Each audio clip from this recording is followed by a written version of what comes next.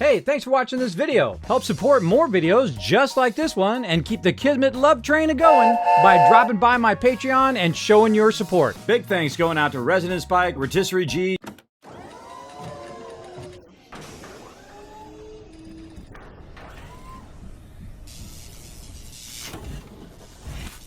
Better be more than prepared, everybody. It is time for one of my favorite games of all time. It's not even released yet. It's not even released. It is nothing short of incredible, everybody. It is called the mighty Satisfactory. I got my Satisfactory cart on today. You can blame Jace for this, the community manager over there at Satisfactory. I saw him wearing this shirt and I go, I gotta have one of those. So I'm wearing my factory cart tonight in support of Fix It and, of course, all the awesome people over there at Coffee Stain Studios. Big love to them. It's actually a really super comfy shirt, too. It's not really thick. It's kind of thin, but, kind of breathes and it's nice and soft. I like it. I think it's my new favorite shirt. Really like it. So big love to them over there. And of course, they have made some exceptionally huge changes. Let's get you guys in right over now. Some really, really good stuff have they done. Now, every time I go to play this game, everybody, I always wonder, should I start again or should I do a thing? And I just said, screw it, starting again.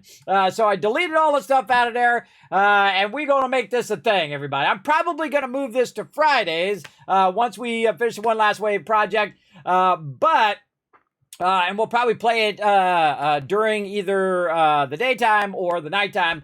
I'm still figuring that part out, but we definitely putting this back on the docket because this is absolutely one of my favorite games, and I don't play it too much on purpose because I don't want to burn myself out on the game, and I don't know everything about the game, even though I've played it for hundreds of hours or thousands of hours. I don't even know. That's a lot. It's a lot of hours, and I feel like it's barely anything about it. You could really go to town, and they've added an incredibly great blueprinting mode in the past, and they've just done and made it better. Now, of course, I made a bunch of notes of things we want to check out in this playthrough as well, so we're going to dive way into that. There's so many great updates, everybody. Of course, there's massive updates to Fallout 76. We have our new season. We got Atlantic City coming. Even more stuff because it's going to be a short season. So we got more stuff coming up as well. Of course, we also have 7 Days to Die, which, of course, A21 stable. We want to definitely try that out. We're going to try that out tomorrow, or not tomorrow, Saturday. Saturday at 10 p.m. Eastern Standard Time. As well as, of course, Satisfactory Update 8. Now, I've got the experimental version. This is actually on Steam. I actually own it twice. I bought it twice, everybody. That's how much I love this game. I bought it on the Epic Game Store because it was an exclusive Epic Game Store item because, they paid them to be exclusive and, hey, they made their money and they made a fantastic game. So, I'm not too mad at them. So I went and got it on the Epic Game Store. And then after all of these years of playing, I was like, I'm going to buy it on Steam so I don't have to keep going over to the Epic Game Store, which, Epic Game Store is okay, but it ain't no Steam, I'm just telling you. But they're making some strides over there, including the really smart idea, which I had long ago, everybody, is what you want to do is get people to have a big, huge library on the Epic Game Store, and once they do, then they will prefer that because that's where all their games are. That's why people prefer Steam, because that's where their games are. Now, I probably use 1% of the features of Steam, but the thing I like the most, uninstall, install. Verify the files, put my mods in there if I want, take my mods out if I don't want, right?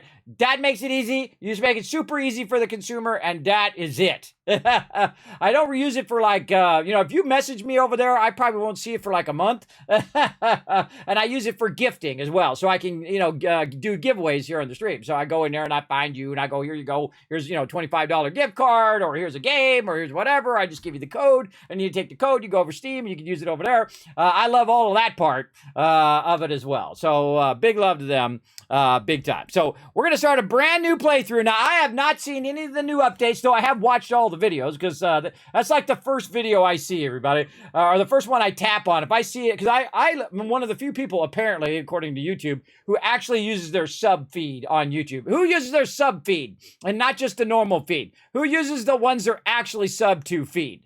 I do. That's what I have it on default. I always use the sub feed, and the second I see a Satisfactory video, boom, I click on that one first, every single time. And their ability to iterate on something that's already has a fantastic base from Coffee Stain Studios, and their ability to iterate on Satisfactory again and again and again, and every single update is such a huge leap forward in the game that just leaves everybody else in the dust, everybody. It's just so incredibly amazing. I mean, that kind of talented people are hard to keep together, everybody, because you got a lot of great talent working together, thinking up great iterations that the community just absolutely love. I think of all the manufacturers, of all the gaming people of all time, Coffee Stain Studios right up there at the top, everybody. Absolutely. In their ability to make the game better and better and better and not rush it out and say, oh, well, we got a deadline. We got to push the game out no matter if it's good or not. I don't care if, they can't play it on PS4 or Xbox. Oh, screw it. Let's just push it out. Let's just push out the trash. And then, then let them give us some feedback on it and then we'll do it, right? We all know those games. Those games suck. You pay $60 for a game that has no tires on it, basically like paying for a car with no tires. And then you got to wait around for them to fix it. That sucks. You want a game that actually runs. I know, in the old school days, everybody, we actually had games where you put the game in there and you could play the game. I know, right when you bought it, right when it came out. I know, crazy. Let's say hello to everybody in the chat, and then we're going to get in some fun. I don't know if I might have to push back the One Last Wave project thing tomorrow to like 10 p.m. because I feel like I'm going to get all wrapped up. I can feel it already, everybody. I have that feeling of, oh my God, we're going to get all wrapped up in it because this game is good. Let's see. Wombat Fryer coming in, saying, bringing in that hype. What up, Wombat? First person in the chat. Let's give 1,000 kids caps to the chat for getting it going on right away here. Thanks, everybody. Appreciate you coming in. Don't forget to go out and retweet, show the stream some love. Help support the stream for free by simply going over there, hit that like button, hit that retweet button. Helps out. Hit the follow button way up there on Twitter as well. That helps as well. Allows me to do more giveaways and other cool stuff. There we go. Paul coming in, hanging out. What up, Paul? Evening, Kismet. How goes it? It goes fantastic. As a matter of fact, it is really, really good. You're making me want to re-download Satisfactory. I just did myself. I just re-downloaded it, got it going. I haven't played in a little while because I've been doing 1,000 other things. But man, looking so forward to it. It looks pretty awesome. We're going to talk a bunch about the changes and all that other stuff. I found about this game because of a coworker playing it in the break room one day. This game is awesome. And because I played it on Epic and on Steam, I don't think my hours properly reflect how many hours. See, it says I have 300 hours, but that's lies, everybody. That is lies for sure. You can just go back and tally it up from here on my stream, and I can tell you it's got to be in the hundreds to even in the thousands of hours easily here on the stream. Rotisserie G coming in with that Tycoon Quest and bringing that love. Hello. Welcome to the stream, everybody. Man, I'm super excited. Let's stop talking and start doing. Let's play some Satisfactory Update 8 Experimental.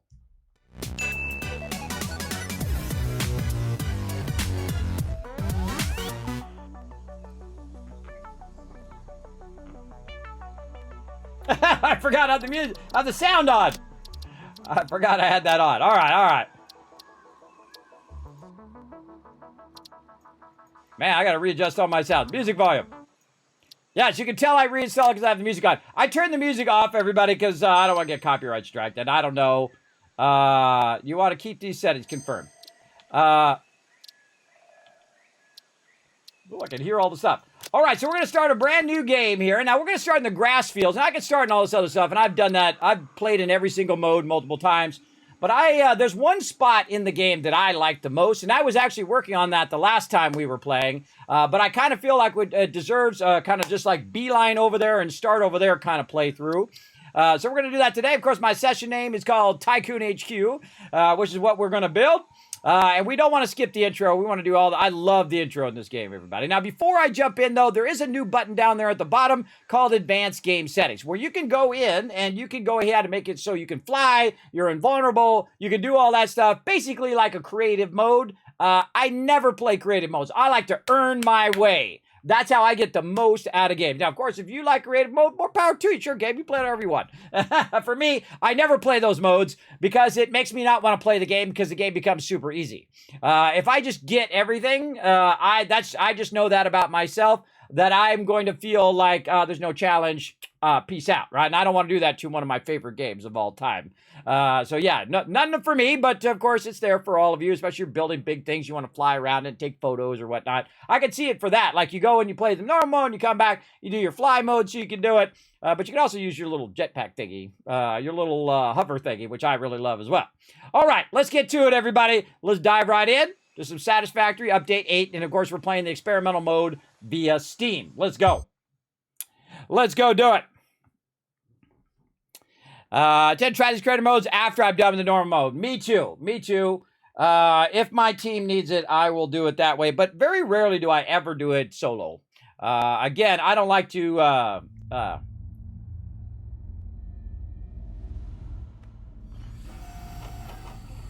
it's cool every time. I watch this like 100 times, but it's cool every single time.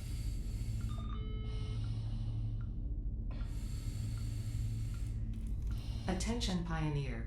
The following instructional video is a summary of your impending duties as an exoplanetary pioneer for Fixit My duties. Fixit pioneers have 3 cyclical assigned pillars of work to ultimately accomplish project assembly. Use provided blueprints to build the necessary buildings. Goosebumps. Chart the planet and gather resources. Oh, this game is good. Desired results and improve your infrastructure. Make sure to report any unusual discoveries to R&D for analysis. Expand your factories, outposts, and pipelines through automation and augmentation. That's it. Get to work and be effective. Kudos and GLaDOS. Planetfall imminent. Please remain What's up, Foggy? during full procedure. Atmospheric entry in 5, 4, 3, 2, 1. Oh God, it's on fire! It's on fire! Oh my God! Ah! Oh God, we're all gonna die! Hold on, everybody! Hold on, we're all gonna die! Oh God! Oh God, it's getting hot! It's getting hot! I'm getting burned up! I'm going to hell or something! I don't know what the heck's going on here! Oh God, look around! Look around! Is there a fire extinguisher in here? There's a fire! There's a fire! Here we go!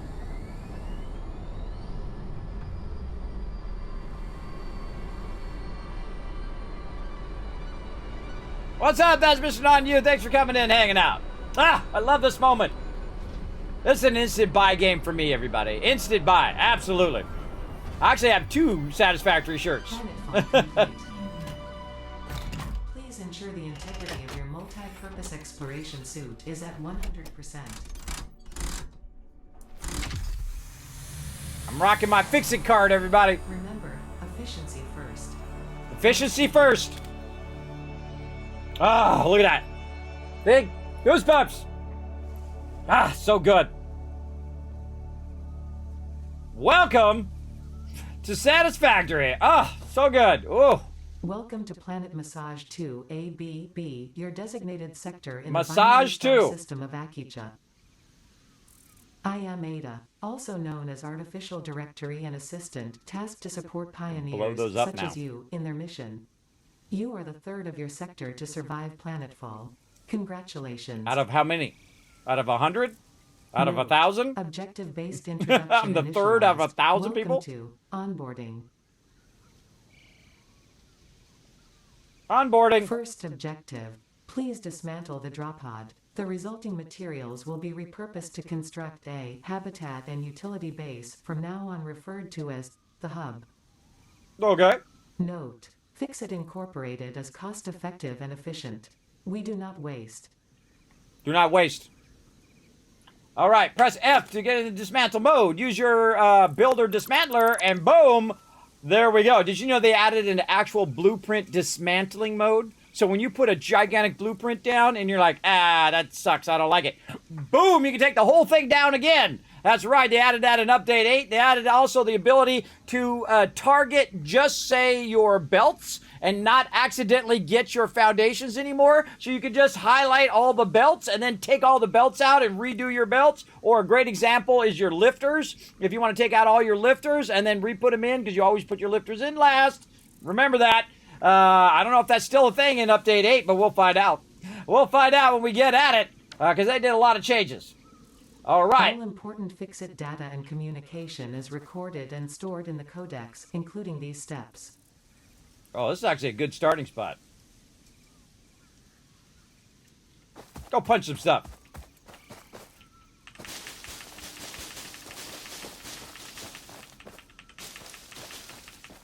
Okay, press O to open the codex. There it is. Parts, equipment, buildings. It's so sexy. I dig it. Second objective.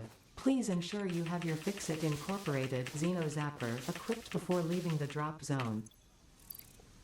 Note: according to Fix-It regulations, every pioneer should have access to a means of defense against extraterrestrial threats.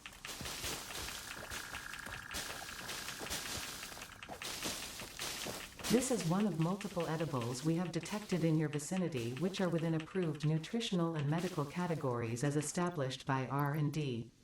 A new research tree can now be accessed in the MAM. Cool. Press tab to open your inventory, drag and drop the equipment into the equipment slot. Objective. There we Please go. familiarize yourself with the resource scanner to find iron. Note: the acquisition of iron is considered essential in preparation for all future objectives.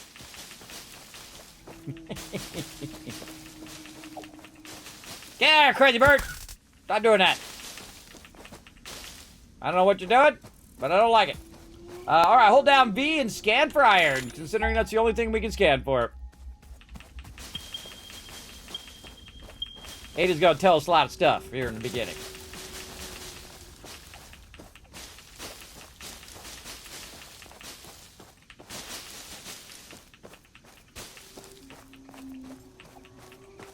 Now, you might notice that I'm collecting a bunch of branches because I know how to play this game. That's why.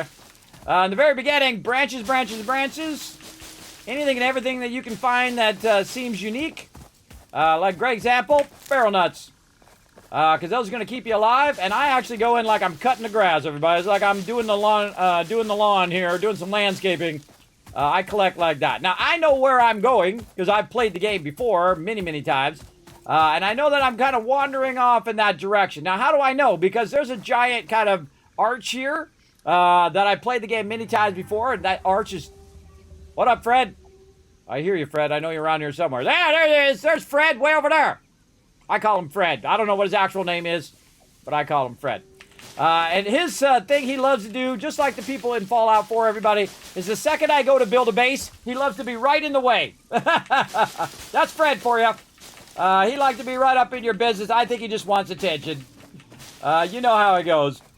Okay, so there's Fred over there. Oh, what do we got over here? Wow, okay, that's pretty early to get that.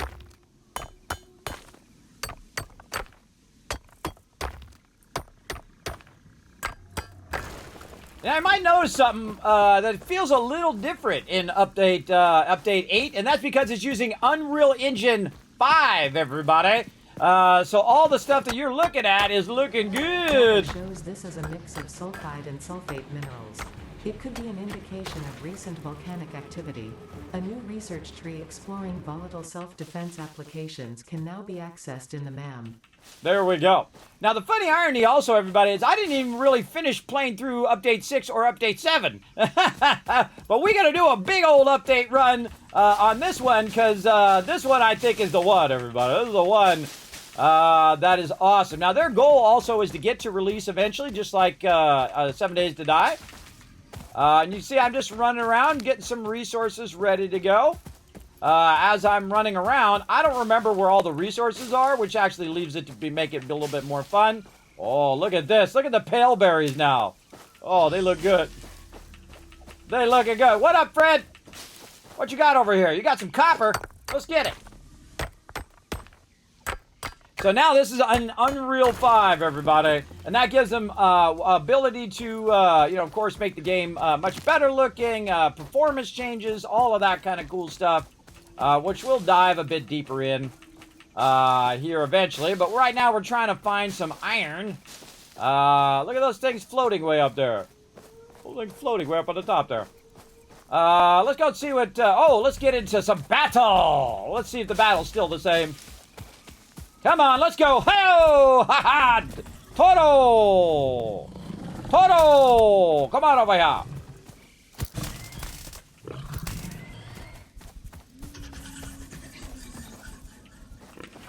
Come on, bring it! Toto!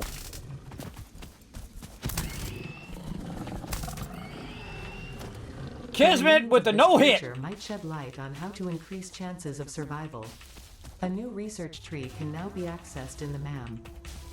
Okay, keep talking about this MAM. We'll get to that eventually. But what we're doing right now is just kind of running around looking for various nodes. And what I'm doing is I'm collecting various nodes. Now, this is actually an extraction node I'm on now.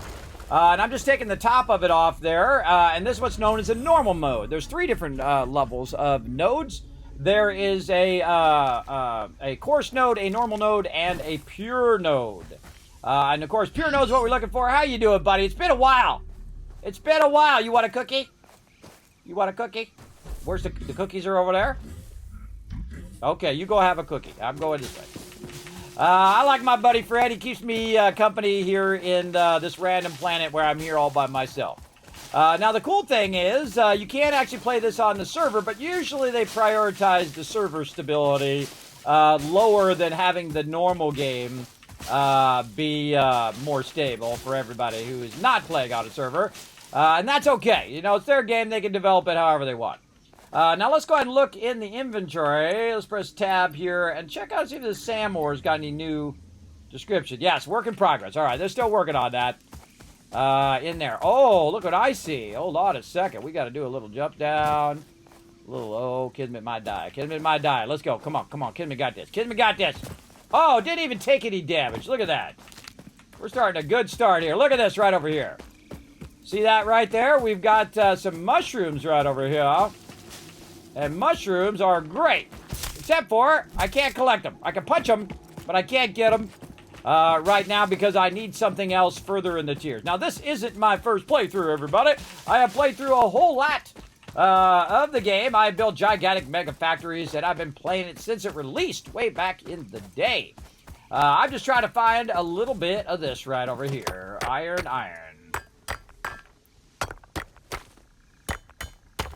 4th objective, build the hub. Note, to complete this objective, the resources salvaged from the drop pod will be consumed.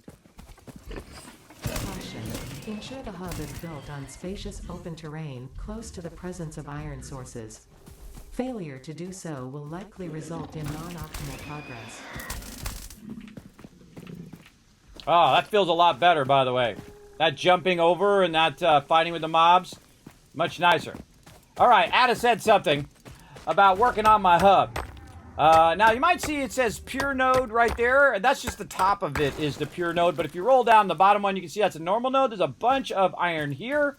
But what I'm doing is I'm just collecting a little bit of iron as I'm going along and other resources as well, which I can use to further the game. What you need to do is research certain things, but you also need to collect yourself a lot of leaves in the beginning. Sooner or later, we'll make it even easier. But as I'm running through the leaves, I will grab that as well. Now, they've made it in the new update, Update 8, where you can destroy these things finally. Oh, those things are so annoying, but you can actually destroy those now, and I'm looking very forward to that in the future. Stop doing that. I don't know what they're doing, but it's making me feel like I'm going to die. Get out of there. Stop doing that. Okay, so we're going to be running this way. Now, way over here in the corner of the forest mode, and there's different biomes. By the way, your starting mode is actually on the same map. There's one giant map, and then you can start in different areas on whether you want to start like in the newbie mode, which is what I'm in right now. The forest is supposed to be the noob area, but I actually think the forest is one of the hardest areas because it doesn't have that much water. So it actually makes it tougher because you do need a lot of water in the later game as well. Now I'm just kind of running around looking for some trouble to get into right over here, and I'm just kind of collecting some stuff. Now there's a spot in the game that I like the most, and we're going to try to work our way there. Whoa, where'd you go? Where'd he go? Oh, he's got a friend. Okay, 2-on-1. Let's go, baby. Uh-oh, I'm damaging fix-it property, everybody. Don't tell on me. I don't want to get in trouble with the home office. Where did he go? There he is. Whoa, hey-o, Toro.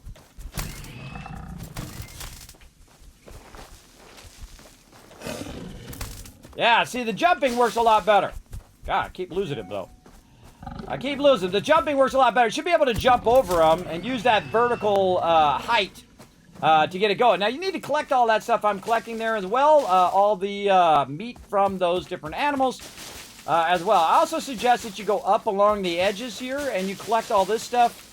And the reason why you want to collect all this stuff is there might be some ore in there that you're looking for, right?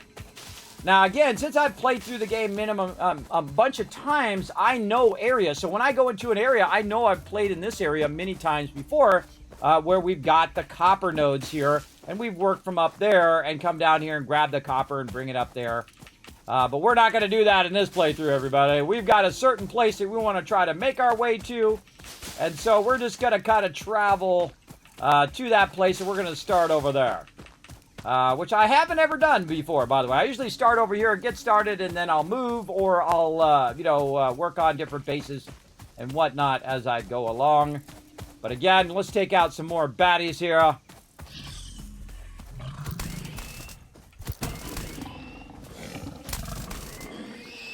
Wipe them suckers out.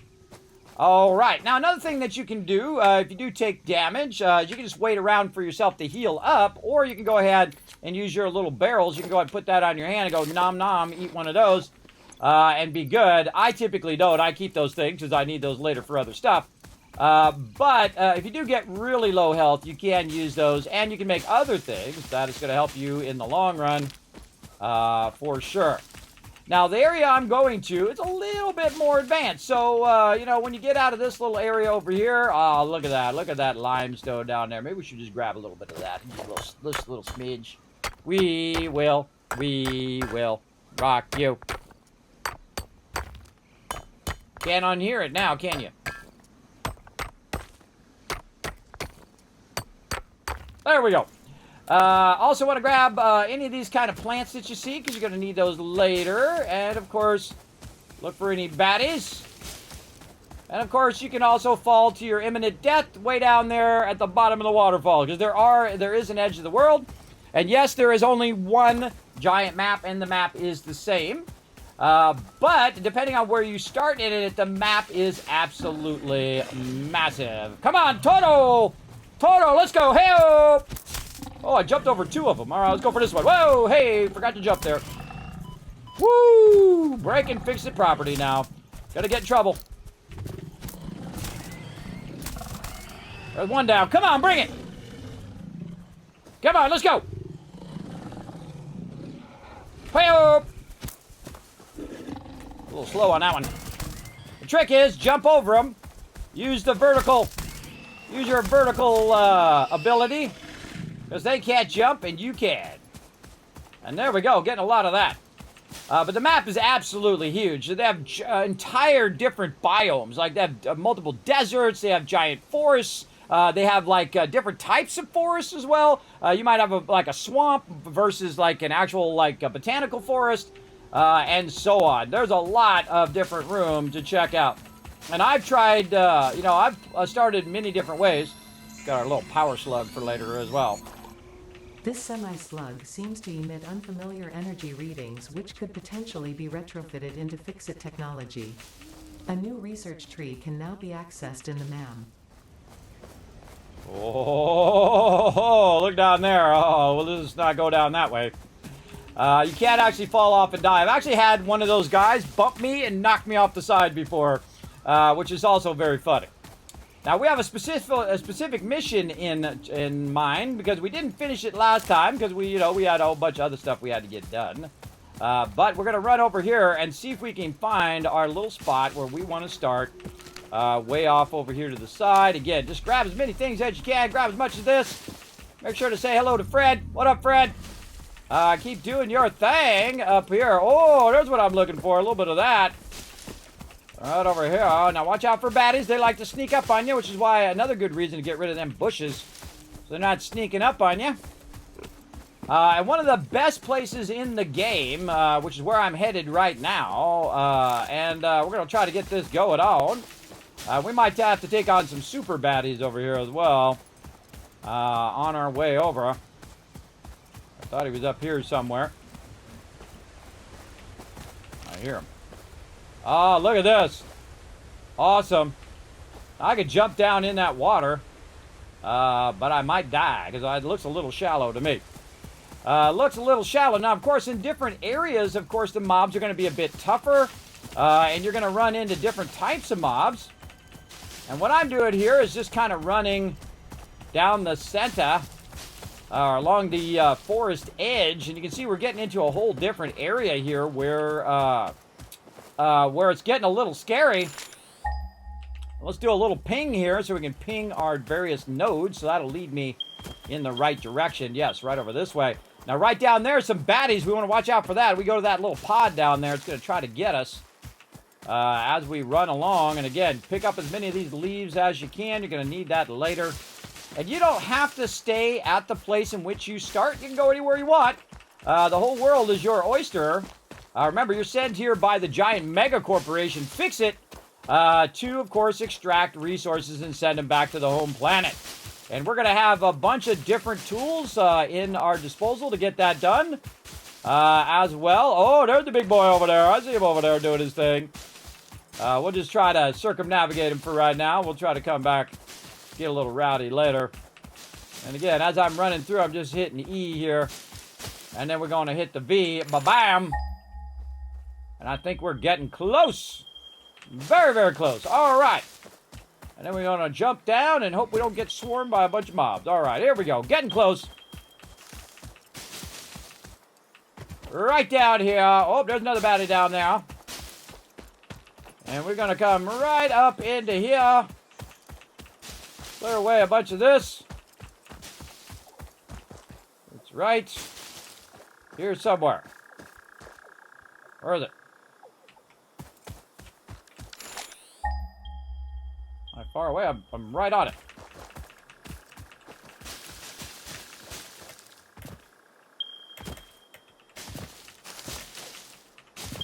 Aha! And here it is, everybody, a pure node. Now, not only is there a pure node here, but this is one of the greatest areas for pure nodes. There are absolutely a ton of pure nodes in this one little area. Whoa! Hey, look out! Fire is upon us! It's kind of a whippy weapon for this guy, but I got him. Holy mackerel, scared the heck out of me coming out of nowhere. Oh, not enough space. That never happened to me before, everybody. I've never run out of space ever in any game ever. I think that might not be the truth, but hey, you know what? We're going to do it. Okay, so not only can we just ping right here and see that there is a node here, but there's also another node over that way where we're just standing. That's a pure node. Over there, pure node. So we got a bunch of pure nodes right over there. We're ready to do our thing. Now, what I want to do is I want to go ahead and extract all of this loot. There's some more over there as well. We'll just go take a little peek over here as well. And look at that, another pure node, everybody. This is the single greatest place in the game, in my opinion, to get started in the wasteland. And we're just going to get started in the on the planet here. So we're going to go ahead and just look right over here and look at this view, everybody. Look at this beautiful view right on the beach. Hey, this is party time right here. This is all about the party over here. Now, another thing that we want to do, of course, is we want to utilize this water down here to, of course, power all our factories. And we do have a way down over here on the side that we could use. Whee! Way over here that we could use that's going to run right down to the beach, which means right down the water. We could use that water in a future part of our factory. We got pure nodes up on the top side. We're ready to get busy. Now, remember, one of the great things about Satisfactory is that if you do build something, you can unbuild that thing and then rebuild it again and get all the resources back for that particular thing very, very quickly. So we're going to go ahead and, again, I'm just running around, grab as much resources as I can. I don't want to remember where the heck that other resource was right there. And then I want to go ahead and just say, you know what? Kind of feel like right here might be a good starting point. So what we're going to do is go ahead and hit Q. And that's going to bring up our production thing. Right now, we can make a crafting bench, and we can make a hub. But we're going to start with our hub. And, of course, remember, this is not set in stone. You can always take it down, move it somewhere else. I'm going to go ahead and move it up just a little bit right over here. But enough where I don't have to jump up on the thing all the time. And there we go. Hub is up and running. Let's go. Let's go ahead and see what we got to do.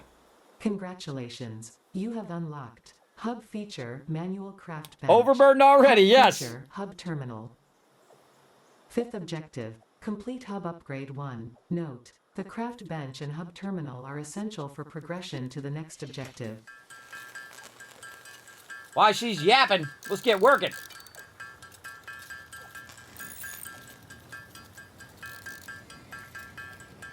Okay.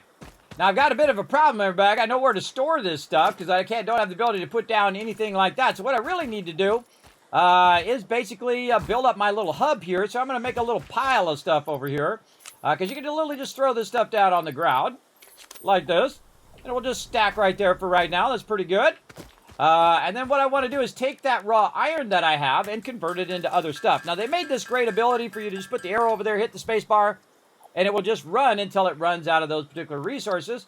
One of the things I like about the game the most is so well balanced in the fact that you have to make a little bit of it first before you can automate it and all of that stuff. Absolutely love that part of the game. Now, this is called the hub, and of course, we can interact with the hub, and we can upgrade our hub, and we can upgrade and unlock new things as we go through the game. Right now, we're on tier 0, so we're super noobs right now, but we're going to get that going on. What I need right now is a bunch of iron rods. I need 10 iron rods. Right now, I've got 7. Let's convert more iron. Remember, only convert what you need in the beginning, so you can just progress yourself pretty quickly. Like that. There we go. We got our 10 rods. Put that in there. We say upgrade.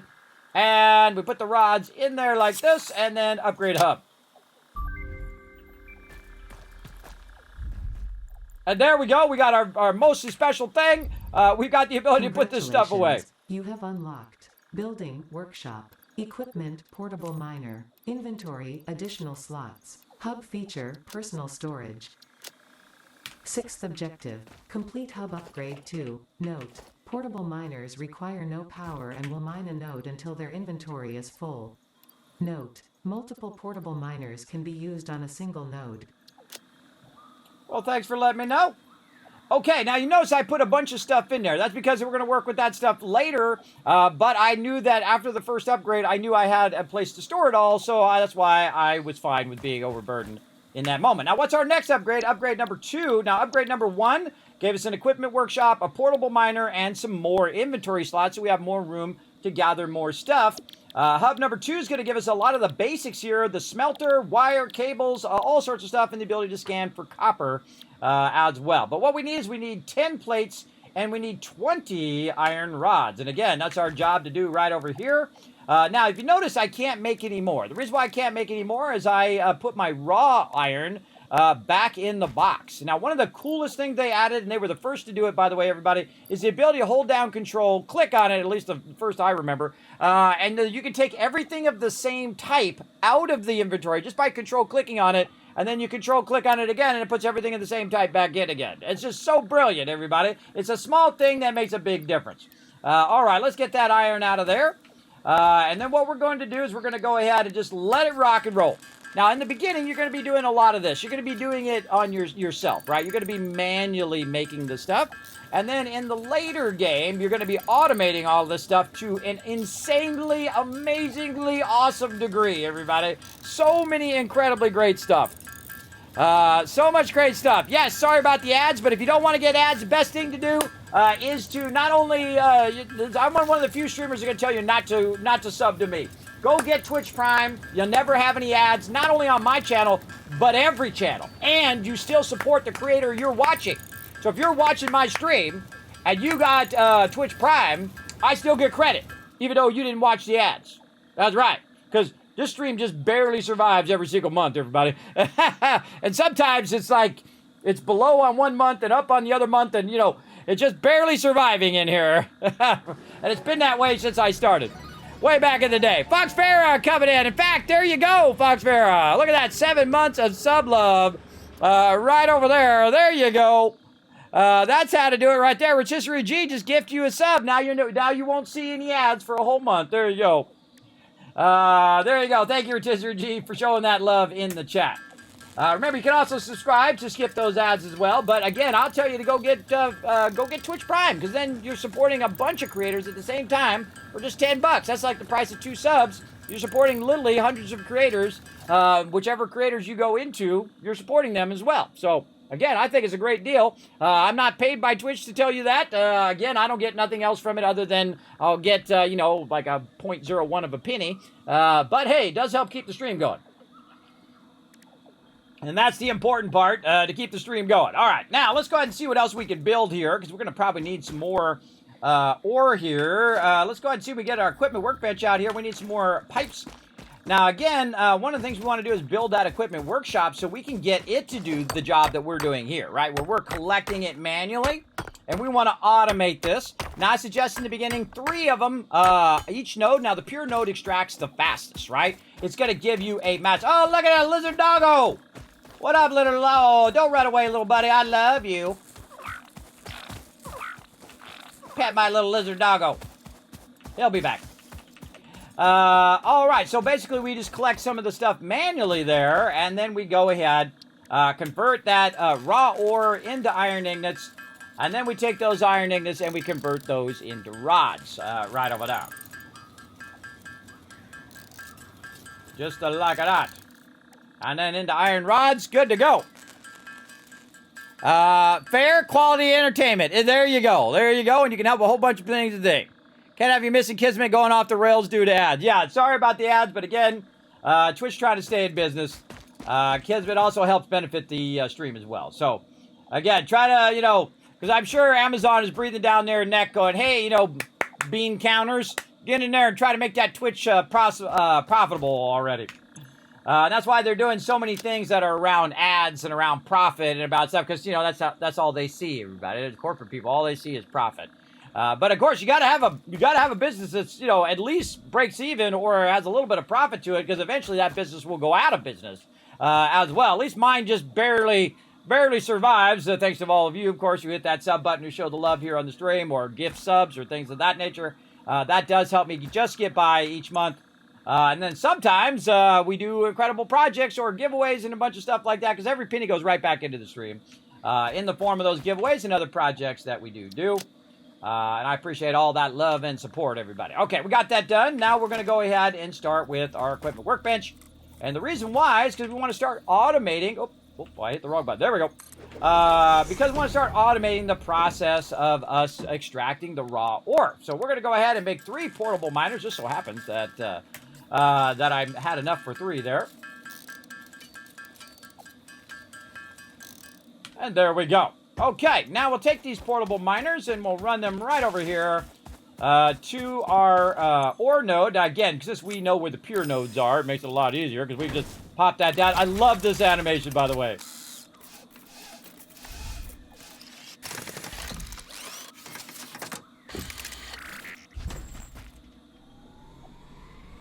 Their animation people are awesome, everybody. All right, that's number 1. I suggest throwing 3 of them down, so you got plenty of them. Make it happen, Captain. Because you want these always pumping around in the beginning of the game. There we go. Doesn't matter where you put them as long as you put them on the node. They'll go ahead and do your job for you. And they don't need any power, by the way. You can just go in there and grab it all out of there and keep that rocking and rolling. Now, again, one of our objectives, of course, is to upgrade our primary hub here. Now, I'm playing from the very start. You can actually skip this part if you want. But I don't like to skip. I like to start from the very beginning because I love the landing. I love all the things that make it work. Now, we have a ton of stuff to explore new in the game. If you just want to know what's new, everybody, I did put it on my Settlement Overseer right here. I did make a list of all the new things, including power switches, gas-destructible pillars, jetpack, parachute changes, conveyor belts. They fixed the cursor where you're aiming. That's more precise now. Vehicles, blueprinting, and all of that stuff, which we're all going to check out at some point here in this particular playthrough. So settle in. We're going to get it going. You're off to bed. Well, have a great night. Thanks for coming in. Oh, and thanks for rating the channel. So, I forgot to say that there, Fox Bear. Thanks for coming in, showing the love. Appreciate you, man. Big time. You have a great night. All right, let's go ahead and also make us some iron rods over here. And we're going to make a whole bunch of them to get us started. Now, iron rods go probably the fastest in the beginning. You're going to need an absolute ton of them. to get things going. All right, so there we go. Now, our upgrade, we are going to need our iron plates, and we're going to need our iron rods. Select that as a milestone. I just click on those. They go right in there. Upgrade again. Boom. All right, now we're getting there.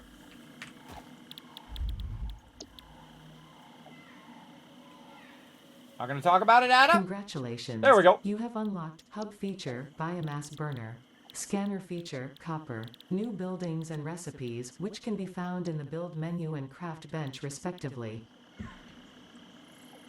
7th objective. Complete Hub Upgrade 3. Note. Connect buildings to a biomass burner for power.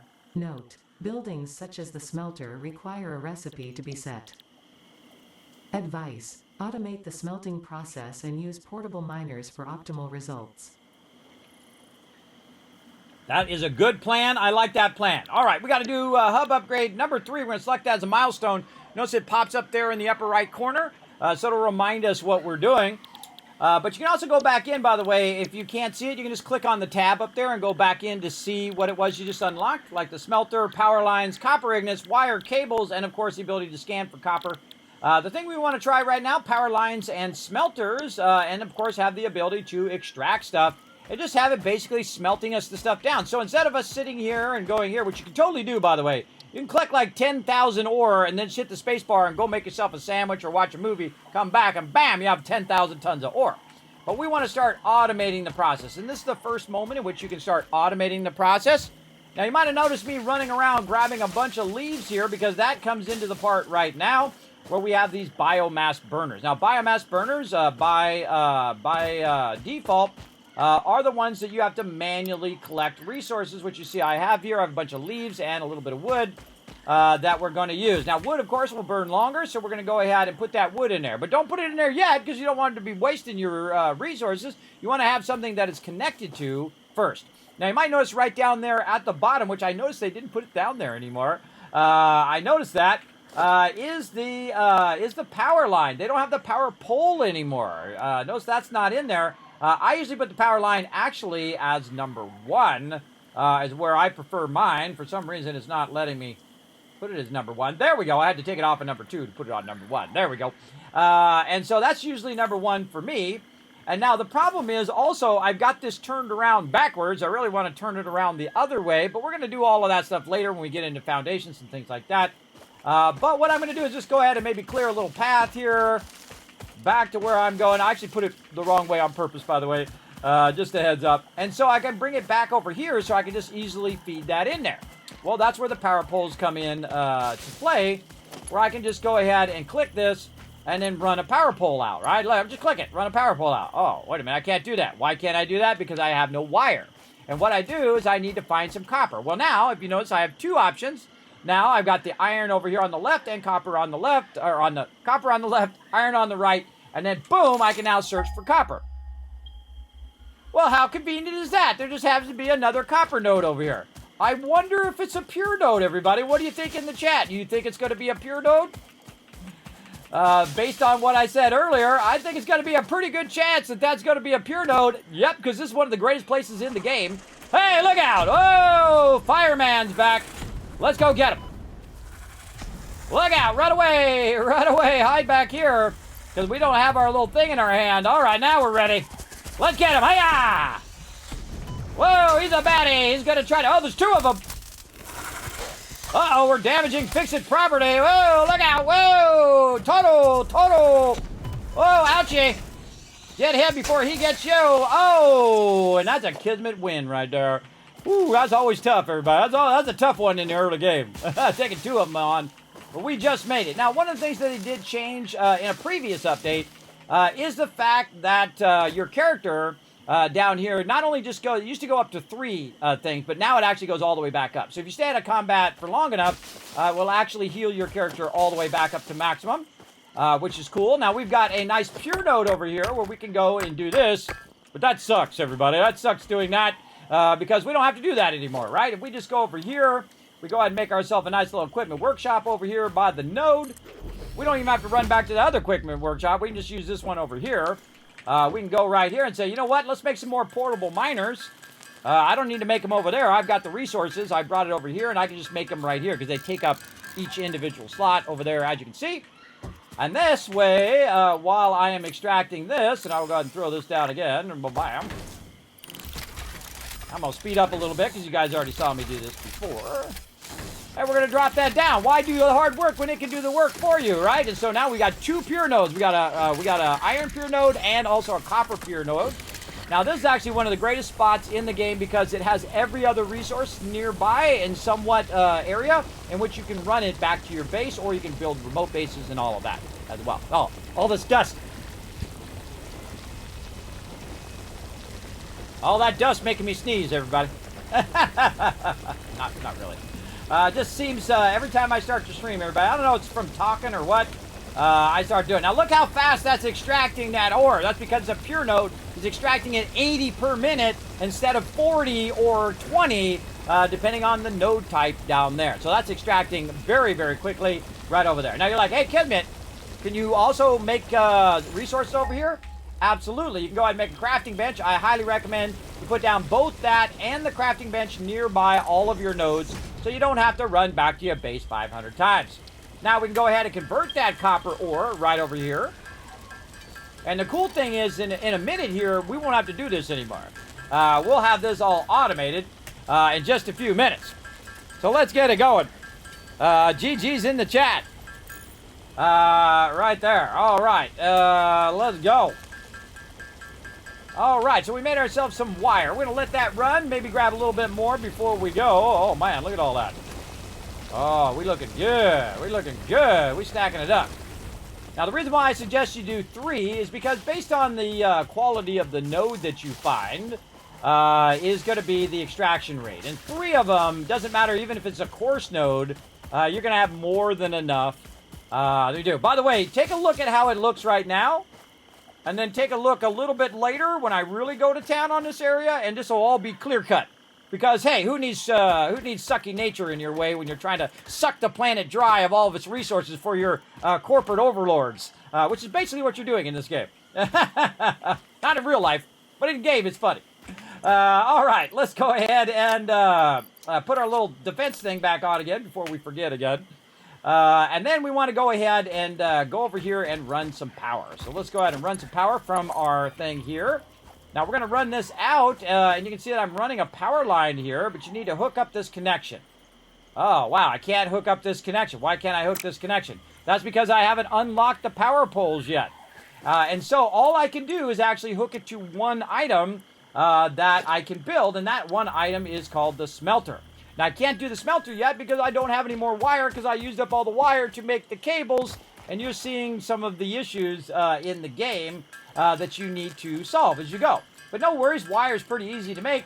You can go ahead and just do that right there, convert the copper, the raw copper into copper ingots, then from copper ingots into wire. Now we have a little bit of wire, and we also have a little bit of copper done right there. There we go. Now we can put down our first smelter. Pretty exciting. Right over there. And then we can run a wire right from there to our smelter. And our smelter is now going to start up. What do we want to do? Iron right there. And then we're going to go ahead and tell it to start converting the iron by simply taking the iron, throwing it in there. We'll turn it on first. There we go. Off by default. Interesting. Oh, and I forgot to put the power in there. But why is it not letting me put the iron in there? Huh. I guess you have to have power to do the iron. I forget. All right, there we go. That's going to start up.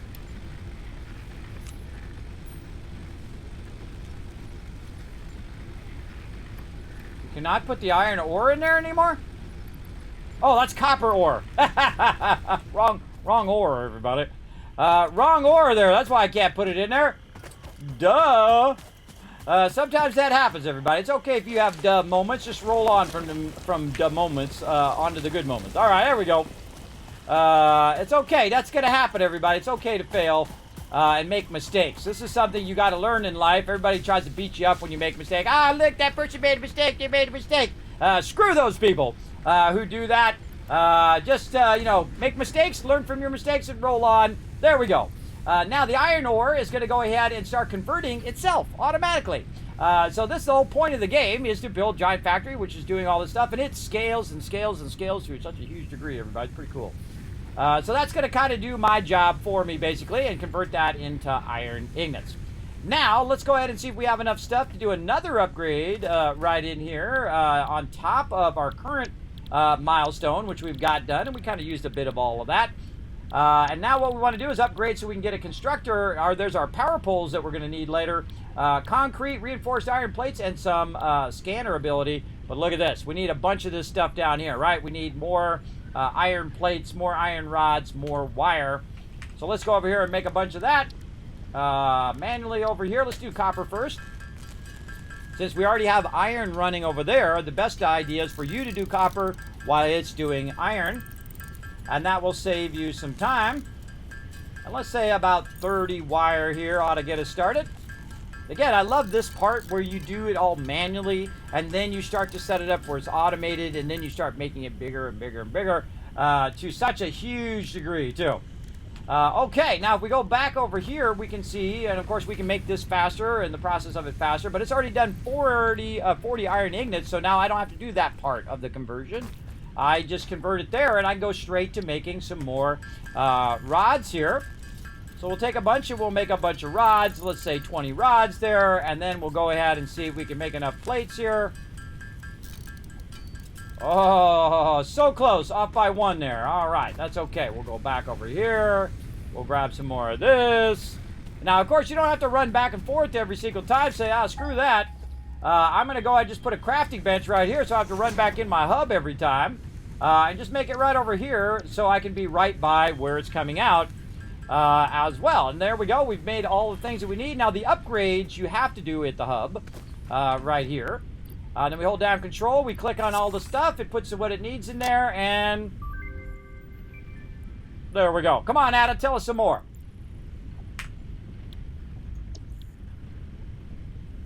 Tell us all about it.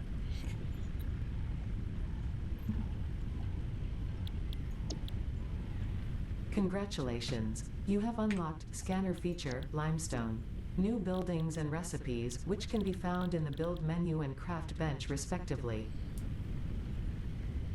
8th objective. Complete hub upgrade 4. Note. Use power poles to expand the power network for optimal results. That sounds like a good idea. All right, now we have the ability to not only make this part, but also, and by the way, you can just take this stuff out. If this crafting bench is in your way, you can just take it out and move it somewhere else, and then work from there. But what we're going to do is go ahead and make this new thing called a constructor. Now, we can't make a constructor right now because we need to make ourselves some iron plates, which we just made, reinforced iron plates, but we need some screws, and to make screws, we have to make some rods first, and then we can make screws. You get the general idea. So let's go ahead and do a bunch of that first. A little bit like that. Now, another thing you can do is you can say, hey, put all the materials for this over on the side over there and tell me how of much of each thing I need before I can make that thing, right? I need reinforced iron plates. And so I need 2 reinforced iron plates before I get that.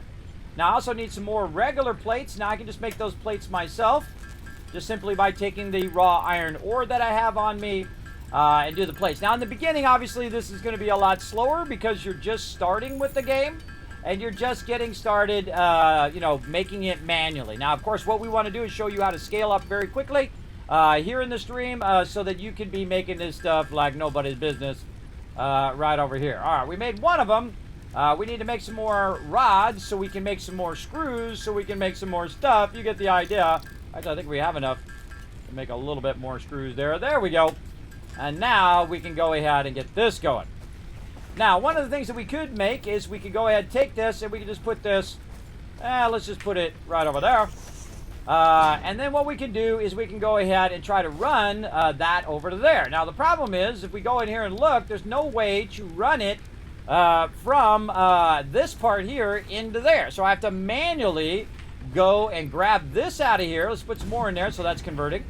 And then I have to make sure that I run some power, but to get the power I'm going to need to go back in here. I'm going to need to take out this power line so that I can chain the power. And what it does, by the way, is it will let you build a bunch of this. Notice the power went off. Hear the sound? That's the sound of you losing power. They got a bunch of power controlling stuff, too, that I want to get to. It's so awesome. But again, I'm missing some resources that I can't build. Notice that it automatically does the pull now when I pull it out. That's what I tried to do earlier, and then I realized, wait a minute, I got to go another tier before I get the pull. But I need a little bit of concrete and a little bit of the rods over here. So what we're going to do is go in here and say, oh, Kismet, wow, you're like so thinking ahead there that you grabbed some limestone on the way over here. I sure did. I sure did. And I have a bunch of other resources that I grabbed on the way as well that we'll be using later. But that's a smart thing to do. As you see resources in the beginning, you want to grab them as you're going by. Now, I can go ahead and go over here, convert some of this raw limestone into concrete. Now, concrete's one of the things you want to get started in the very beginning because you're going to use an absolute tens of thousands, hundreds of thousands of concrete through your playthrough. So make sure to get that rocking and rolling as early as possible. But all we need is just a little bit more here to go ahead now and chain this out to here. And then we can connect it to this one and connect it to... come on. Oh, I need some more wires. All right, I'm on it. A little bit more cables here. There we go. And we'll run that over there. And now both of them are working. I need to tell this what I want to make. Am I going to make plates or am I going to make rods? Rods. Then I'm going to take the raw iron ingots that was being produced in the other one, and I'm going to put it in this one, and it's going to automatically make the rods for me now. I know, cool, right? Just let that stuff run. Now, don't forget to come in here and just keep refeeding that stuff in there, and then take this out and put it over here and feed this in here. Sometimes I skip this whole beginning part until I get to the conveyors, and I just kind of forward as fast as possible, because you can skip all of this. You can just make the stuff manually and just keep skipping over your various upgrades as you go along. Now, I'm not going to have enough to make enough concrete here, as well as I have 75 plates that I need to make, right? So maybe we want to go ahead and do some more of these things, right? We want to do some more smelters and some more constructors, but we need to watch out for our power. Now, our total capacity of power right now is 20, and we have 8 going right now because each of these take 4 power. So we have enough room to do some more. So let's go ahead and go over here and see if we can make another smelter. Now remember, you can always tear all this down later, everybody. We need one more of our wire here. One more of those. Again, notice I just make the bare minimum to get started. And let's go ahead and put another smelter right over here. Chain this power link because we can have up to 4 links at once. But now our power thing is blocked. We can't do any more lines in there. So that's not necessarily what you want to do. You want to go ahead and make sure that you actually run this to another pole. And we need more wire because you can see we don't have enough. And then chain it to the rest of the stuff. Make sure you're watching out for your chaining along the way. And let's go ahead and make some more copper ingots. Since it's making iron ingots, I should be doing the copper. But in a second here, I won't have to do either of them because it's going to do both of them for me here in just a second. So let's go ahead and run the power line and then connect it to this. Oh, out of wire again. We're always out of something, everybody. It doesn't matter. You can have tens of thousands of stuff and you're always out of something. It's very funny, as a matter of fact. All right, there we go. We got that done. Now we're going to tell it to do some copper ore. We're going to throw some copper ore in there. And guess what? Now it's automating that too.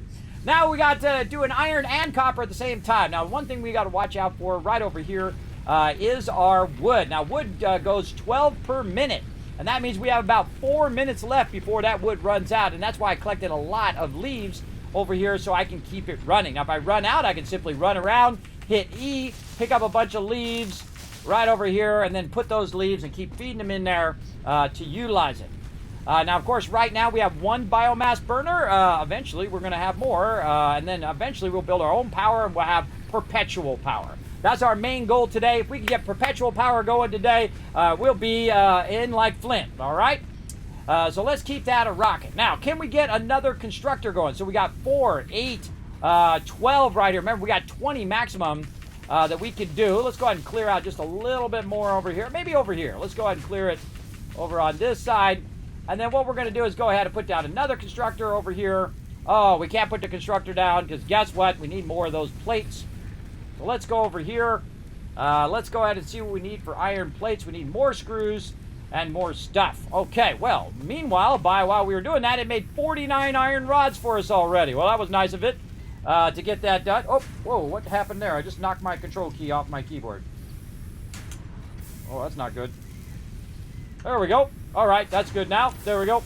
So I can take those out of there, and now I can utilize those, and I don't have to make them because it already did. We'll take 100 of those out of there. We'll put 100 of those into there.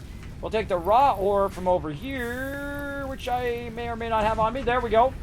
And then we can go grab some more of them raw. Now, see, I'm doing a lot of manual stuff right now where I am grabbing it, and I'm putting it in there, and I'm doing all of that. Where later on, of course, we want to automate all of that.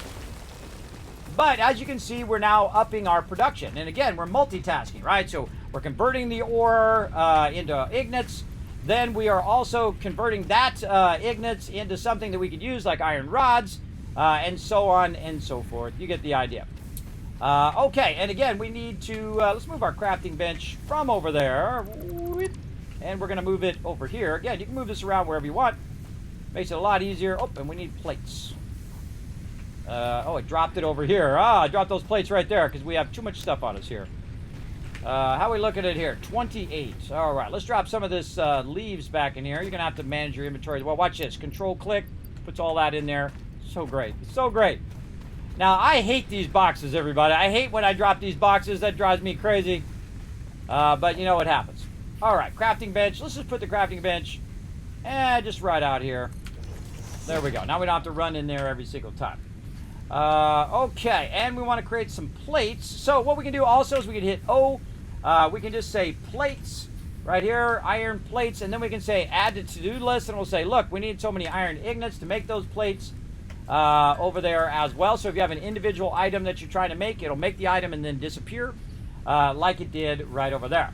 Now, we also need to make a bunch of screws, but since we have made rods already, which is the reason why I have it doing rods, I can just very easily make a ton of screws, because screws are the thing that's going to trip you up right now. Not plates, but screws. So we want to make a bunch of those. There we go. And then now we want to make a little bit more plates, right? We need about 6 more. So we're going to go ahead and make a little bit of that. Remember, all that stuff is still working over there. And then we'll make ourselves some more iron plates. And that'll get us to 2 reinforced iron plates here. And then that will let us go ahead and say, you know what, I want to make one of these constructors. Do I have all the resources? Oh, I don't have enough cables. Okay. Let's go ahead and convert more copper. Oh, wait a minute, we don't need to convert copper. Guess what? It's converted 100 copper for us already over here. We don't need to do it. It's now doing it for us. So now we can go straight from, instead of converting the copper into ignates, we can just skip that step now, have it do that for us automatically. We just go straight and build the wire.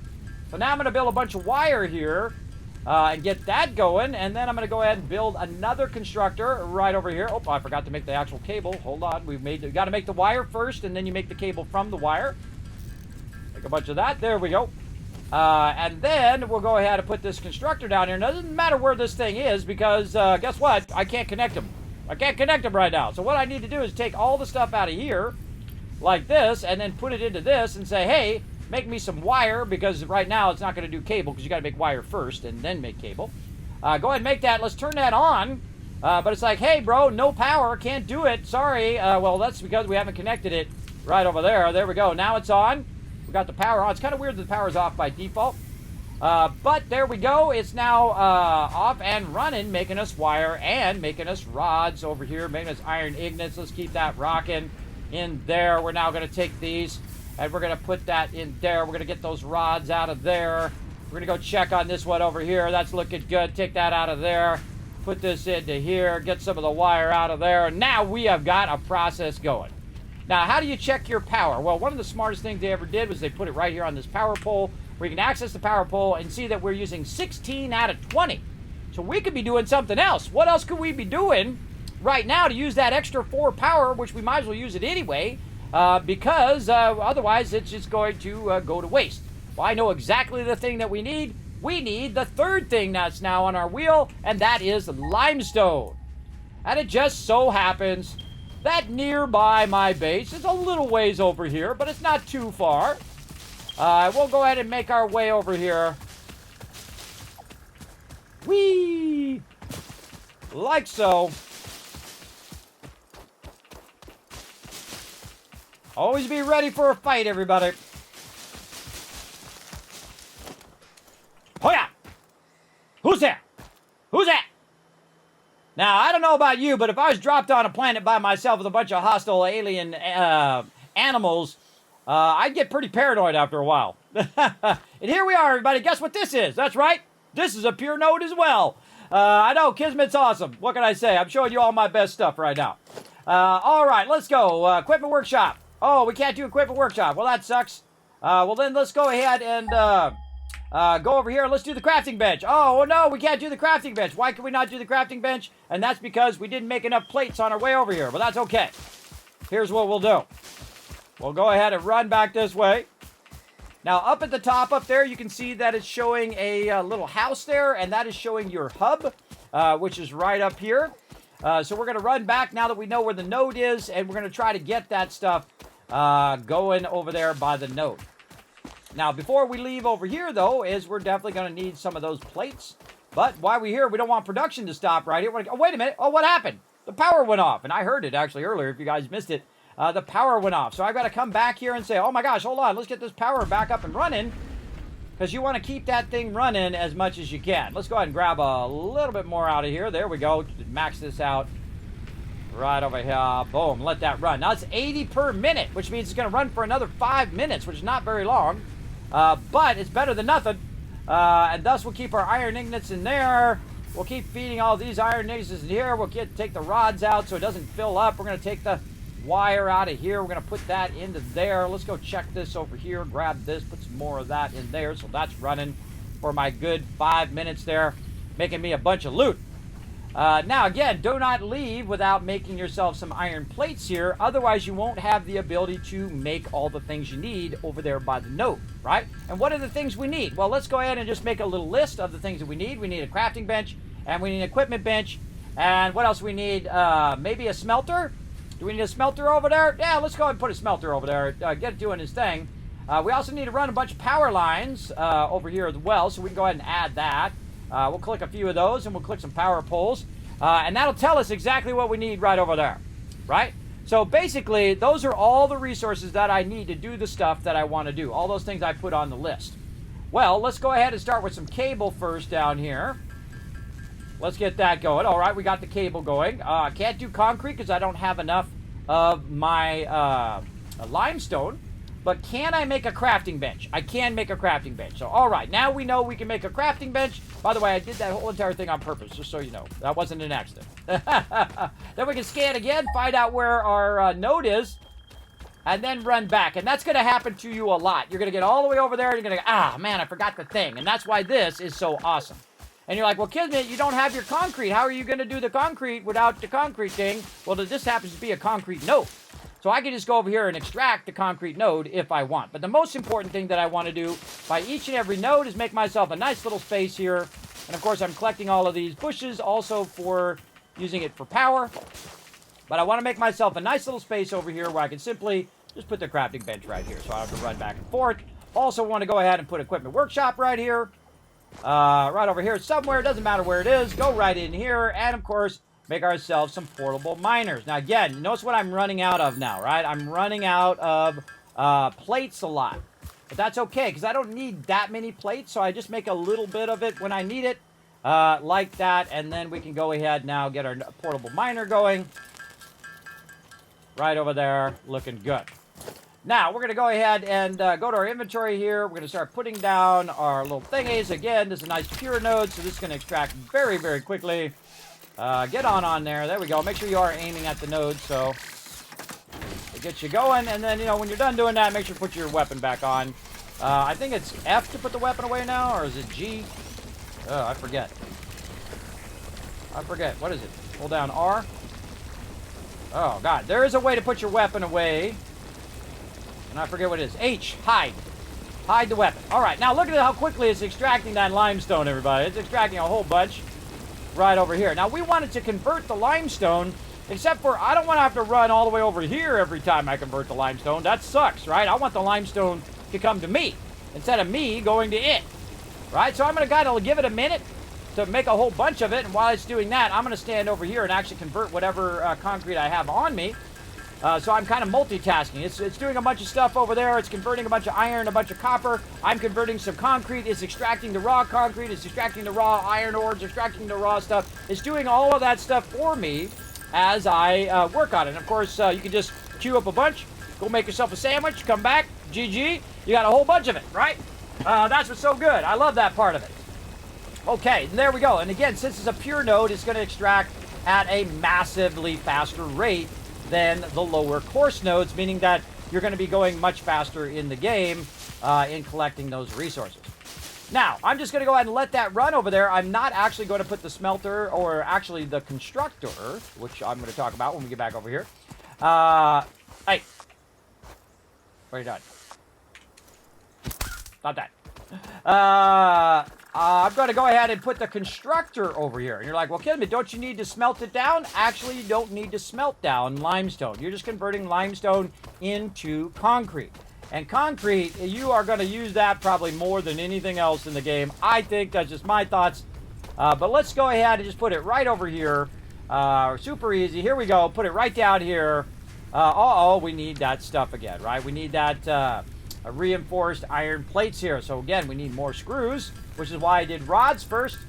So we're going to go ahead and make a bunch of screws, but we also need a bunch of plates as well. And you always need something that you don't got in this game. So we're going to keep rocking.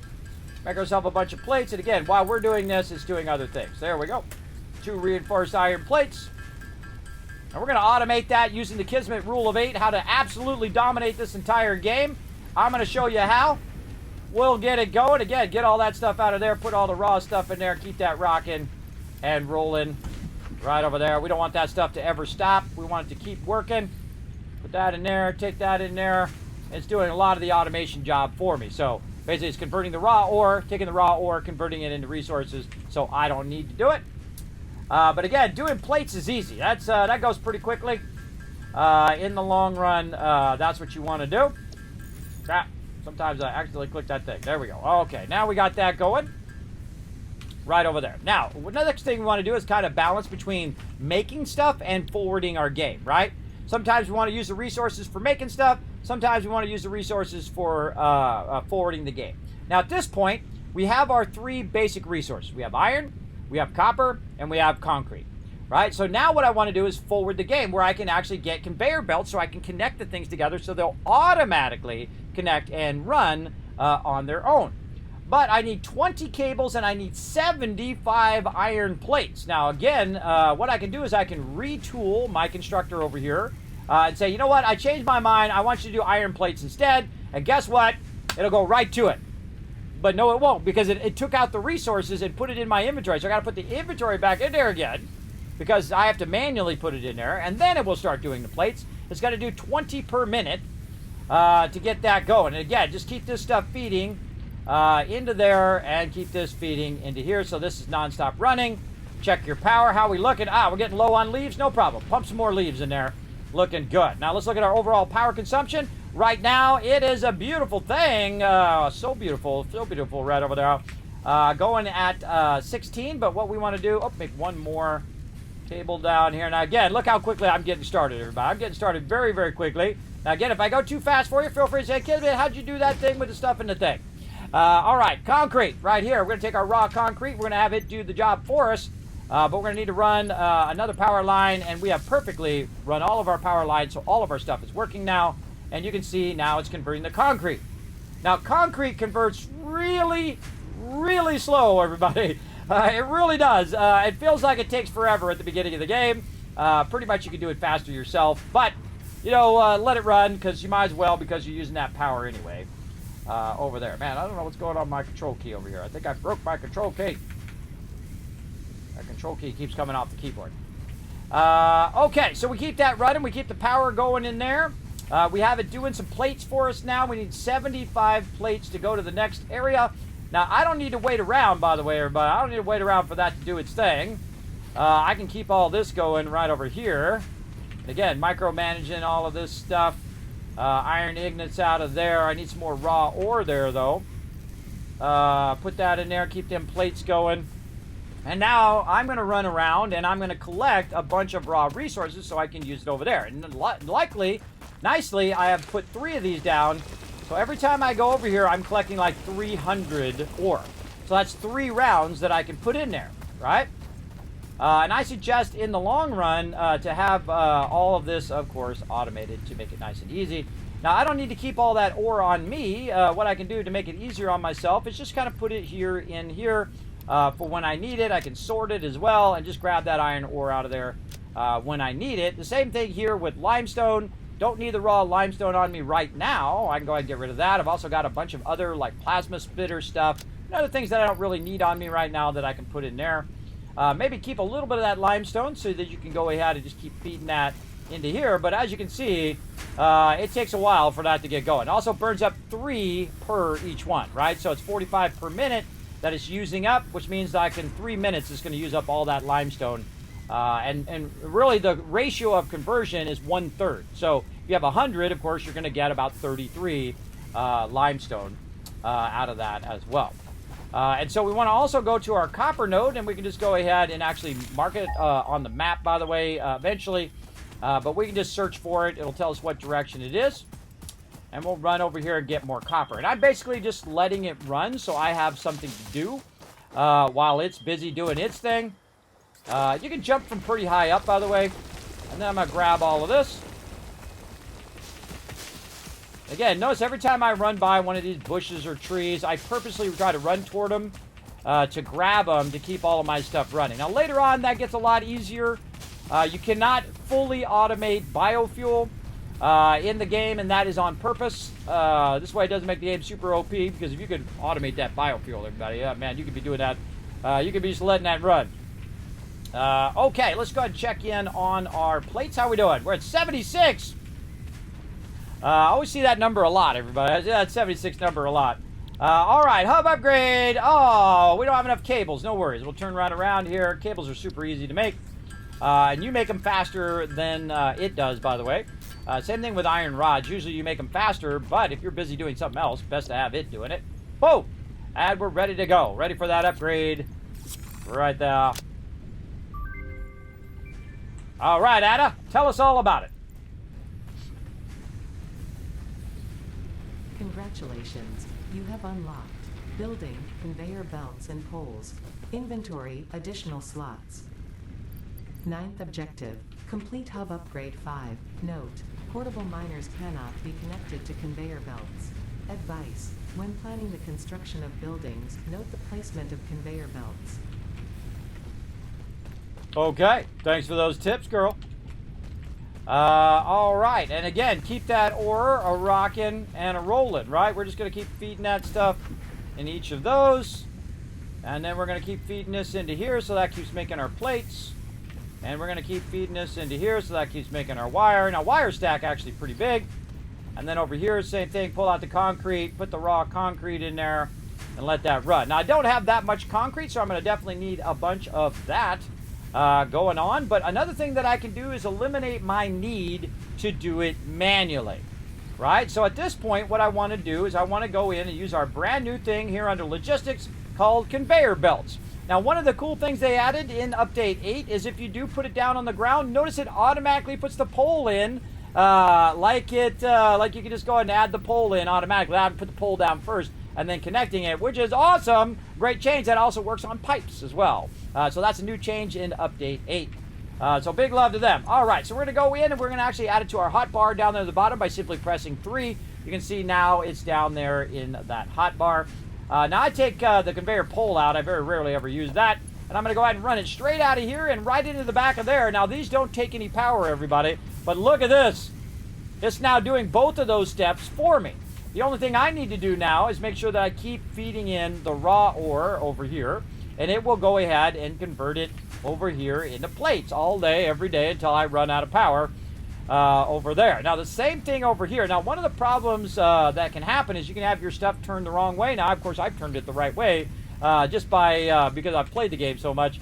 But you can have them turned the wrong way, and then, of course, have to flip them around. You just take them out, flip them around the right way, and you're good.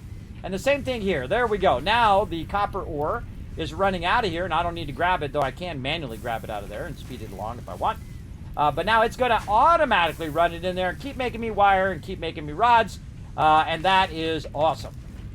Now, again, in the back here, we only have 20 power in the very beginning. We can check our power pole, and we are at max cons or max construction. Our capacity is at 20, so we have got it perfectly balanced between all the things that we have running, and it's doing a good job. But we need to go and work on our next upgrade. And that's right over here. And we're going to go ahead and go to upgrade 5. Now, upgrade 5 is going to actually give us the miner extractor, which is really awesome. Some storage containers, which is great. But we're missing one thing, and that's the cables. Now, if you notice that I'm not automating the cables, and that's because cables are super easy to make, everybody. Watch this, how I make 50 of them in just a few seconds right here. Remember, iron rods and cables are pretty easy to make. You don't use that many iron plates in the very beginning, so you want to automate the rods first because you use those for screws, and you're going to make a lot of screws and whatnot. I'm going to make an absolute ton of wire here, so I don't have to worry about it. I'm going to make about 100. And then I shall be good for a little while. Because you really don't use that much. You know, when you're running wires, you might use it, but really not much in the long run. And that allows me to just kind of skip ahead and go right to the next upgrade, select that upgrade, and go control, control, because I've been working so efficiently at the very beginning. There's upgrade number 5. Let's go. Congratulations. You have unlocked Building Miner Mark 1. Building Storage Container. Hub feature Additional Biomass Burner. 10th objective. Complete Hub Upgrade 6. Note, there are no notes. I love that part. Note, there are no notes. Okay, now while we're busy over there, over here, it's actually been extracting. Remember, this doesn't take any power. So if you forget where your node is, you can just go ahead and go bing like that. And bing your node, and it will take you right over there, hiding in here in the bushes. Our portable miner. Again, since these are pure nodes, this is awesome. Again, I suggest putting 3 down. Now, that 3 actually helps you out later because as you upgrade your extractors, you will utilize those 3 things over there that you need to upgrade your extractors later on. And we'll get into all of that. Now, again, I'm going pretty fast here. Again, if you have any questions or comments, feel free to throw them in the chat. You think they should hide wires? I bet you there's a mod for that. You can usually hide wires in the foundations because the wires actually play a role in the game. The wires actually are for zip lines, so you can zip line along the wires. And actually the new power things, you can zip line along those power things. You can even zip line along the ones that are attached to the ceiling, which is really cool. You can't zip line into the poles, though, because you'll hit the pole and bang! Because, you know, that's what would happen if you were really zip lining it. But if you use the little connector ones, you can zip line all the way across those now, which is pretty cool, and they won't block you. So you can just keep zip lining as far as you want. We're going to try that out in this playthrough, absolutely. It's going to be super fun. All right, so let's keep it rocking and rolling up in here. All right, let's see what our current upgrade is. So we did this upgrade, upgrade 5, and we got our miners, our storage containers, and our inventory slots. And then we want to get upgrade 6. Now, upgrade 6 is going to give us the option to the space elevator, but more importantly, the biomass, everybody. That biomass is going to be super useful. I need a lot more plates to get that going. But guess what, everybody? I've already got the resources because I've been working it. I've been working it like a boss right over here. And I'm going to try to get these iron plates out. Look at that. It's doing this faster. Over here, it's converting the iron ignits faster than it's actually converting the iron plates. Right? So this is at 30 per minute and going out, and this is coming out at 30 per minute. But when you see it stop like that, that means that it maxed the input and the output. See? And it usually runs at speed. So we'll let that run. We've now got all of the things that we need for our current milestone. Also, by the way, if you don't want to see this stuff over here, you can edit your to-do list and just clear that to-do list out so you don't see that all the time. And again, right here, on to the next thing. Let's go ahead again because we officially got that going. Upgrade number 6. Anna, tell us all about it. Come on down. Congratulations, you have unlocked Building Space Elevator. Building Biomass Burner. Part Biomass. Motivational message. Congratulations, you succeeded in every provided task. On behalf of Fixit Incorporated, I thank you for your current and future service. Additional knowledge. The hub terminal has been converted to give access to milestones there to ensure you progress along Fixit-approved protocols. There's something... Note, future developments should be aimed at constructing the space elevator and, as such, initiating project assembly. Good luck. There's something definitely wrong with that thing because it appeared out of nowhere like it was like something out of Tron or something, like it was appearing. That definitely needs some work. Now remember, we're playing the experimental version, everybody, and this is an early access version of the game itself. So it's early access experimental. So keep that in mind. Okay, so there we go. So we got that all running and rocking and rolling. Let's keep, make sure that our limestone gets back to work here. There we go. Let's keep all that popping off for us over there. Now, our next upgrade that we did, of course, our extractors that we did. Oh, we're on tier 1 now. Awesome. So we did our thing. Now, you can skip this whole tier 0, by the way. You can do that at the very beginning of the game. So, okay, I've played it before. Skip the tier 0. I suggest your first time you play, it got very quiet, everybody. You never want it to be quiet. That's bad. That's bad when it's quiet. Now, of course, we got our miners now, and then also our space elevator biomass burner that we can do separately, and then our biomass. Now, in the back here, we actually have a second biomass burner that has now showed up. So what we want to do is connect this into our power line. But we've used up all of our power lines that we can use. So I'm going to go ahead and take this one out. And then I'm going to go ahead and make another power pole, let's say, over there. And I'll run it to this one, and then I'll run it back over there. And we've got a power problem, everybody. Look at this. We ran out of fuel. That's okay. We'll throw some fuel in there. And in the beginning, I do use a lot of leaves. So we'll grab some more leaves out of here. And we're just going to power up this one over here. Because there's no reason to power them both up right now, because I'm not using that power really for anything right now. Though it would be nice to set up some stuff doing also rods and also doing cables right now. Now what I can do is I can go ahead and tell it, hey, you know what? I've got enough wire for right now. I want you to go ahead and make me some cables, but I'll need some additional power. So to do that, we're going to need some reinforced iron plates. So we're going to go ahead and make a couple of those right over here. And we're going to go ahead and go into like the third line of extraction right over here. Where we're going to take it out of here, we're going to run it somewhere else. Now, I'm just making a mess over here on purpose, everybody. This is what we call spaghetti in the game, where you're just running stuff willy-nilly all over the place, not even really making it look beautiful. There's one stage of the game where you make it work, and then there's another stage where you make it look beautiful. And there is a beauty to Satisfactory that's amazing. All right, let's go in here, put some in there, and now we have double the amount of power that we had before. We have 40 instead of 20. And we can go ahead and set this over here, and we say, hey, make us some cables now. Now, one of the things you need to watch out for, everybody, is it's going to make a lot of cables. I mean, a ton of them all over the place. It's going to make a lot, so keep that in mind. But we're going to go ahead and automate the process. Also, right over here at the end, I wanted to go ahead and make these cables, and I want to go ahead and run out over here, and I want to run right into our new storage container over here. Oh, not enough plates. All right, well, no worries. No worries, right? Because over here, we've been extracting. Oh, ran out of raw ore. Oh, problem there. We've been making a bunch of iron plates, so good there. We'll go ahead and grab that. We'll run over here. We'll go ahead and do a storage container. But we don't have enough rods. We got to go make some of those. Rods are super easy to make. Let's go. There we go. And I usually keep a little bit of raw ore on me in the beginning, as well as ignites as well. So if I need to make stuff manually, I can do it real easily. All right, there we go. We're going to go ahead and run this out right here in the storage container. And you're going to see now it's going to put that wire in that storage container, which is awesome. Wire stack's really high. So now we've actually did two-step system. Really, it's a three-step system. We have our smelter. We have our wire being produced, and then that wire then goes into the other constructor, and that constructor creates, or that cable. What the heck is the name of that thing called?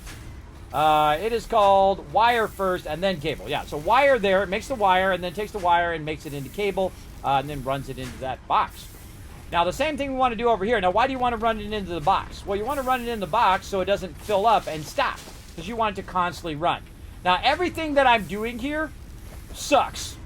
And you're like, what do you mean, Kismet? It absolutely sucks. This is the worst way to do this, everybody. This is only in the beginning do you want to do this just to get things going. And then you want to tear all this down and make it better later on. But I'm just showing you a bit of the beginning just to give you a little gist of it, and then we're going to get serious up in here. All right, now the next thing you're going to have is base building, foundations. You do not have enough concrete to do any of that. Logistics, you could have splitters and mergers and productivity displays, and you could have lifters and all sorts of cool stuff. Don't need that. That sucks for right now. Field research, you got the MAM, you got all the inventory slots, you're going to get personal box and beacons and all that cool. That stuff sucks. Forget that stuff. Part assembly, oh man, you can get an assembler going. That stuff sucks. What you want right now is this. This is a chainsaw.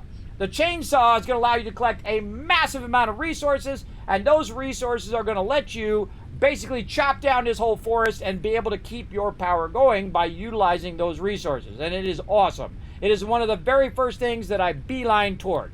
Now, we got a big challenge ahead of us, though. If you notice that I'm doing a bunch of wire right now because I need to make a bunch of wire, so I'm having it do that for me.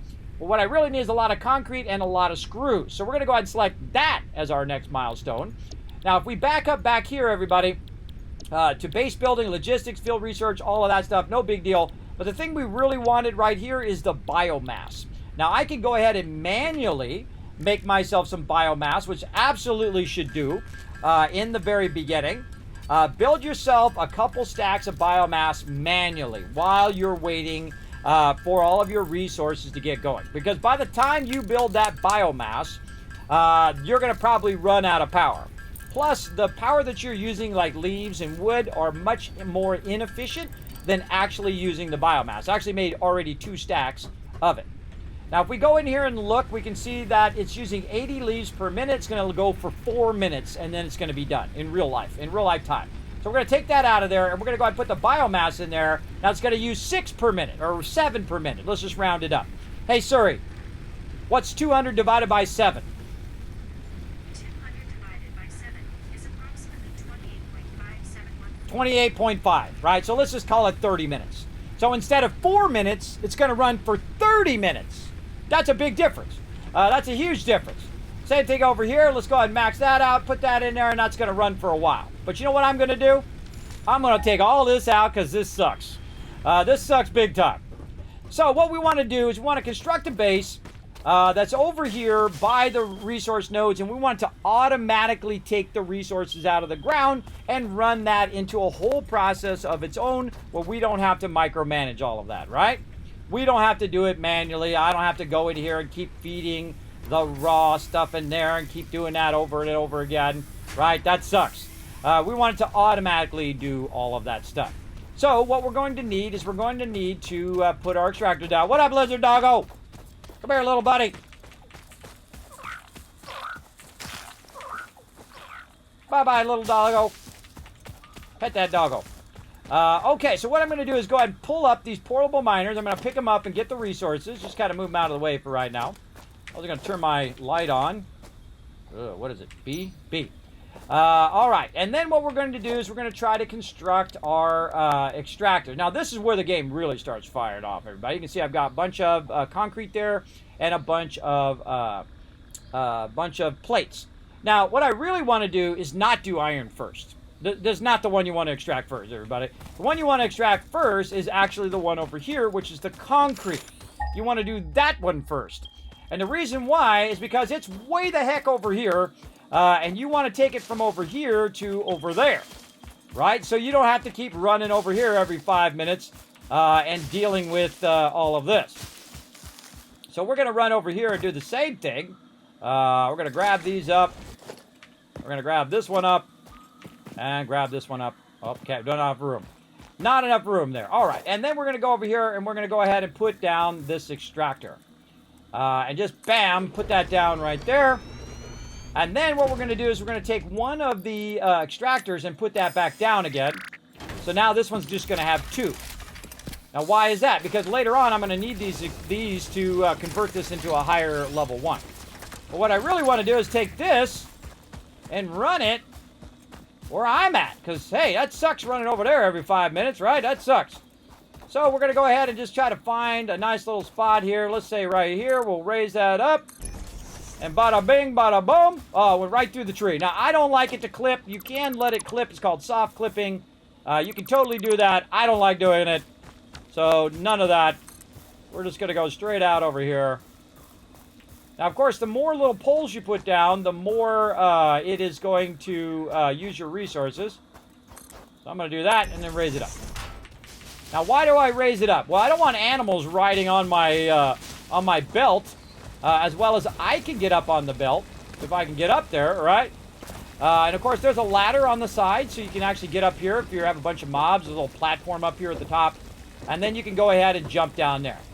Now, the problem is this thing is not extracting anything because it doesn't have any power. So we also need to run the power line right over here, and we can run that down the way. And you can see you can do this stuff really far away. Isn't that cool? I'm actually going to run it way over this way because I know I'm going to run up that way. And I could have went off that way, I guess. You know what? I think I changed my mind. Let's go ahead and do that instead.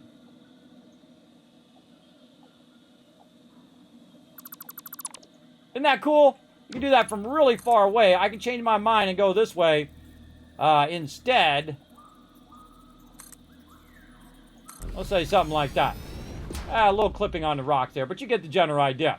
So I can actually change it from really far away and modify the way that it's going, right? And I've also run the power line. I've got the conveyor belts going as I go. Now, one of the problems I know I'm going to have is I'm going to run out of the ability to do conveyor belts.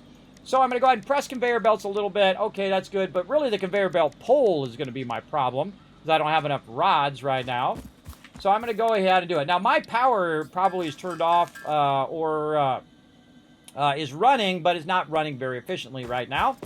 And I really work on the one that's the furthest away first because that's the one that I don't want to have to run out to over and over again because it takes up my game time to do that. And then we're going to run right over here, and we're going to raise that up. And then we're going to run another power pole. And I usually try to run it right by the support. That's just me. That's how I like to do it. Right over there. Okay. Now, we're getting up here by our base, right? So we want to go ahead and bring that up to our base where we don't have to run down there like this. Oh, I'm out of plates. No worries. Let's run over here and see if it's been doing all my plates. Oh, it sounds like it's off. Look, it's yellow. Yellow means it's not running. Green means it's running. Yellow means it's not running. Why is it not running? Because I didn't put the raw resources in there when I was in here over earlier, and it's actually finished with as many raw things that it can do. Now, what you can do also is if you happen to have some in your inventory, you can simply just put the raw stuff in there and burn that stuff up like I've got right now. I can just go ahead and put the raw copper in there, and that copper will feed through and then do all the stuff here, or I can just go ahead and put it directly in here, which is much faster, and so on. But we want to revamp all of this because this sucks. This is not good. This is not very efficient. It's not by the nodes. It's not doing all the things that I wanted to do, but it's got us started, and that's what's important. It got us started in the thing. So now we want to go ahead and make some iron rods. So I'm going to go ahead and just make myself a little bit of conversion here. And then make myself some rods here. There we go. So I can bring that conveyor belt up a little closer. And notice you can do this from really far away, everybody. That's just so awesome. You can do that from real far away. And there we go. Okay, so now we have our limestone going here. We're going to clear some of this stuff out here real quick. We have our limestone all the way up to where we are. We're going to go ahead and bring our power up here. And again, everything that I'm doing, everybody, at any given moment, I just know is temporary because I know I'm going to fix it later and keep upgrading it and keep making it better and better. So just keep that in mind when you're working. But look how it's starting to get clear in here, isn't it? Starting to get clear. Okay, so now what I want to do is I want to tie this power into my other power, except for I know that in a minute, I'm going to tear all that down. I'm going to tear all of it down and redo the whole entire thing because what I've got over here is I've got the iron node right over here. And I want to do an extractor over here on the iron node as well. So let's go ahead and see if we can put our extractor down on the iron node. Yes, we can. So we're going to go ahead and just run it like this.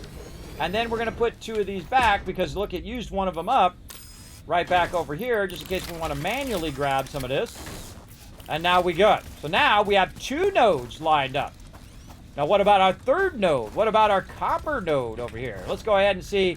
Let's clear our to-do list here and see if we can make another one just by simply going in here, press this, say, what do we need? Oh, we need another portable miner.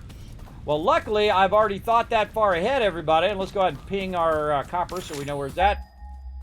I've already thought that far ahead and already put a bunch of extractors over here where I can just kind of pop down, grab those as well. Now, of course, the number one thing that you're going to run into is the fact that your inventory gets full very, very quickly. Look at that. Things in the way. Ah, sucks.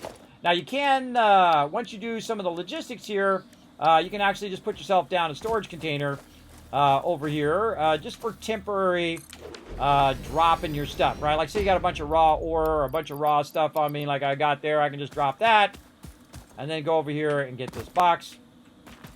If it lets me. Oh, no. Oh, man, that sucks. All right, let's hope we can put the thing down. We'll just put it down over the box. Oh, well. Now, another thing that we got, everybody, is this ability to do the belts, right? But we don't have the lifter. The lifter would be great right now, but we want to go ahead and take these, and we want to run this up and out of here, right? Except for, again, we got a problem, right? We got a problem of not enough plates, right? But no worries, because we built the thing here, so we can go ahead at any given time. We can always go ahead and make more plates, right? Oh, well, wait a minute. I can't make plates because I put all my resources into a box. So I have to go back to the boxes. You have to have the resources on you. Take all that stuff out of there, sort it. Remember to put our stuff back on our node here. Showed you some great, fantastic ways to start the game, everybody, here at Satisfactory. You're going to absolutely crush this game by doing all of that cool stuff I'm doing. I actually kind of want to move this, too. Let's move this over to this side, because when we're coming in from that side, we're going to jump down here a lot if we are working over here. So let's put this on this side. There we go. And that's going to allow us to go ahead, more iron ingots, convert that around.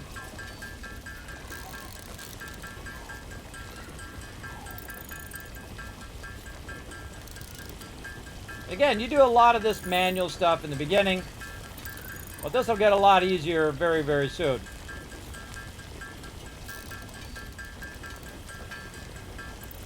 Okay, looking good. We get everything out of here. We did. Then we can go ahead and take this out, because that's using plates also for now. And keep picking this stuff up. Run this up to here. There we go. And then we're going to go ahead and run it this way. Maybe up just a little bit. And let's go ahead. Oh, not enough plates. Okay, no worries. Let's go over here and see if it made me some more plates while I was busy doing other things. Let's also put some more of this in here. Ah, maybe a bunch of plates there. See, now I don't have to make them manually. Let's go. And then we get our plates from over here. We run this, I don't know, let's say right over here. Yeah, I might notice also there's another iron node right here. I'm not going to be using that iron node for right now, but we'll use that one later for some more fun in a bit. Okay, so now we have all three of our basic nodes run right to where our base is. Now, our base is in a really sucky spot, and it's actually turned the wrong way, and I did that on purpose so that when we get to this point, we can fix all of that. Now, the first thing I would do is make a storage, and then take all the stuff you have on there and store it all in the storage. Wait a minute, hold on. It's going to fill up the storage. We're going to need 2 storages. So let's go ahead and make another storage if we can. Oh, we need some more rods over here. Make some more rods. We got to make some more iron ingots. And we need a bunch of rods. Again, remember, you can just hit spacebar on that thing and then take your hands off and it automatically runs. That's what I'm doing each time hitting the spacebar. So it automatically does it. And then another storage container. You're like, well, Kismet, why do you need 2 storage containers? Well, I'm going to show you because I've got stuff here. And then when I go in here, I've got a bunch of stuff in here as well. Now, some of this stuff may stack with what I've already got. So let's go ahead and see how much stacks. Boom. A good amount of it stacked, but not all of it. So there's a bunch left over. So I want to go ahead and I want to do this. Now, I want to clear my inventory because I'm going to tear every single thing down. Because I no longer need it. Now, it has a great deconstruct mode where you hold down control and you can deconstruct everything that you just did right over here and boom, take it all out in one shot just like that, which I absolutely love. They also extended it now to blueprinting mode. So big, gigantic constructions that you've done and you're like, I want to take all that out. You can just like, boom, take that all out in one shot, including I can take that out over there. And all of those resources drop onto my character right over here. Now, be careful when you take out your hub, because when you take out your hub, what happens is the fact that your hub will basically is where your spawn point is. So if you take it out, you might spawn randomly really far away. Watch out for that. Okay, so let's go ahead and put our hub down because our hub is one of the special buildings along with space elevator. We'll get to that later, hopefully. And now we're going to turn this around the opposite direction so the power is in the back of it here. Now, I'm a big fan of weaning yourself off of this power as quick as possible and not using this, but using your actual builders. But for right now, we want to kind of automate the process, right? So over here, we have our extractor, and our extractor is extracting our iron, right? So we want to go ahead and run our iron out, and we want to run it into a smelter first. Now, later on, we'll make all this fancy-smancy, but for right now, all we really need is our base resources that we were using. So I'm going to go ahead and grab those out of there. And leave all the raw resources in there. Grab a little bit more of these in here. Let's see. Yeah, maybe grab a little bit of that. And let's see. Let's grab some of this stuff that probably better put in the other one. Oh, let's keep our thing on us as well. Let's put all of this stuff over here, which is like all your plants and wood and all of that stuff over there. Let's make sure that we have our protection in our hands there. And then we got a bunch of raw resources, including the raw ore, which we need to use all that up. We'll get our screws out of there. And there we go. That's how your inventory should look. It should have a mixture of each thing that you can utilize for making stuff. Now, if you notice that I got a bunch of my stuff back, including those reinforced iron ore right here. I got all of those reinforced iron plates. I got those back because when I deconstructed it, it gives you back your resources, which is awesome. Okay, now we got enough to make a smelter over here, so we're just going to smelt it. Now, if you hold down Control, it's going to go ahead and link you or line you up to the actual item. Now, you're going to see that green line. That green line means that it is aligned to it. Now, they actually added a new mode called hologram mode or nudge mode, where I can hit H and take my hands off it. And then I can use the arrow keys. Isn't that awesome, everybody? Let's see some GGs in the chat. You can actually nudge the stuff while it hasn't even been built yet into position perfectly. I've been waiting for this for years and years, everybody. Perfectly, exactly how you want it. And then you click again, and bam, that baby is aligned and ready to rock. Let's go. Let's run it straight out of there into here. Now, again, we're going to go ahead and start by running the power line right out here. And then we're going to run this one into here, and eventually we're going to run it into here. But the first thing we want to do is, of course, tie these two powers together. There we go. And then we want to start extracting. Now, I suggest straight away that you start the extractor going, because this is going to take a minute. It's going to take a minute for it to spin up. It's going to take a minute for it to start to extract the ore and all of that stuff. And you're like, well, Kismet, I have it on a foundation, and it's not in the ground and all that stuff. Hey, don't worry about that. Just RP that you put in there. You went in there and you did all the things and the stuff and the things. Right, you cut a hole in there and now it's working. Okay, so now that is going to start up the extractor, which I think is one of the coolest things. And it's going to dig right in the middle of that ore there. Go get it. Put one of these things over here so I can stand on this thing. I don't think I've ever tried to stand on it. Yeah, you can stand on it. All right. So there you go. So now it's digging in the ground, and it's actually extracting the ore on its own. And so now we say make iron ore. So now it's done the extraction process, it's doing the conversion process, and of course, what were we trying to make before? We were trying to make plates, right? So let's go ahead and go right here. Now, later on, we're going to change this, but for right now, we're just going to have it go right into here, run another power connection. No, because you're gonna stop your power. You don't want to do that.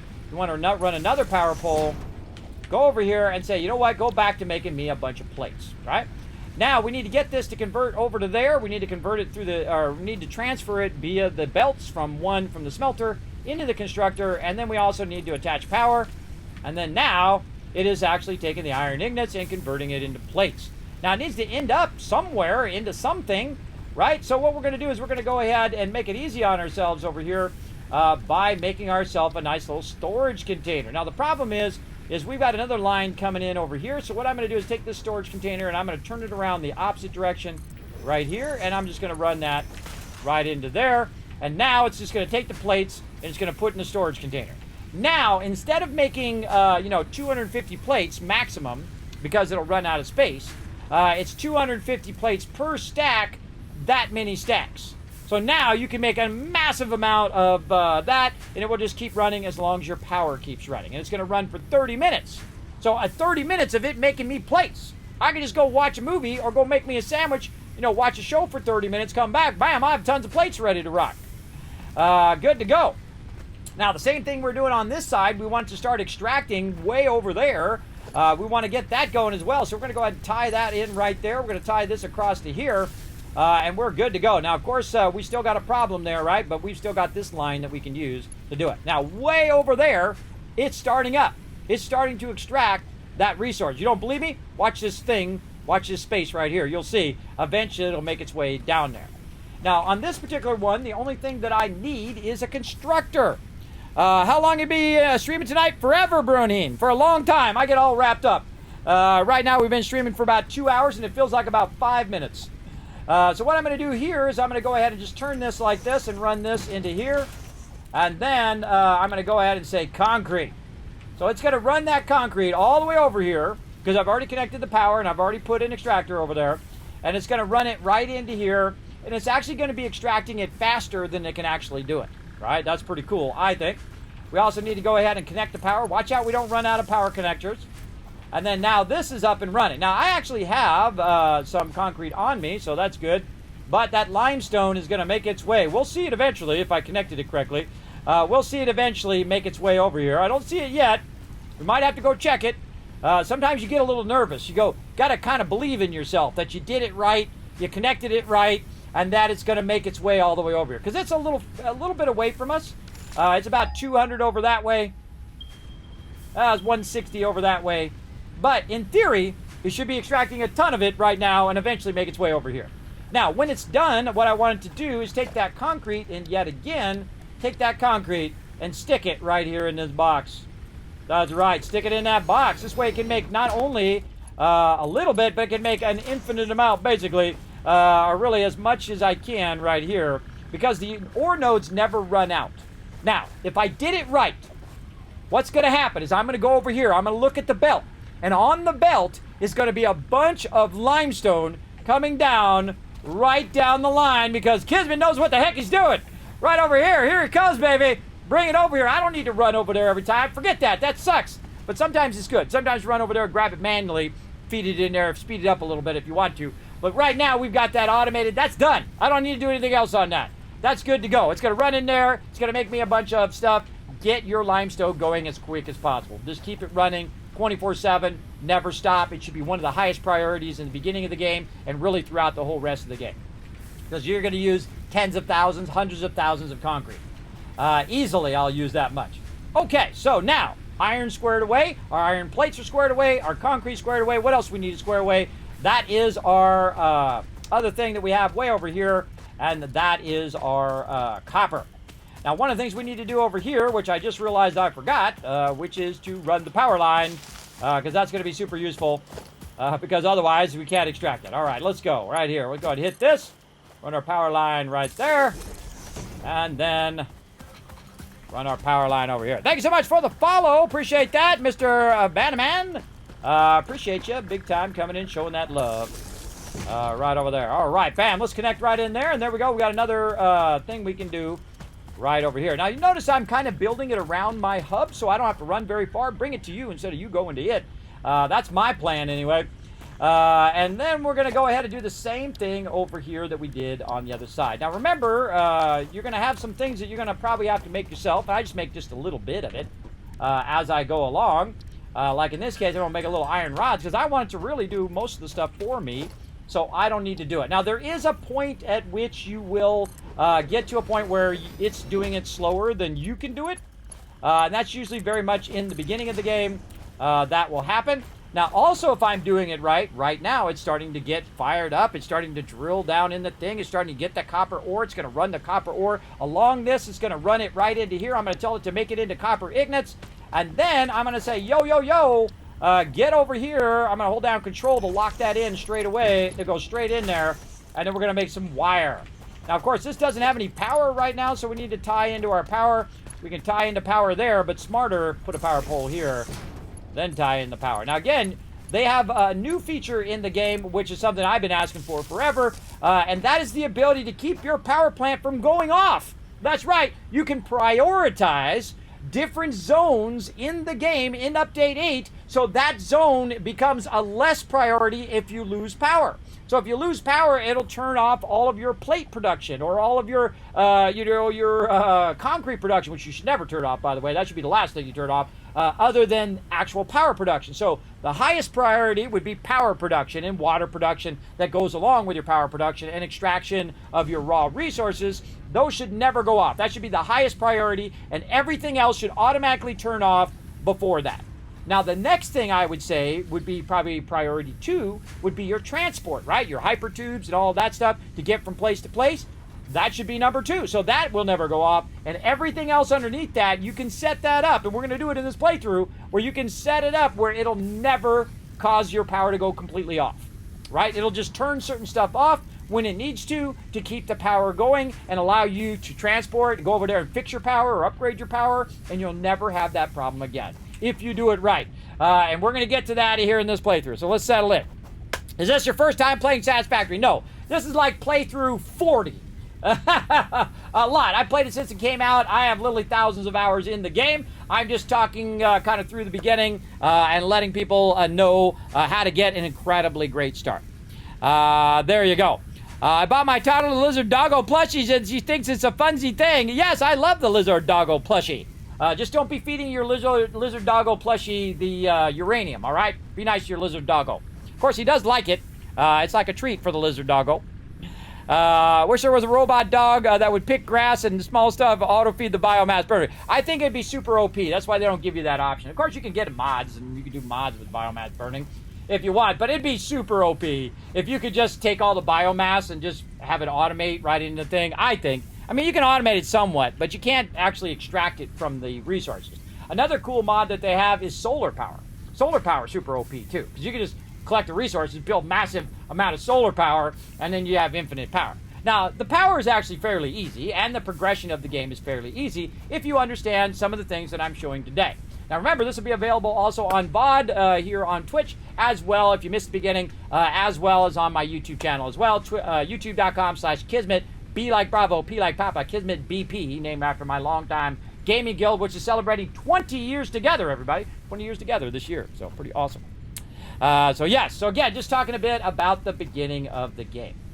So again, this is what we call spaghetti here, where you're just kind of slapping it down, doing your thing, getting it going. Now again, bring the resources to you instead of you having to go to the resources. Now we're going to need a little bit more wire over here, a little bit more iron rods, so let's get that fired up. Over here, so we can go ahead and make ourselves a storage. We need a little bit more on top of that. All right, let's go over here and see how our plates are doing. Let's grab a little bit of that. Now, what I need is I need some raw iron, right? So I can convert some iron while it's doing its thing over there, right? So we've got a bunch of raw iron right here that we can just grab out of there, or is that copper? Sometimes they look the same. There's my raw iron. All right, and I can just go ahead and make some on my own over here while it's making stuff over there. Now, I have enough power to actually double up on a lot of my stuff, and we're going to do that here in just a moment. But I love this part of the game. I love this part where you make the stuff yourself first to understand how to do the stuff, and then you automate it after that.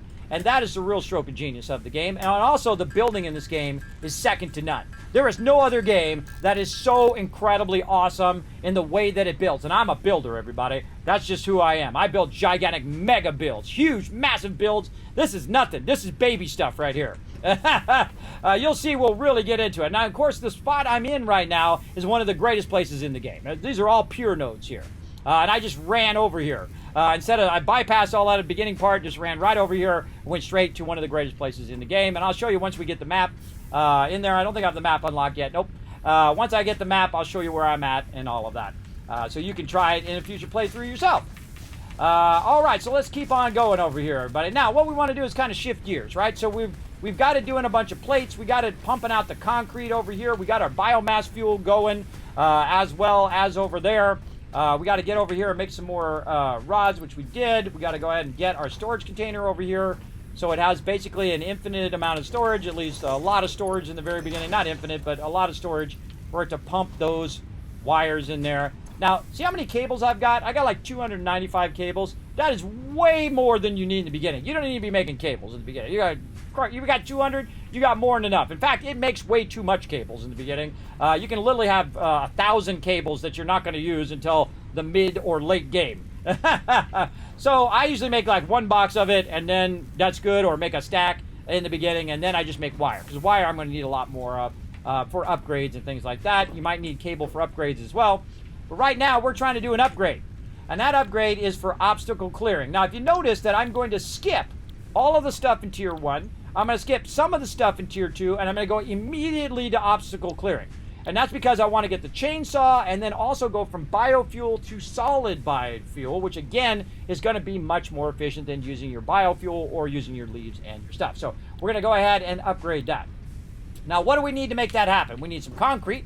Well, guess what? Been doing some concrete for me automatically over here. I don't need to run over there. It's done 100 concrete for me already just while we were talking. Over here, it's over here making the plates. It's made 55 plates while we've been talking. And over here, just in the few seconds that I've had that working and connected, boom, it made 70 wire, just like that.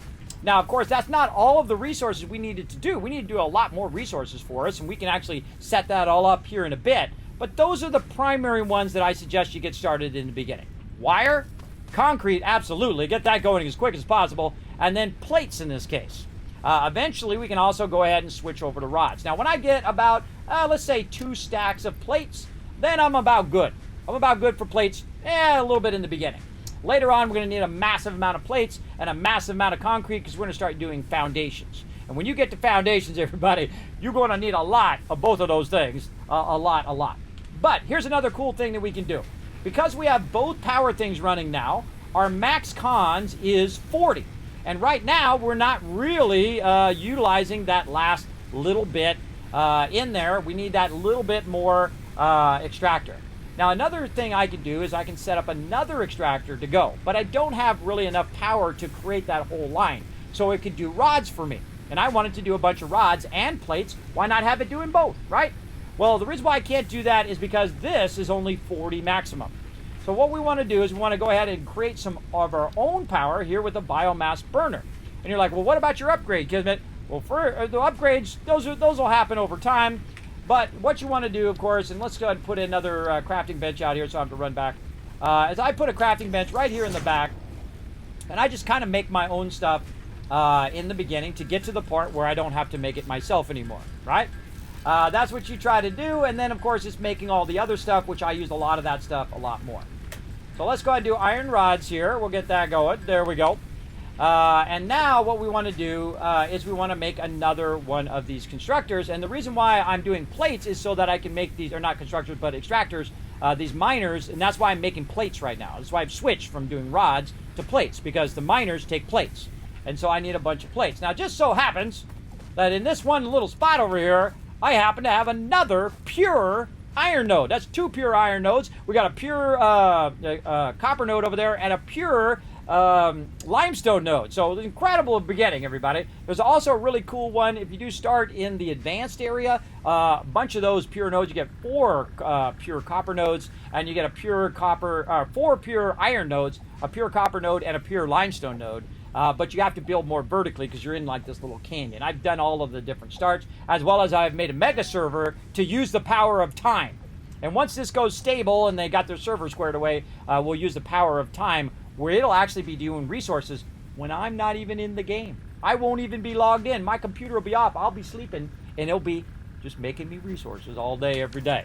But I suggest not to use the server whenever it's experimental, because that's really, because they don't work on the server as much as they work on the base game.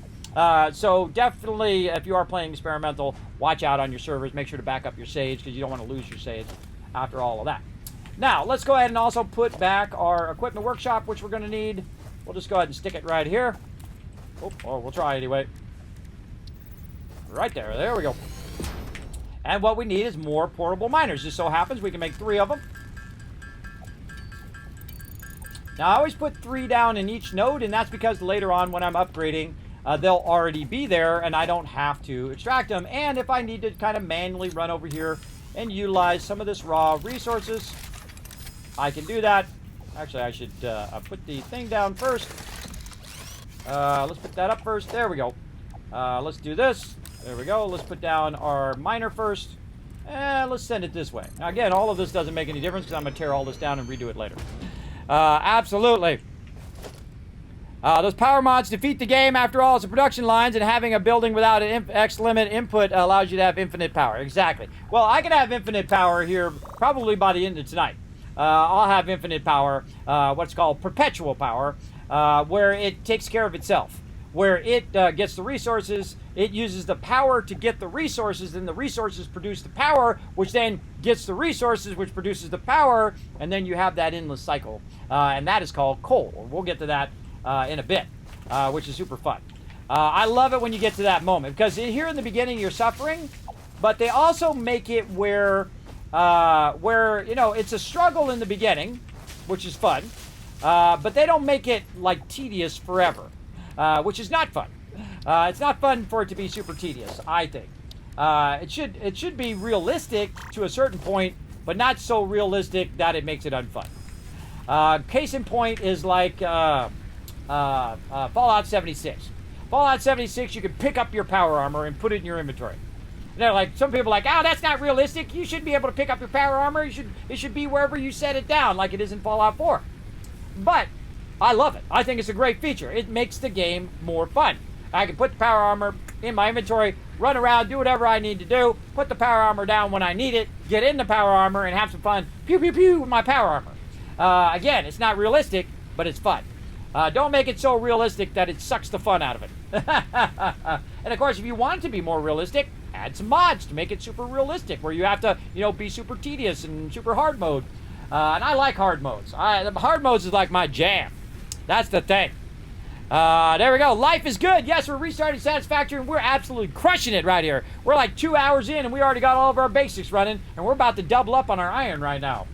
Let's see. What was I doing? I got distracted talking to the chat. Okay, well, let's go. Let's see. We were doing this thing. We're going to extract there. We're doing something. Biomass burner. That's what I'm doing.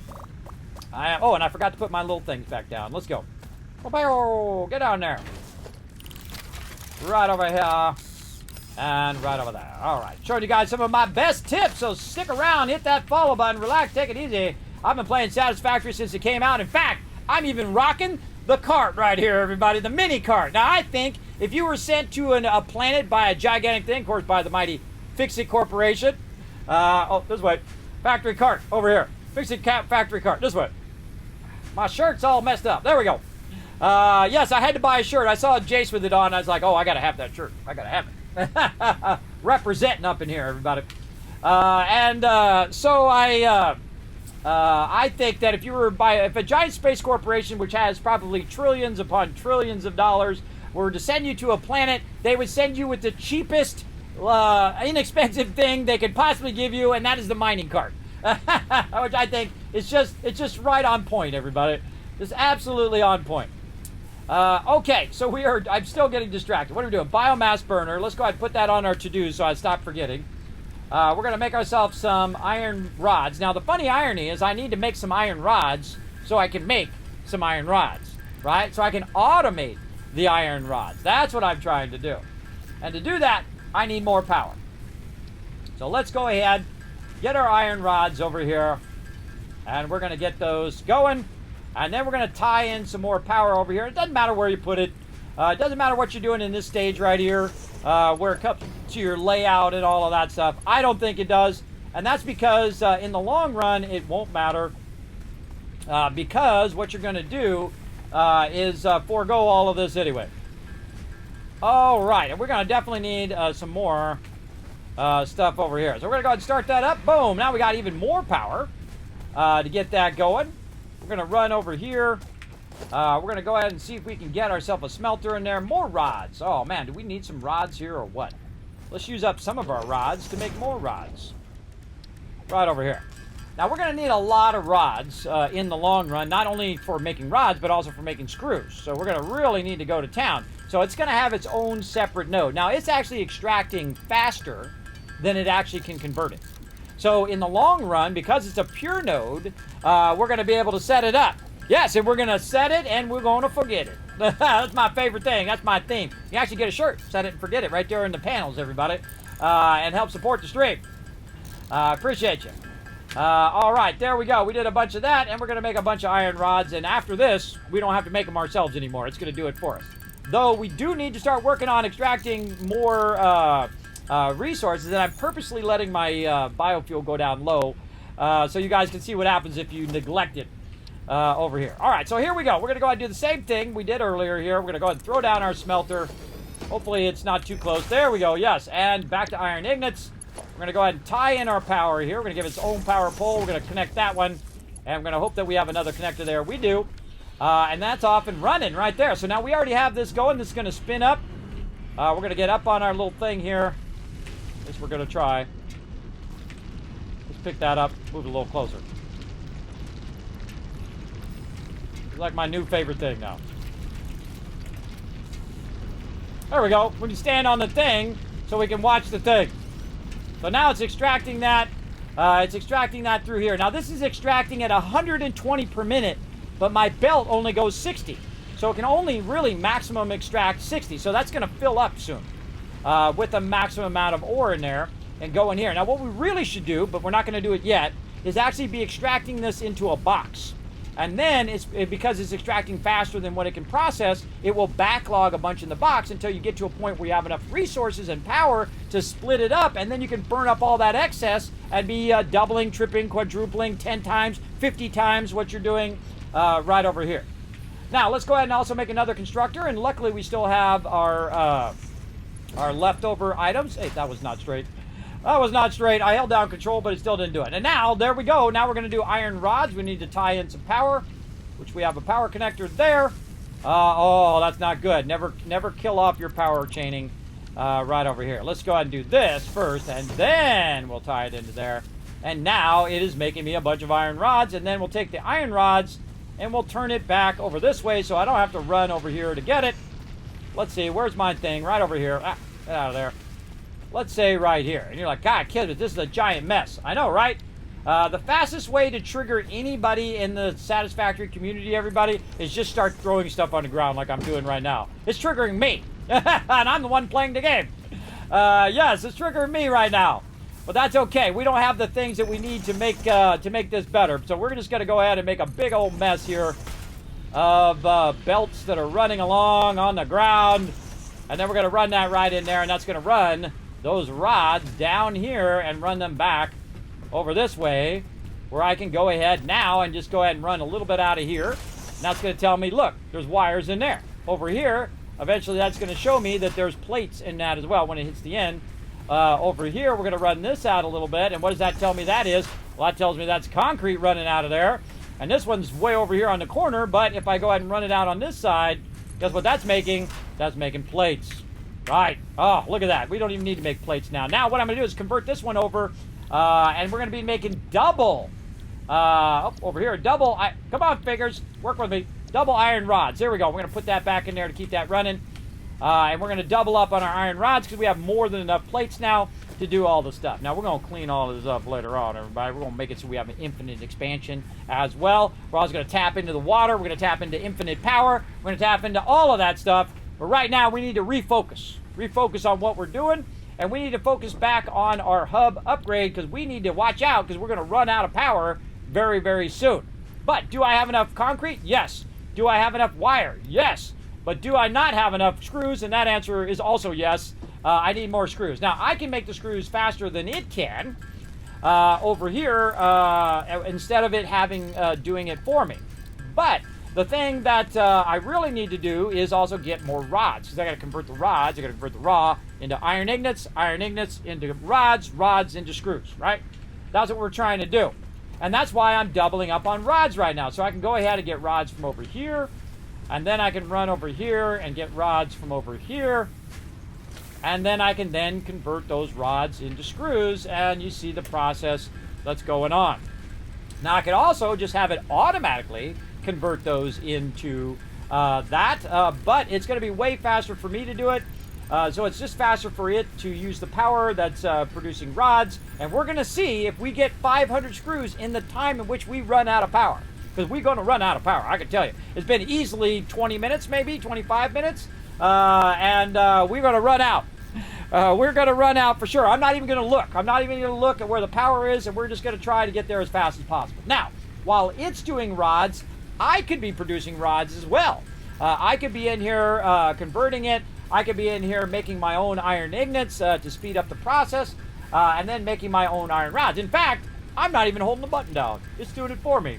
It does that by default in the game. You just roll your little cursor there, hit the space bar, and you can just walk away if you want, go have a sandwich, and come back, and you would have an absolute ton of iron ingots. Especially if you filled your whole inventory with iron ingots, and then left one space open to convert it into iron ingots, and then you leave, you come back, boom, the whole inventory is full of it. And then you can also do a bunch of iron rods, and then from there, iron rods into screws, and so on and so forth. So we'll do about 50's worth, and then we'll convert our stuff here.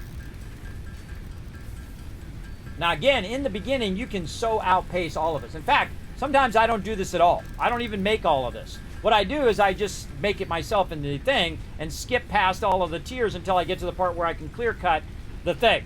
You can totally do that. You can totally bypass building any of this stuff in the beginning and just make it yourself because, you know, it just takes time. You know, time is your most valuable resource in anything that you do in life or in a game. That's your number one resource you should always be thinking about. So in this case, I have a bunch of things going at the same time, so my time is being very efficient right now. Where I'm making it, it's making it, everything's being made simultaneously, and hopefully we don't run out of power. But even if we do run out of power, I could still get to the point now, because I have enough resources, where I can just make it manually, because this workbench here does not take power.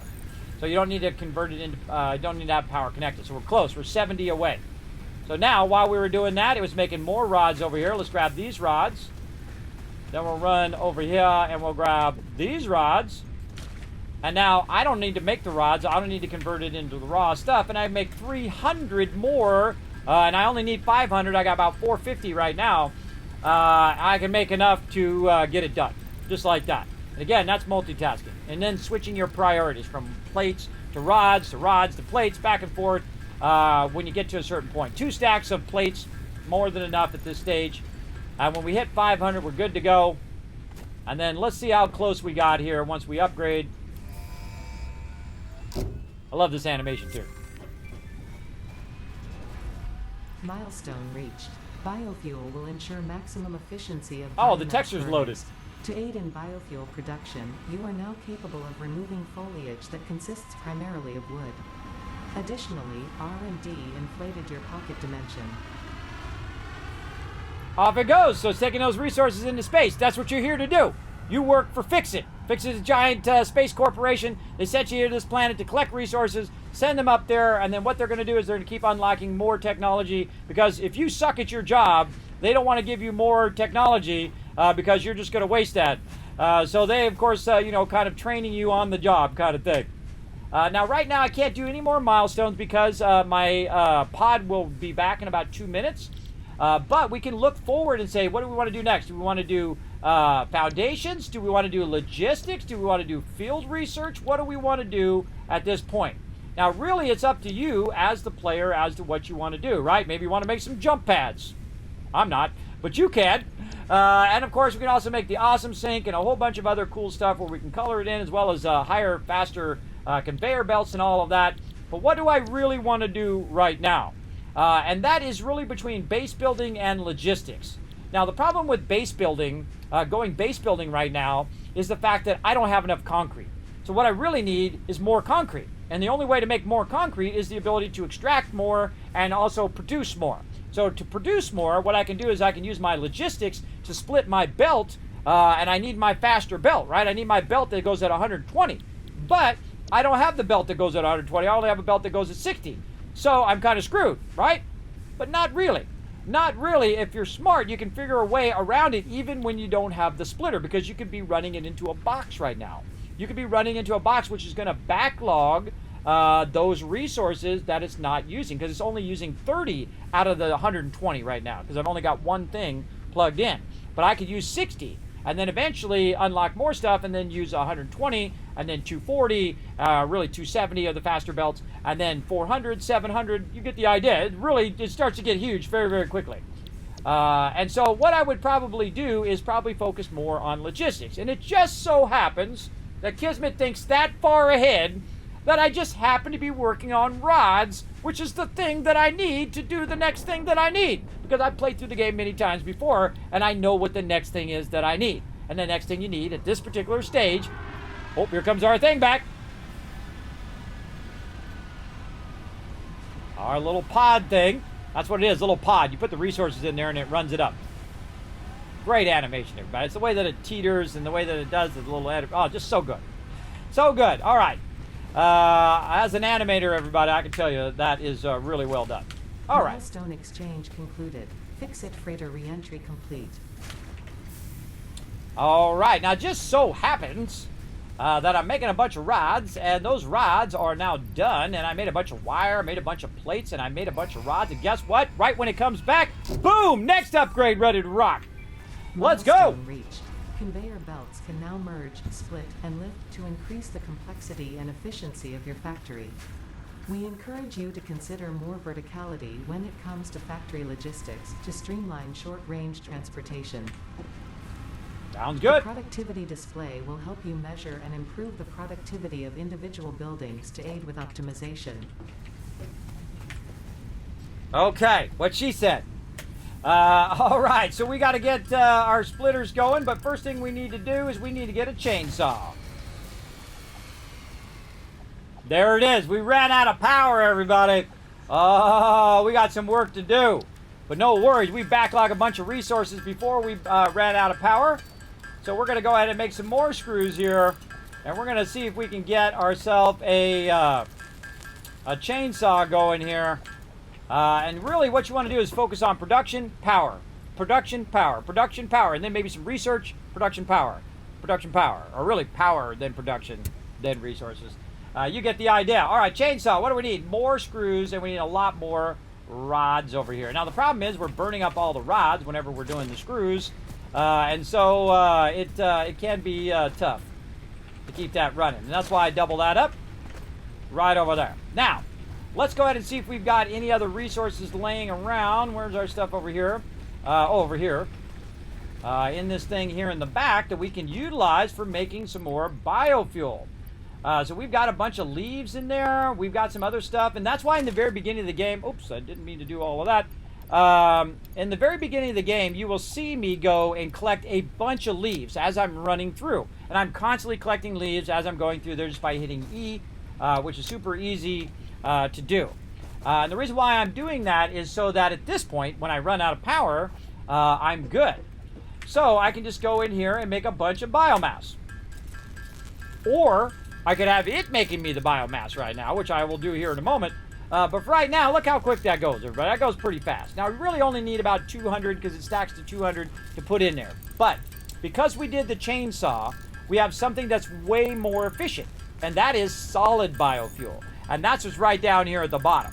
And so what we want to do now, instead of just getting 30 minutes of runtime, we want to get 50 minutes of runtime, because we just let that run for 30 minutes. It produced 30 minutes of resources for us that we didn't have to do. And I suggest to convert all of the stuff you have. Don't keep it for a rainy day. Convert all of it out, and then go to your solid biofuel here and convert as much of that as you can. Remember, I'm just hitting the space bar, putting a little arrow over there, put the space bar down, and it will just keep running as long as it wants. So this part takes a little bit longer, though. And one of the things that you can do while you're doing this is just make a little bit of it so that you can keep your factory running. So it's making you resources while you're doing this. And then you're multitasking. So what I'll do is I'll probably make, I don't know, about, let's say 30 is good enough. And then I'm going to go ahead and split that, right? So I'm going to go ahead and split this by hitting the right mouse button. I'm going to split it again. I'm going to split it again. Now I've got basically 4 stacks of 10. And I'm going to take that 10 and I'm going to put it in this one. Boom. It's going to do 4 per minute. So it's going to run for 3 minutes right there. And then back here on this one, we're going to go ahead and put one in there. And that's going to run for 2.67, so basically about 3 minutes there. You get the general idea right there. Then we pull the thing down. Now, they have made it in the game where that will never happen again. It'll never turn your power off again if you micromanage your stuff properly. Oh, and it's back again. We're ready for another upgrade. Okay, so there we go. It's back up and running. I got 3 minutes. I got 3 minutes to make it happen, Captain. Let's go. Let's see how much of this we can make in 3 minutes. A lot, by the way. We can make a lot. By the time it runs out of power with the solid biofuel, I've already made 22 right there, so I've already basically added another 3 minutes on top of that that I can let this run. Now we're going to automate this process, and we're going to make it a lot easier here in just a moment. Now you also need the biofuel for collecting the resources that you're going to use to convert the resources and so on and so forth. But this is a perfect time to take a break. When you get to this stage right here, even if your stuff goes off, what you want to do is just simply let all of that convert. So what I'm going to do is I'm going to go ahead and take a break. I'm going to go ahead and let you guys do this. I'm going to be back in a couple minutes. And I usually bring up the thing, but I'm just going to let you guys watch that convert. And I'm going to take a break, walk around, and I shall be back in just a moment. All right, everybody, now it's time to get serious. Put a 1 in the chat if you can see and hear me. Now we're going to get into it. Now, what we've done is we took a little break. I walked around. I chilled out for a minute. I went and checked on the family. Family's all asleep. We're good to go. And now our power definitely went off. You guys probably heard it while I was AFK there. But now we have a massive amount of fuel backlogged here. So what we're going to do is do 50 of each of these for right now. So now we're going to put 50 in there. And again, it's going to be 4 per minute, which is going to be about, we tell Suri to do the math, or there's actually a calculator in game you could use, or you could use your calculator, your physical calculator or calculator on your phone or whatever. I just use Suri because guess what? She ain't doing nothing anyway. Hey, Suri, what's 50 divided by 4? 50 divided by 4 is 12.5. 12.5. So, all right, she's going to run for 12 minutes now. So let's go ahead and put 50 in there, and that'll give me 12 minutes to do something else. Right? And that's really what you want to do. You want to have it where it's doing the stuff for you while you're busy doing something else. And one of those things that we want to do is we want to go ahead and get our chainsaw done over here. So let's get back over here, take a look at what we need. We need some screws to get our chainsaw done. So very close. Let's go over here and make ourselves some screws. Again, you do a lot of this kind of doing it yourself stuff in the very beginning. But you'll see me massively scale this up here in just a few minutes. I'll just like massively scale the whole entire thing. Because the main thing that I needed is the ability to produce more concrete. Concrete is the thing that's going to slow me down at this next stage. And of course rods, which I have doubling up right now. I'm going at double the amount. And in fact, I can double it up and double it up again and double it up again very, very quickly after we get the chainsaw squared away. Oh, now I'm out of rods again. But no worries, because we're making rods right over here, and there's a 91 of them over there, which means probably there's 91 of them over here on this side, 100 of them over there, and now we're good. Now we got 200 rods there that it did for us, which is awesome. And we're ready for the chainsaw, and we win this game. That's it. We win. I know from this very moment that I've already won this game. In fact, I knew I won it from the very beginning of the game, but I don't want to be too too egotistical there.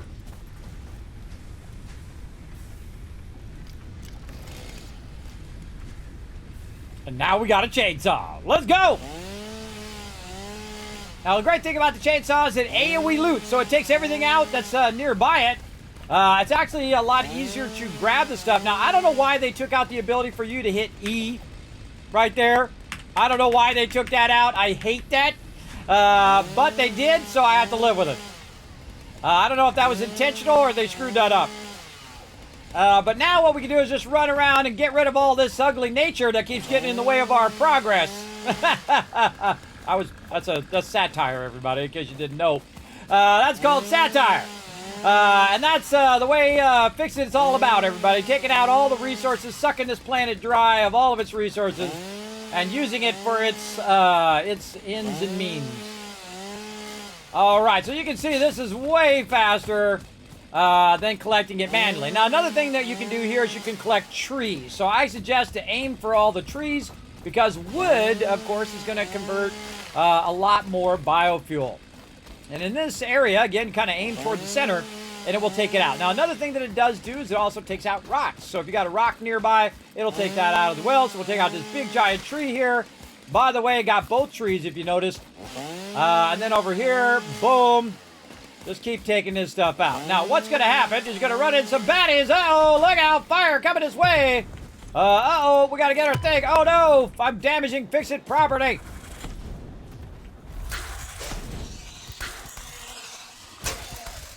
Take that. Gotcha. There we go. They're going to run in some baddies. Now, I've only got one hand slot, but you do unlock more slots as you go along. But I mostly just aim for the trees.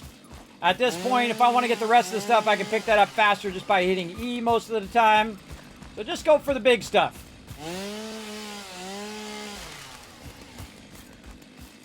Watch out for the baddies, though. And look at this. How convenient. This is where we've been extracting a bunch of stuff. And watch how nice and cleared out that gets all of a sudden. There we go. Boom. Remember these trees that were in our way over here when we're trying to do our conveyor belts? No problem. We got this. Now watch out for your inventory, that your inventory is not full when you go out to do this, because that would suck, because then you'd have to run back to drop off all your loot, or you can just throw it away if you want. But as you can see, we can now clear cut all of the stuff that's in our way. And again, getting all these bushes and leaves is good, but really the trees is where you want to go. You want to get the trees and whatnot. By the way, you cannot grow these trees back. At least not in the base game. So if you really want to keep them for cosmetic reasons, go for it. But me, I'm going to cut everything down. Now my goal is to get so much biofuel going that I can just let my thing run for hours upon hours upon hours. So what I do is I go until my inventory is full. And I just keep clear cutting everything I run into, except for the small stuff. But I definitely go right for the trees. And it just so happens that the place I'm in has a lot of trees. That's by design, everybody. That's why I ran over here. You start right here. This is one of the greatest places to start. Uh-oh. Did it stop? I heard something. No, it's still going. I can tell because I look up there and I can see the green on the lights. And that means it's still running. Now, if you start to see it doing that, see how it only took the tree out and didn't take out the leaves? That means your inventory is full. See? That means your inventory is full. Now, another thing I do is I keep a couple boxes here for the stuff. Now, one of the things I would love this game to have is put the same stuff that's in the box in the box. Right? I can hold down Control and I can click it in that way. But there's a great feature in 7 Days to Die where I can just click a button and it says, oh, okay, this is what's in this box. Okay, I'm going to put that stuff, the same stuff, and stack it with the stuff that's in the box. They also have a feature that says if it has the same thing in there and you have all of that stuff, take all of it that is the same as in there and put it in there. Not just a single stack, not just fill that one stack, but take anything that is that's inside there and put all that in there. That would be a great addition to the game as well, I think. So this is all my other resources, and these over here are going to be my kind of ore resource. Now, I've got one in here called the SAM ore. That one doesn't do anything, so I'm just going to put that over here for right now. Now, I've got a bunch of wood and a bunch of leaves that I want to get converted. Right, now let's go ahead and see how much power we're utilizing right now. We have 48 power running right now if we had everything running simultaneously, and we have a capacity of 70 that we can do. So we actually have a lot of extra power, and one of the things we want to do is we want to use that power to make power, and that's what I'm going to use this little area over here for. Now there's actually a great little trick to this. First thing you want to do is hide your thing, get it out of the way there, hide, there we go. And what we want to need is we're going to need 2 constructors to start. So we're going to go ahead and take our constructors here, and we're going to put them down. You're like, oh, I can't put them down because I need reinforced iron plates, which is a constant thing that you're going to have in the very beginning. Trying to get those reinforced. Oh, well, I just put a thing over here. Right over here in the front. So I have to run all the way inside there each time. Okay, so I need reinforced iron plates, and to no one's surprise, we need more screws. And to get more screws, oh man, look at all that wire in there. To get more screws, we need more rods, and thus why I'm doubling up on rods right now to go that much faster, because again, I have not used up all my plates, as you can see. And then we'll go ahead and run back over here, and we will then go ahead and make a crazy ton of screws.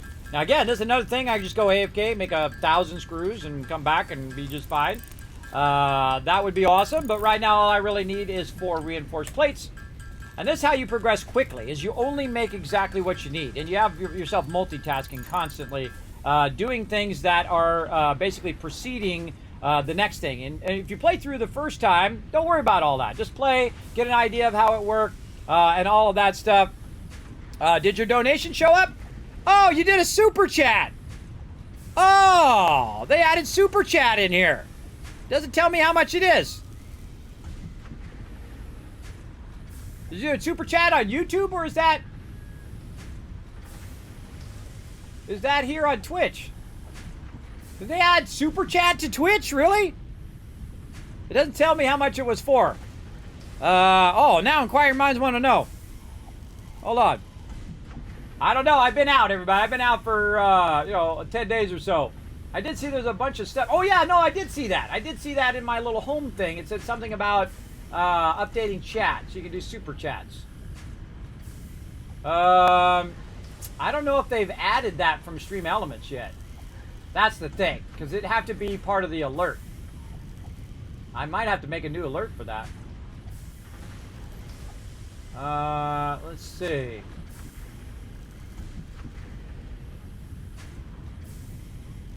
Yeah, it does say that you did a super chat. Did you do the super chat on YouTube or on Twitch? Let me know. It does say what it does say that you did it, but it doesn't show me what it was for or how much it was for. Hyper chat on Twitch. Yeah, I don't think they have the hyper chat thing yet. Let's go see. Let's look in their filter. No, I don't think they have that.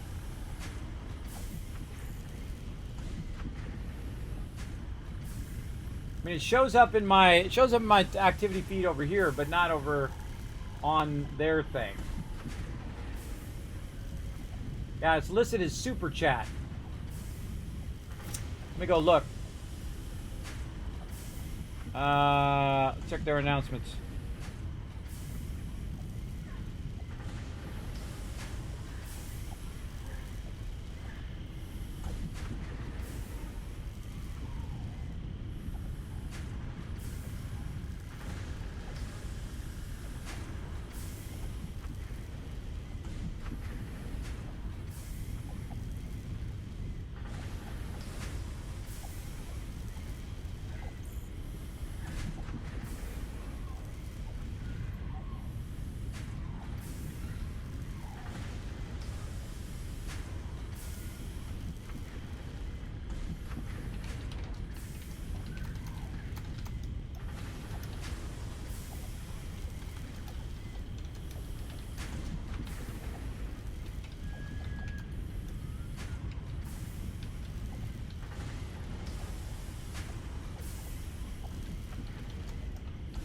Hold on a second, everybody. I'll look this up.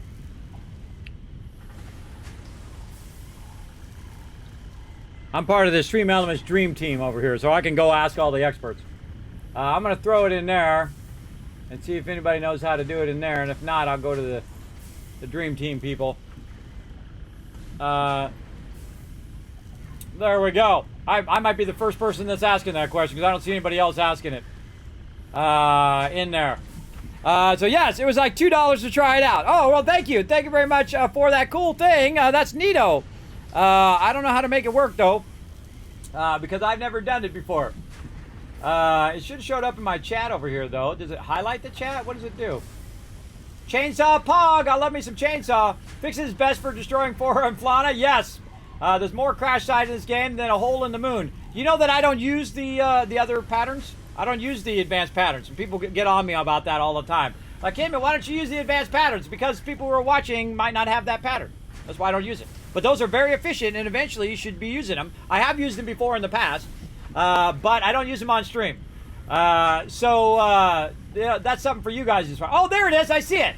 No, I see it pop up there in the chat. All right, cool. Yeah, 192. I had to scroll up in my regular chat. It doesn't show me in my little highlight thing, I don't think. Let's see. Well, when was that? 12/14. Does it show? Oh, it doesn't show it here in my other chats. Yeah, I have like two things. I have one thing where I can just go ahead and click your thing, and it pops up right there, like that. And then I have it where it has the regular chat. So yeah, that only pops up in the regular chat. But that's cool. Yeah, $1.92 is basically what it says. Because if you do $2, it takes like 8 cents. out of there. But thank you. Yes, you can highlight your chat message. But why did it only say that and didn't actually highlight your message? That's kind of failed, Twitch. Did you put a message in there, Flux? Because I don't think I have an alert for it. Well, more stuff for Kismet to do. I gotta make a new alert. Make new alert for what's that called again? Hyper chat for Twitch. Yeah, I gotta put it in my alerts. I didn't even know that. I didn't even know that was a thing. Or I think I saw something about they were working on that. I have so many things to catch up on. Everybody, there's like all this stuff that rolled out for Twitch, new guidelines, and then they took the guidelines back, and then they came out with new features and that stuff. This is constantly a race of me trying to keep up with whatever they're rolling out. But let's show some love in the chat, everybody, to Flux. How about I just shoot off some fireworks for you? Or not? Well, my fireworks not work. Or I cannot shoot up fireworks. Well, my fireworks not working. Come on, fireworks. Ah, there we go. There we go. Look, $2 fireworks right there. Very appropriate for after July 4th, I think. There we go. All right. Enjoy them fireworks right over there. Okay, let's get back to it. There we go. Oh, Flux bringing in the Polypop reward. All right, I'll give you 1,000 Kids Cats for using that Polypop reward the first time over there. Just for fun, because I can't get rid of that thing. Okay, focus, Kismet. Focus on what we need to do over here. What we need to do is get working before we run out of power. So what I'm going to do is go ahead and let's start on this side, I think. Let's go this way. I think we'll go right here. And then we'll snap those right next to each other. Right there, and I think that'll give me enough room. Yes, okay, now here's one of the tricks that I do, everybody, is I go into my inventory, and then I go ahead and I split out some of this wood here, and I think it's, God, what is it where it actually gives you the thing? Control, drag that gives you the thing, or is it shift? Nope. What is it that, shift? Nope, control, drag, or control click. Control drag, okay. So all I need is one. I'm going to split that into one, and then I'm going to take that, and I'm going to throw that down on the ground. Well, at least I'm going to try. Throw that on the ground right here. Now, why am I throwing that on the ground? That tells me that I need to feed the wood into that one. And then over here, same thing. We'll go ahead and control right click. There we go.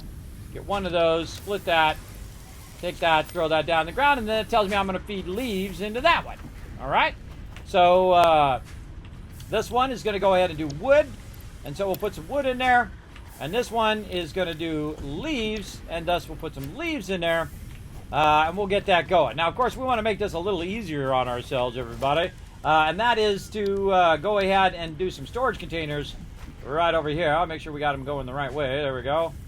Snap them in place there, and then run that over there so that we don't have to do all of it manually. If we just put it right over there. And then the same thing over on this side. Storage container, snap it in there somewhat. Run it over here. Take the leaves in there. Oh, I got them stuck. There we go. And then the leaves are going to run out of there. By the way, notice it doesn't need any power. That's because the conveyor belts don't actually use power. All right, so there we go. So now we need to utilize some more of our power poles. Now, again, all of our power systems here should be redone because this sucks bad. Okay, look, we got no power connectors. Very bad, very bad. We should always have an open power connector that you can tap into. But this one right over here, here's what we'll do. We'll go ahead and take this one out. We'll go ahead and tap into this one, run it right here. Make sure you connect this one back again so it doesn't stop. And then we're going to run a power pole over here. And if you run it with the wire, and then it's making the power pole automatically, you can actually run it up on the top of stuff, like that, or on the top of splitters or whatnot over there as well. So now we're going to go ahead and have this start connecting and converting all of this stuff into biomass. Pretty awesome, right? So now it's going to do all of that work for us because we put all of the leaves and all of the stuff in there. Now also we can take our biomass and put that in there too, so we don't have to carry that around. And then what I wanted to do is make that better fuel, the better stuff right over here. But what I'm going to do is go ahead and put a storage container here first. And then I'm going to have it go ahead and use our logistics here to merge this together and run it in there. Now, one of the problems that's going to happen is you're going to have stuff too close like that, and it's going to be difficult for you to get it in there, but I could probably work it in there if I want to, but I don't like stuff to clip. So if I can avoid it clipping, I do. So let's move this out just a little bit more, give ourselves a little bit more space. There we go. Then we'll go ahead and take our merger, and we'll run it off the back here. I'm going to hold down Control and then rotate it with my center mouse wheel to get it lined up. And then we're going to run it out of here into there, and run it out of there into there, and then run this into this thing right over here. But what's going on there? Too close. Too close. So we got to move it out just a little bit more again. And again, this is something you'll constantly do when you're working with stuff on the ground. Now, stuff on the ground sucks, as you can see, because you're constantly doing this stuff. So eventually we want to get to the point where we don't have to do the stuff on the ground. Now, also what I want to do is take this and turn it around and run it back this way, so I don't have to run all the way over there to get it. So I'm going to go put another storage container right here, because I'm thinking of the end result right here. And this end result is going to come right out of here and end up right there. Now, another thing that we want to do is we want to go ahead and run that biofuel into here, and then out of there and make it into turbo fuel. Basically, and we need more plates. Let's just set this over here. Go like this. Make some more screws, most likely, is what I need. Always the thing I need is screws, and we'll get to that here in a moment. I don't usually do screws until I get to foundations, so just because it's easier for me to make it myself. All right, and there we go. We got this here. Then we're going to run this out of here and into there. And then we're going to tell this to make solid biofuel. And then we're going to tell it to run out of here into this box. And all we need now is just power for this thing, and we are done. Well, let's go ahead and connect it up there. Nope, we're not going to do that. We're going to go ahead and create another pole in case we need to connect power later on. And now I've automated the process of it doing the power for me. So now it's going to create a bunch of solid biofuel that I don't need to do. So it's going to keep that going. And thus, it's going to convert all of that stuff for me automatically. The only thing that it doesn't do is collect the biofuel. It doesn't do that automatically, but it does convert it. Look at this tree right in the middle of my base. We don't need no evil nature in the middle of my base. Get out of here, evil nature. There we go. Get that nature out of here. We just want to get all the resources. That's what we want. A little Kismet RP here. Get all this stuff out of here. Now's the fun part. We just run around, collect as much as you want of resources. I collect a lot, because it's going to be a little bit before we get to the point in which we can have perpetual power. And we're going to try to get to it tonight. We still got some time. We might be able to get to it. So it's a pretty good distance away from where I'm at right now. But we're going to go ahead and just keep clearing, especially the trees. Just go straight for the trees, everybody. Great way to help yourself out.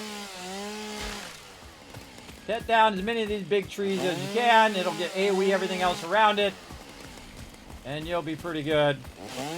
Now, there are some things that you can't take down. You can't take down or adjust the terrain on the actual physical terrain.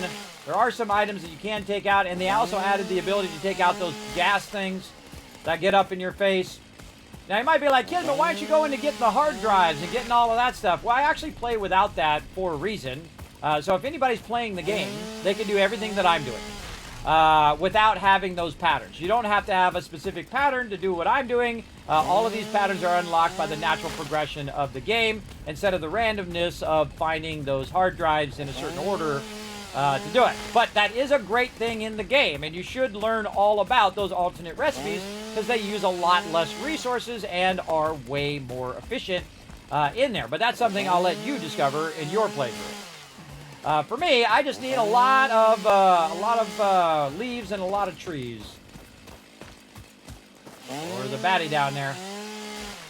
We could go wipe them out, or we could cut down more trees. I'm going to go with cutting down more trees. Now, you can get really wrapped up doing this and then get killed very easily. By the way, I can just hit the bush and still get the tree. See? Very, very nice. I typically like to do the trees because there's usually a bunch of stuff around the trees that it will AoE and get. Like that. Just leave all the bushes for now. Let it decide what it wants to get.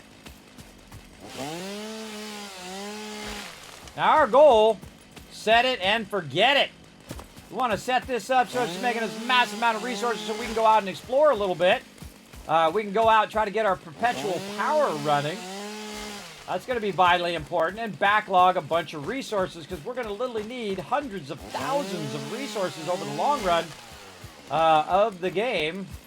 And so you'll see me just run around chopping down trees all day long.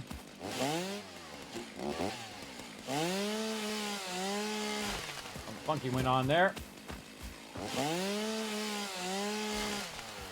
I'm just holding the mouse button down, by the way. Now, also, while I'm running around cutting down all these trees, I'm looking for resources that I haven't found yet. And those resources can be used in research and also in production.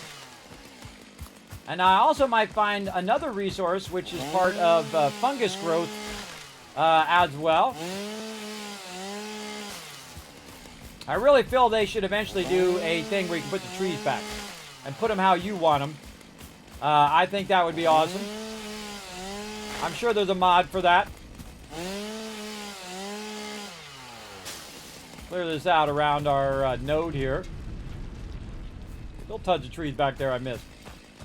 Let's get all these trees. Again, wood is going to be a much bigger producer of biofuel than bushes. But you're going to get a lot of bushes, so I guess it would counterbalance itself if you really think about it. There we go. There you go.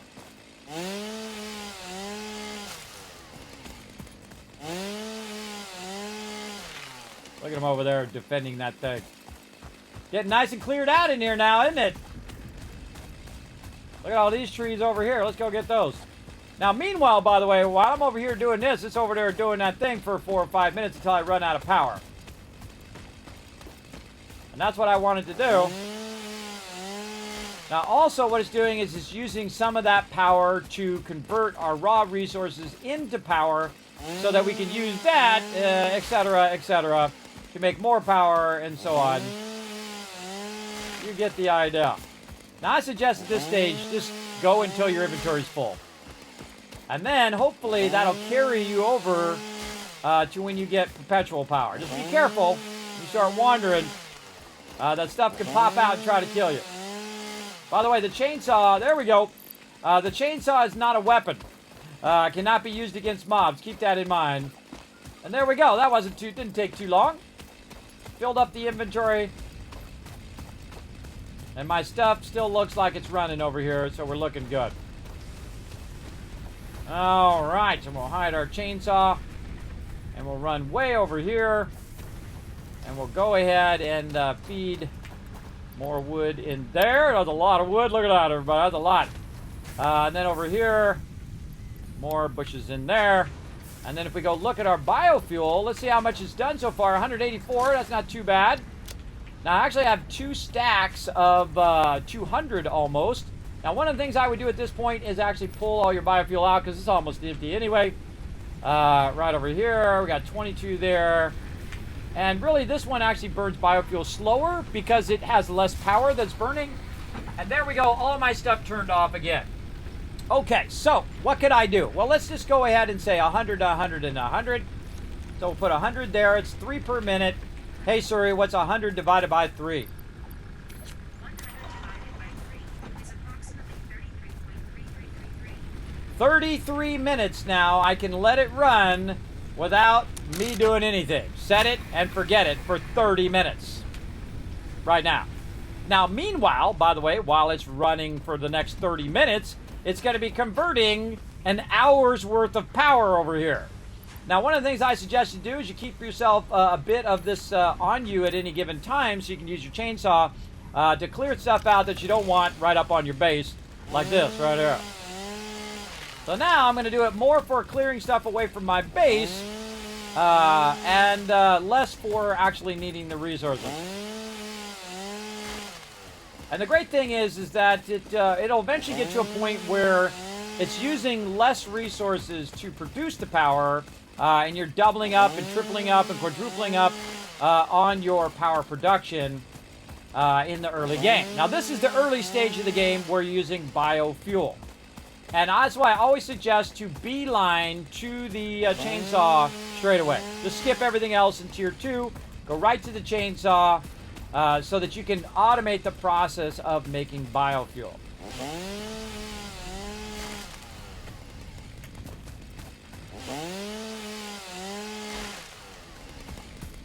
Also a great way to remove the trees out of your way so that mobs are not sneaking up on you as much. They'll still sneak up on you, but just not as much. And there we go. Look at this. I told you it was going to look very different than it did when we first started, right? It's looking very different now. A little harder for the mobs to hide in the bushes and sneak up on you. And now I'm just cosmetically moving stuff out of there. Now, if I hit hide, I can run up and I can go ahead and pick up all of the kind of miscellaneous stuff. We don't need no stinking nature up in here. Got rid of all that nature. That's satire, by the way, everybody.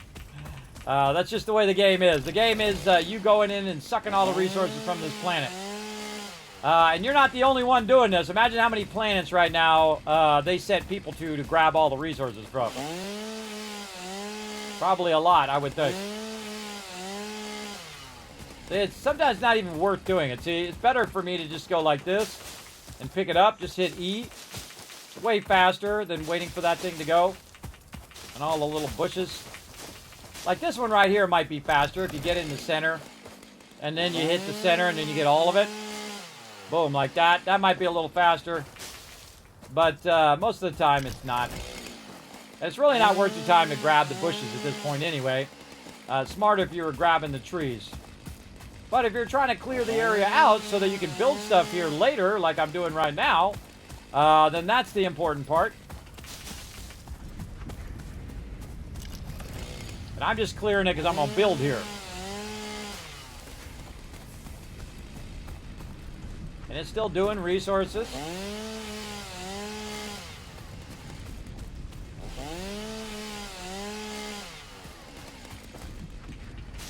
It's really annoying that you have to put your chainsaw away to pick the stuff up. But I don't know, I think that was a design choice on their end. Their game, I guess they can build it however they want. I think it's annoying. It's more realistic for you to have to put the chainsaw away to try to pick the stuff up, but it's still annoying to have to put that away and then, you know, manually pick it up.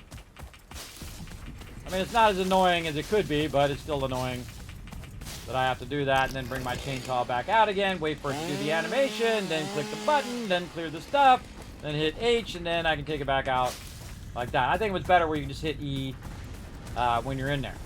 Now again, just trying to clear my base out of all this stuff so I can see what's going on. And I won't have all these obstructions in my way. Now you can only cut down the trees, by the way, with the chainsaw. You can't just manually take those down. And you're like, well, Kismet, why aren't you doing like your upgrades? Why aren't you doing all that? Because about this point right here, just take a moment. Take a moment to kind of clear out your base. Take a moment to, you know, reflect upon what you've done and get ready to go into the next stage because we got lots to do. And there we go. So we've kind of cleared it out. Now we got a nice little area here that we can work from. Still got an evil tree over here I got to wipe out. Let's get it. Now sometimes, by the way, when you reload, these trees and stuff come back when they're not supposed to. But you know how it goes. All right. Oh, one more tree right over here. And sometimes while you're playing, they come back too. Now remember, this is the experimental version that I'm playing right now. And so it's still a work in progress. Plus, it's also an early access game in general. But definitely a good idea to go in, clear out all this stuff. Right over here.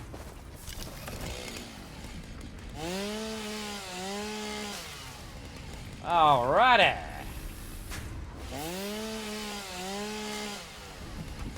Okay. Now, let's go ahead and go back over here, clear our inventory yet again of all of this wood over there. And all of this bushes over there. All right, let's go and check our output. What are we at now? 276 in there now. Now, when I get 3 stacks of 200, that'll be 50 minutes that I can let that run. That's almost an hour's worth of something else I could be doing. Now, meanwhile, by the way, when we've been doing all of this stuff, I've been keeping it running. And by keeping it running, I've now got 2 stacks of concrete in here. I basically have 1,000 concrete. Also, because we were doing other things and not using our rods, now we have 2 stacks of rods in there. So now we have 400 rods. Plus, we're doing rods over on this side, right over here. So we also have another roughly 400 over there. So we just massively scaled up. We leapfrogged really far forward in the amount of resources that we have. And then thus we can go ahead and upgrade our thing now. So now we want to go ahead. We already did our logistics. We want to actually work a bit on our logistics on our concrete. But we really want to do foundations at this point because we want to go ahead and be able to make a base that's all aligned and looks pretty and does all the things. Now, I'm off by 1 plate right there, by the way, because I switched it off of plates, but that's okay. I can go in and say, okay, what did I do with that raw ore over here somewhere? That's why I always keep a little raw ore laying around. Grab that on me there, and I can just manually make that 1 plate over here. 2 plates in this case, and then put that in there, and we're ready to rock. Base building time. Not too bad. 3 hours in. Milestone reached. You have unlocked several structures aimed to provide the first needed to build basic factory infrastructure and improved overview. Crushing it. Building these will provide a grid for more advanced organizing and sectioning of your factory. Okay, 3 hours in, we're already at base building. And I'm not really even going that fast. I could have been going 10 times faster, everybody. Whenever I start the game, I go a little bit slower, and I kind of explain stuff as I go through. For new peeps who come in and watch my channel or may not have been in here before. Now, right down here, we got a lot of water, and we want to utilize that water, and we want to actually use the water as what's known as the Rosetta Stone. The Rosetta Stone of my whole entire base is not actually up here. The Rosetta Stone of my base is going to be based on the water right down here. Now, before I run down here, always a good idea to have your weapon at the ready in case somebody wants to get rowdy down here. Let's go see. Anybody down here want to get rowdy? Oh, yeah. I hear him somewhere. Where are they?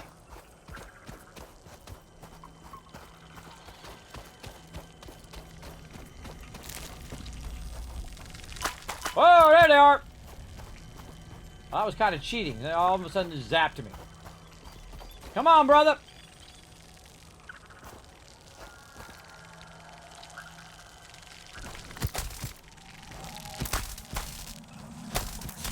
I strongly advise you to harvest this specimen.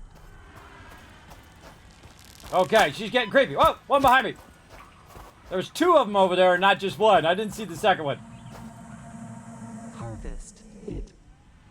Whoa, Ada, you creep me out sometimes. All right, super creepy.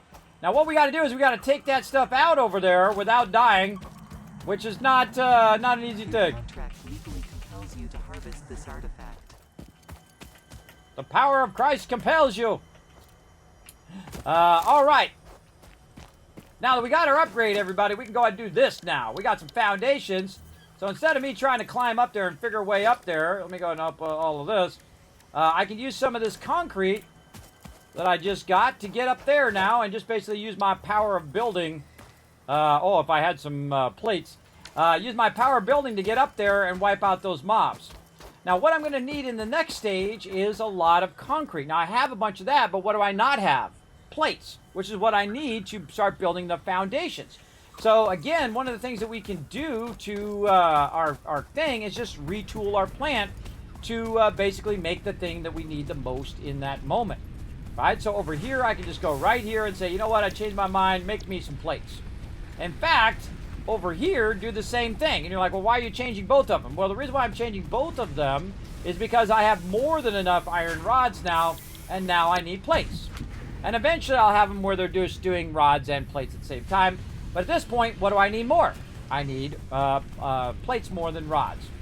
So it's going to go ahead and start to produce those. It's going to run those into the box, and eventually I'll have enough plates to start running those foundations. But like I said, you're going to need a lot of those two resources. So we'll let that run for a little bit, and we'll think about what we're going to do. We want to go ahead and run up the a thing that goes down here, right? So we want to start at the bottom and eventually utilize all of this water down here.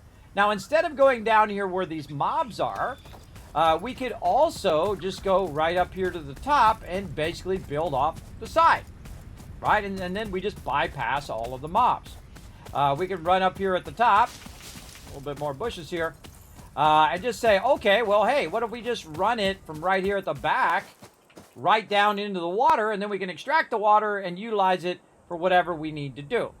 Which is what I would suggest to do, because if you can't kill those mobs over there, if you're low level, it's not that. Now, also what it would do is it would tie in the whole entire base together, where I wouldn't have to run down the side each time or go that way and then down. I could just come to the back of the thing and go down and deal with the water or whatever. Creepy sounds. Oh, we got to go up there and get that guy eventually too. But this is one of the greatest places to build in the game. So what I want to do is I want to make a ramp that basically goes down that way, right? But before I do that, I actually want to put a foundation down and utilize that foundation as the kind of, again, the center of the base. Now I can hold down control and it will snap it to the world grid like that. And we built our first thing and it's actually aligned with the world grid. Now there's actually a giant grid that goes the whole entire game. That you can utilize to your advantage. Now, sometimes the world grid does not align to what you're doing, right? If I want this to go straight toward the thing, I could align it by that. But I like using the world grid. I find the world grid to be mostly useless, but in the long run, it is a very useful thing. Now, you can see I put a ramp down here. I go diving into that shallow water and dive, but I can just run a ramp down and then utilize all that water out there. I can't wait to go blow that stuff up, too. That's going to be fun. But there we go. All right, so now we can get that started. Now, if you noticed, I did it on the highest edge over here, but I noticed something right next to it here that it might show the ground through there. Does it show the ground? No. So it's about right. But what if I run it way over here into this high area over here, and then this whole entire area will be lifted up, and it won't actually run in the ground. I hate it when it's running in the ground. I don't like to see the grass. I don't like to see any of that stuff through the bottom of it. It's just my personal preference that I dislike that greatly. All right, and then we're going to be able to redo our whole factory here so it doesn't suck as much as it sucks right now. It sucks big time. But again, we didn't have the ability to make it any better because we didn't have the tools that we need, like foundations and things like that, to do all the stuff that we want to do. And so this would be the next phase. So the first phase, getting your power up, getting it running, getting a bunch of resources going, getting all of that stuff going. Now the second phase would be producing a really, really nice base. So let's go over here to this side, and I'm going to go to the high side here. Hold down control to snap to the world grid. And now we're about to do something that I absolutely love. It is called zooping. It is amazing. I'm going to go ahead and hit R to toggle the build mode. You're going to see it says zoop down there if you can see it. And then I'm going to go ahead and build multiple things just like that. Now notice I did the world grid so it actually aligns to the piece right over here because these are both snapped in the same exact spot as part of the world grid, which is pretty cool. But it doesn't matter because I'm not going to use that anyway because I'm going to go ahead and bring this up just a little bit. And then I'm going to run this across. And now you can see that I can very quickly, and this is the greatest thing about this game. This is what sets it apart from every other thing. Now watch this. I can hit F, middle mouse button, it just picked that up. I can just hit middle mouse button and it picks it up. Don't have to hit F anymore, by the way. And you can just go ahead and run that in, and you're good to go. Now you're like, Kismet, how are you going to get up there? Well, I can run over here and get up there, or I can make a ramp. Now look, this is the beginning of my base right here. And this is going to be a big boy right over here. And we need lots of plates and a lot of stuff. Now, you might notice that I can make a whole bunch of them all of a sudden. You're like, Kismet, how can you make so many? I thought you needed a bunch of plates. Well, while I was talking to you and we were looking over here, it made me a bunch of plates, about 100 plates, and allows me to go ahead and do this. And then again, over here, we're going to go ahead and maybe back that up maybe 1. Let's try to back it up by 1 and see how it looks. Right over here. See if it clips through the ground. That looks good. And then I can start building a ramp and try to give myself an idea. Now, I'm the type of person, everybody, I like a nice big road right through the middle of my base. So these 3 right here are going to be the center of my base. It looks pretty good. Yeah, maybe I can run that road right through that tree. But eventually it's going to go this way, and then it's going to go up over that, and then it's going to come back down. Or I could try to run it through that. So we'll see. We'll see how I feel when I go to do it. But over on that side is endless power. Perpetual power right over there. And I'm going to get to that in a bit. But first, let's figure out what we're doing here first. All right, so we're going to go ahead and just put our ramps in, just to kind of, put a placeholder there. We don't need to do anything with that down there yet. We're going to get to that later. But for right now, we're just going to put a placeholder. And we're going to start to kind of fill in our base. Now, one of the things I do on the bottom side here is I do use the larger ones for the foundations when you're close to the ground. And that keeps mobs from spawning under there and being just annoying. You know how it goes.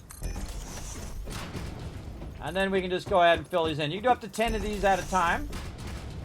And there you go. Looking good, right? You're looking sharp. Now, what I wanted to do is I want to go ahead and put my hub right here. And then I want to extract all the resources and bring the resources to me. So I don't have to go get them. That's what it's going to do. Now, also, I want to have infinite expansion. Infinite expansion. If I want to do 10 things of iron or 50 things of iron or 1,000 things of iron, I want to have infinite expansion where it is just producing all of that stuff at a massive degree. And then I can route it to wherever I need it to go. Now, you might notice in this direction, there's a lot of room. There's a lot of room between here and the edge. Now, the edge is actually right about here. You can kind of see it if you're looking very closely. But this actually has a limit. You can't only go out so far, and then you're at the edge of the world, you get radiated. You got to watch out for that. I just happen to know that's right about where it's at. So I do have a lot of room to expand right over there. And I can build it out as one of the one. I can go up and then build right over the top of the mountains if I want to as well. And you're like, well, Kismet, what about the foundations to hold the thing up? Well, you don't really need to do that if you don't want to. I suggest you don't. I suggest you don't get all mixed up with foundations and poles that are holding it up, because what happens is you spend a lot of time doing that. You spend hours doing that, and you end up just redoing it anyway. So I suggest build it out, figure out what you want to do, then put up your supports if you want it to look cool. Me, I like to squeeze every FPS out of it I can, so I don't worry about that that much.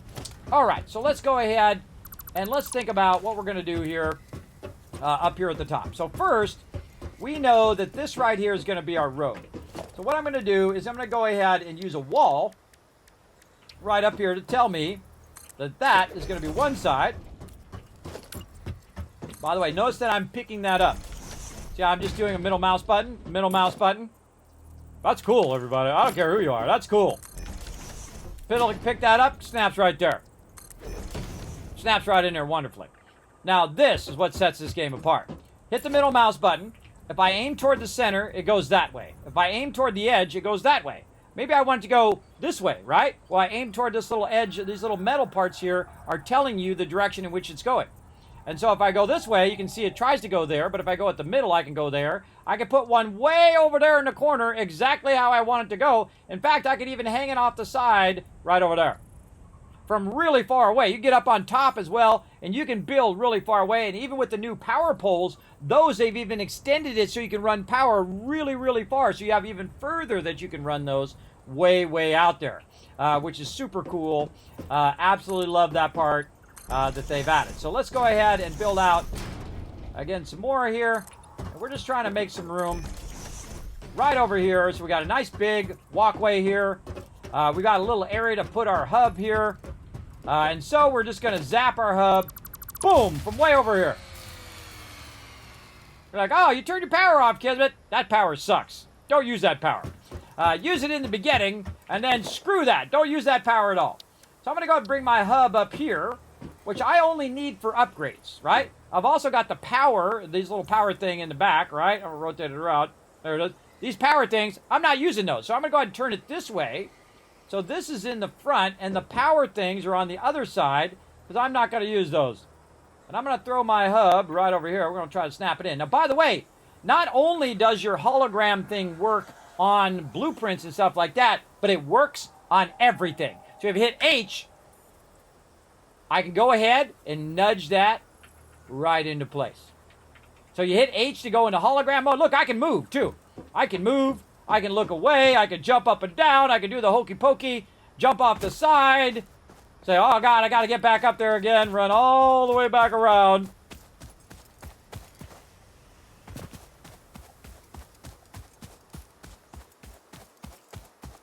And this is awesome, everybody. And that hologram's still there. It's still there. It hasn't built it yet, but it's still in the exact position in which I left it, which is some of the things that happen to you all the time when you're playing the game. Something gets messed up or gets blocked or whatever. Now, I can see that if I move it back right over here, it's going to just move perfectly back in that little corner. And it can move a half the distance of the object, or it can move 8 meters, depending on, which is bigger, right? So, I want this actually to be really far forward, way over here, so that I can just build it. And there we go. And so now it's going to be right here, and I got a little bit of space here in case, I don't know, I want to go check out the view or something. It's beautiful. Oh, nice. And of course, you can see I've got my power back there. Now, one of the things that I want is I wanted to bring the resources to me. I don't like running after resources. So here's what we're going to do. We're going to go ahead and make a bunch of... Oh, I'm out of plates again. Oh, that's pretty sad, right? Well, let's run down here. And let's see if it made me some more plates while I was at it. Dee-dee-dee-dee-dee. Now, you can see I got to run all the way down here to get the plates. 128. That's not too bad. And then down over here, over in this one, it's making me some plates as well. Now, you notice I have this power biomass burner. I can just middle mouse button, boom, and I can make another one. Right over here. And then I can go ahead and say, where's a good power pole? Right here. There we go. Connect that to the biomass burner. Throw some of the biomass that I should have on me somewhere. There we go. Right in there. Flip that on. And off it goes. And you're like, well, wait a minute, Kismet. You had 3 of them before, but now you only have 2. How come? How does that work? Well, that's because those 2 that are on the back of the hub are actually only producing 20 power. So that means in total they're producing 40 power, both of them together combined, where this one's producing 30 power. So it's almost producing as much as both of those combined. So I don't even need those anymore. All I needed was one more biofuel thing right over here. And now I can run the whole entire factory on just 2 biofuel things right over there. Also, by the way, notice that I just made a massive amount of biofuel. So now I can run it off just these 2, and I can go ahead and fill that one up, and I can fill this one up, and now, hey Siri, what's 200 divided by 4? 200 divided by 4 is 50. Is 50. 50 minutes. That's an hour, pretty much, that's going to run. And I don't need to do nothing. It's all going to run on its own. It will infinitely extract resources. In the case of iron, concrete, and copper, it's got a giant box to fill it up, so it'll just keep running and running and running until those boxes are filled, which is why servers are great, because you can let it run infinitely. You can let it run all week while you're busy doing something else. Come back, you have boxes and boxes of resources, which is really cool. I typically don't use the server on the experimental version. I've tried it in the past, and it's gone horribly wrong, so I don't use that anymore. And now I have tons of plates, and it will continue to make me plates as well. And again, notice that I'm running this over the top here and whatnot. Now, what do I want to do? Now that I have 50 minutes, a lot of time, it's time to change my power setup. And I also need to watch out that I don't override my thing here. Now, or fill up my inventory. Okay, so let's go ahead and make it a little easier on ourselves here so we can just kind of run up and down this little ramp here. There we go. We want to move our power production and our actual where our power is. So again, these 3 lanes right here are going to be empty. I don't want anything to end up there. But I do want the resources to end up right here by my base. And so what I'm going to do is I'm going to route all of the resources underneath, and then they'll end up on this side, underneath, coming through, and they'll pop in right here to where my resources are. Now, where I need my resources the most of the time, is by the hub, so I can upgrade it, right? And you notice I'm not doing any more upgrades now. I've got plenty of upgrades. I'm good for right now. I can do a massive amount of stuff with what I've got. But what I want to do, again, is to go ahead and put this right over here. Now, I need to look at where it's at in the back. Now, you don't need to do that anymore. You just hit H, and then you can just move. You can just move and look now, and then use your arrows to back it up so it's right off the side. That is awesome. That is an incredibly great change, everybody. Then left click, and boom, it's right in place. Now, once you got one of them lined up, you can just hold down Control and line up all the other ones that we're going to go ahead and try to do. Oh, floor too steep. Oh, I just learned something there. Look at that. We can actually override the floor too steep thing. Oh, ha ha! Yeah, I can override the floor too steep thing. Because I want it to hang over just a little bit off the side. So yeah, I actually should have clicked it one more time. So H to put it in position. And then if I click, it'll let me do it anyway, even though it says floor too steep. Oh, Kismet learned something some people don't know. Aha! Overriding the floor too steep function. Take that.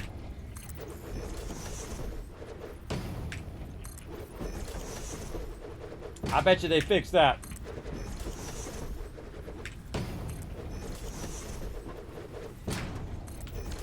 You're like, dang, Kismet, you gonna make all them resources? Oh, yeah. We're gonna make a lot of them. We're gonna make a lot of them. We're gonna put them all right here. Now, one of the things that I do is I go ahead and do this. Now, later on, you can get signs and all that other fun stuff. Feel free to go ahead and do that later on. But early on, everybody, make a little thing that's coming out the front here. Now, how do I know this is the front? Well, that's because it's got a little arrow here that says this is an output, right? If it's got a bunch of lines, 3 little lines, then you know that is an input. So we'll go ahead and put a bunch of these like this, and our goal today is to get all of these resources popping off. Okay, what is resource number 1? Now I'm going to actually put the resources in there so I know which one I'm trying to do. So I'm going to go ahead and take some of these plates here and pop those in there, and now I know plates are going to go there. You know what's going to go here? You guessed it, that's right, rods. What's the next thing that's going to go here? This is going to be right here. And then we're going to go ahead and do this. And you can see that I'm just kind of setting the precedent of what is going to go in each of those things.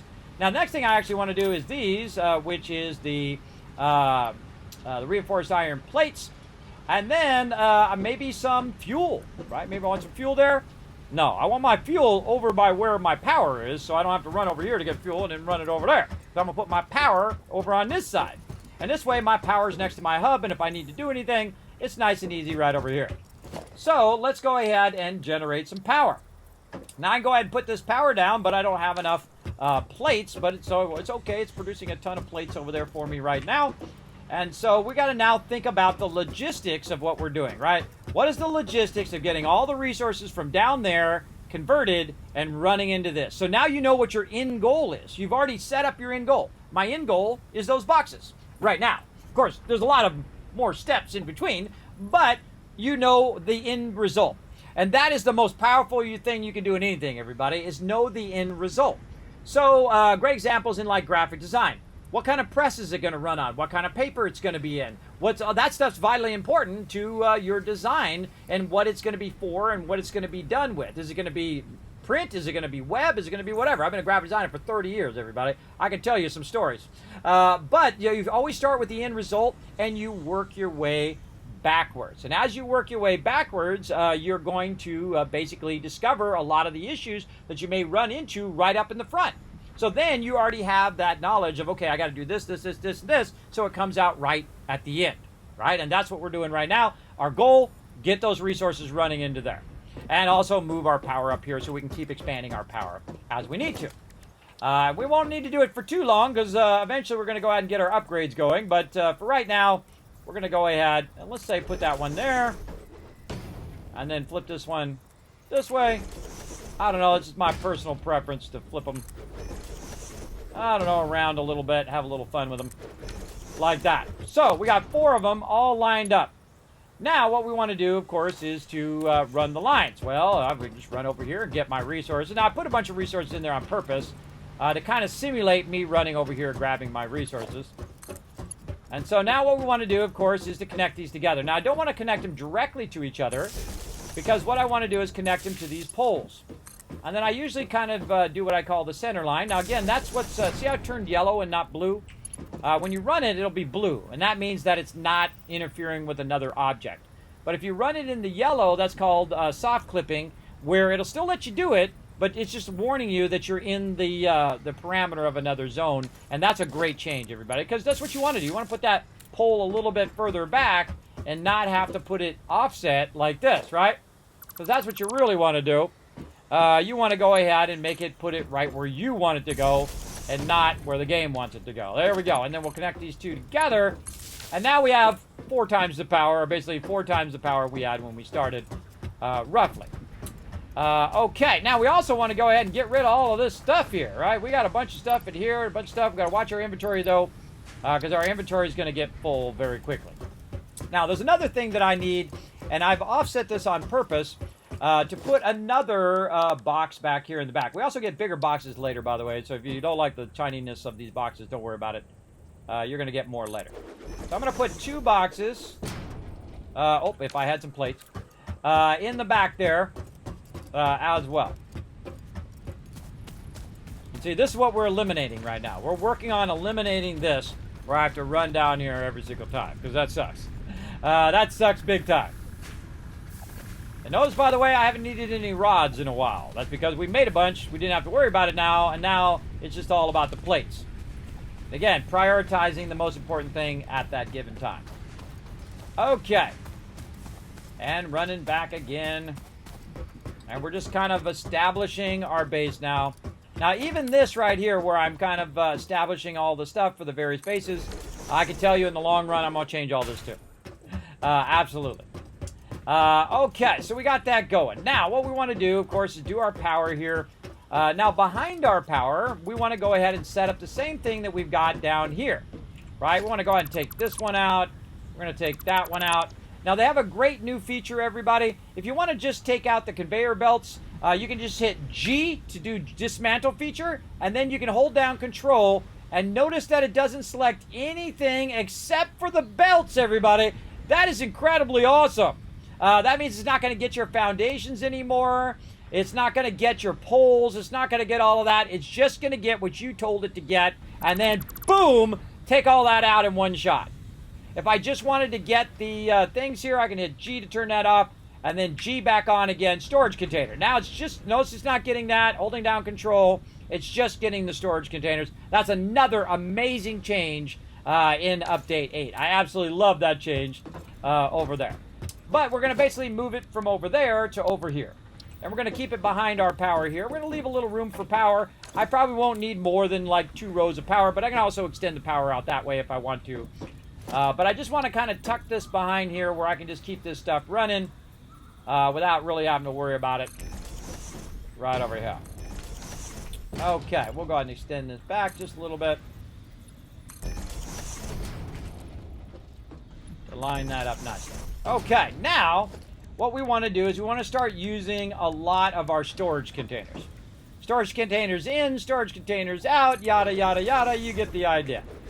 So in this case, we're going to go ahead and line up these storage containers. We're going to connect them across. And I usually like to leave room, but on this one, we're going to go ahead and put it nice and close because I'm not really going to be doing anything in between there. And then again, here in the back, what we want to do is we want to go ahead and tell it that we want to go ahead and right-click this. There we go. Split this. And I only do this for this.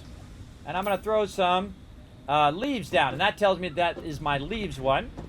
And then again, hold down Control, right-click on some wood. Control, drag. There we go. Split that. And then throw one of those down. And that tells me that my wood goes in there. And so then I'm going to go put wood there. I'm going to go ahead and put leaves here. Now, also up here, this is going to go ahead and do wood on that side and do leaves on this side, just like we're doing down there. But you can notice that instead of down there where we have it all wonky on the ground, it's actually all perfectly aligned now. It's all perfectly aligned with the thing because we can snap using the foundations. And that's what makes the foundation so awesome, is that you can start to align things. You can do different grids and things like that.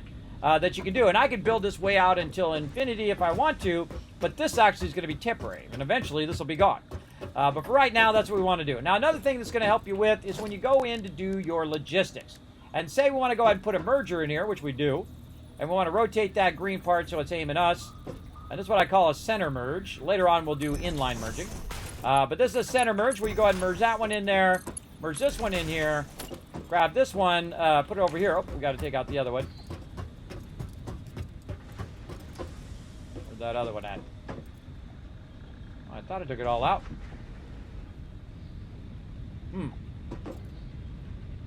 That's okay. We'll take this one out. Whoa. And then we'll go ahead and make ourselves another constructor up here in the front. And then again, running that. I love the H thing where you just nudge it right where you want it. So cool. That's, oh, and that did not line up. Did you see that? Didn't line up. Try that again. Hold down control. Line it up. There we go. Sometimes what happens is you bump it by mistake right at the very end. Okay, and this is making solid biofuel. And now what we're going to do is run our power much nicer by starting at the end. And we're going to run the power onto the splitter, or merger in this case, and then we're going to run it like this. And that leaves one power pole to connect it in there. And then what we're going to do is we're going to go ahead and run the power, the output of this, right over here next to where we're going to be basically putting it into the power. So we basically figured out the logistics of how we're going to run it all and so on. And did I get my lifters yet? I don't think I did. Did I get my lifters? I did get my lifters. All right, so we're going to go ahead and use a lifter. Now, lifter is usually the last thing that you put in if you're connecting it on both sides. But if you're just doing this, you can actually lift this up off the ground like this so it's not blocking your ability to walk through that location. Something weird going on there with my lifter. There we go. And so now we've got that elevated. And that's really nice. So now it's not so clumsy. Eventually you can actually make it come through the ground too, which is really cool. And you can do what's known as an underrun or an underlevel, sandwich level, where you run all your lines underneath and then you have all your stuff on top, which is really awesome. I'll do that in the long run, but in the short run, not worth my time. Okay, so we run that, and then we've got all of these connected together with power. Then we're going to go ahead and take this power pole, and we're going to go ahead and connect it right over here. Boom. Now that power pole is filled up with that, and we also need to take some of our stuff here and fill these up. So now these will be running, making more biofuel there. Now I'm just going to put in as much as I've got for right now and let that queue up. And then I'm going to go down here and start collecting all of this stuff that we were using to build all this up. Take all this out. Boom, and it's going to drop into my inventory until my inventory is full. Then, if you do too much, you have to go down there and collect those boxes, which absolutely drives me crazy. I hate doing those boxes, but I did it for your amusement there. There you go. Oh, I just thought of something as well. Hold on a second. We need to take this out. One little thing that we want to put in between here. And I see it from the box down there. What we want to do is we want to put in a box in between so that it can backlog, because it's producing the biomass faster than it's converting it into fuel. So we definitely want to put a in-between spot there like that. Then run that into there.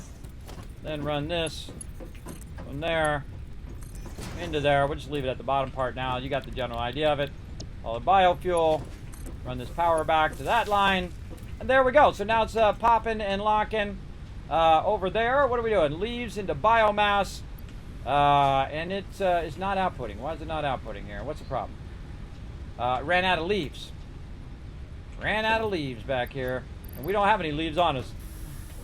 No worries. Probably what's down there. Now, I've got a bunch of biomass on me, so I can just put it in here, and it's going to go ahead and feed that in as fast as possible. But it can actually go in at 120, so it's actually smarter for us to take the biomass out and feed it directly into the thing, and it will actually produce it faster. But we can go ahead and automate that, and now it's going to be basically making us tons and tons of power, which is awesome. Better it doing it than us doing it, right? Wow, Bommel, look at that. Look at how many Kiz caps you got, bro. You got a lot. Crushing those Kiz caps in there. Let's keep it rocking. Now, again, I can pick this up now. And wherever I put that other stuff. Yeah, look, there's where it's all at right there. But again, once it's on there, you can't deconstruct it. Now you got to manually walk it back and forth over here to where you got to drop it off, right? So more wood in there. Make sure you don't accidentally put the wrong thing in there. It'll stop your production. There we go. in there. Now, another thing that I like to do when I am doing a lot of clearing is I'll use like boxes that don't have really anything in them, like this or like this, and I'll just drop all the stuff in there like that. So I don't have to really micromanage all of that stuff in there, and I can just take out all of this stuff and then run it where I want it to go. And then I can remove that later and get that in my inventory as well. We also need to work on upgrading our inventory so we have more space in our inventory and a whole bunch of other research stuff that we will do. But now we can go ahead and change a bit of our other production that we have down here as well. Now also at the end here, these two boxes at the end are my boxes that are down here. I'm going to go ahead and take this first box out. Boom, and everything in that box will go ahead and drop into my inventory. And I don't have to run all the way there. I can run over here and put them right in this box. Now I can put everything in there and then take out the stuff I don't want to be in there. Like this. Open this actually can be in there. There we go. Sorted out. Looking good. Those are all the things that I don't need right this second.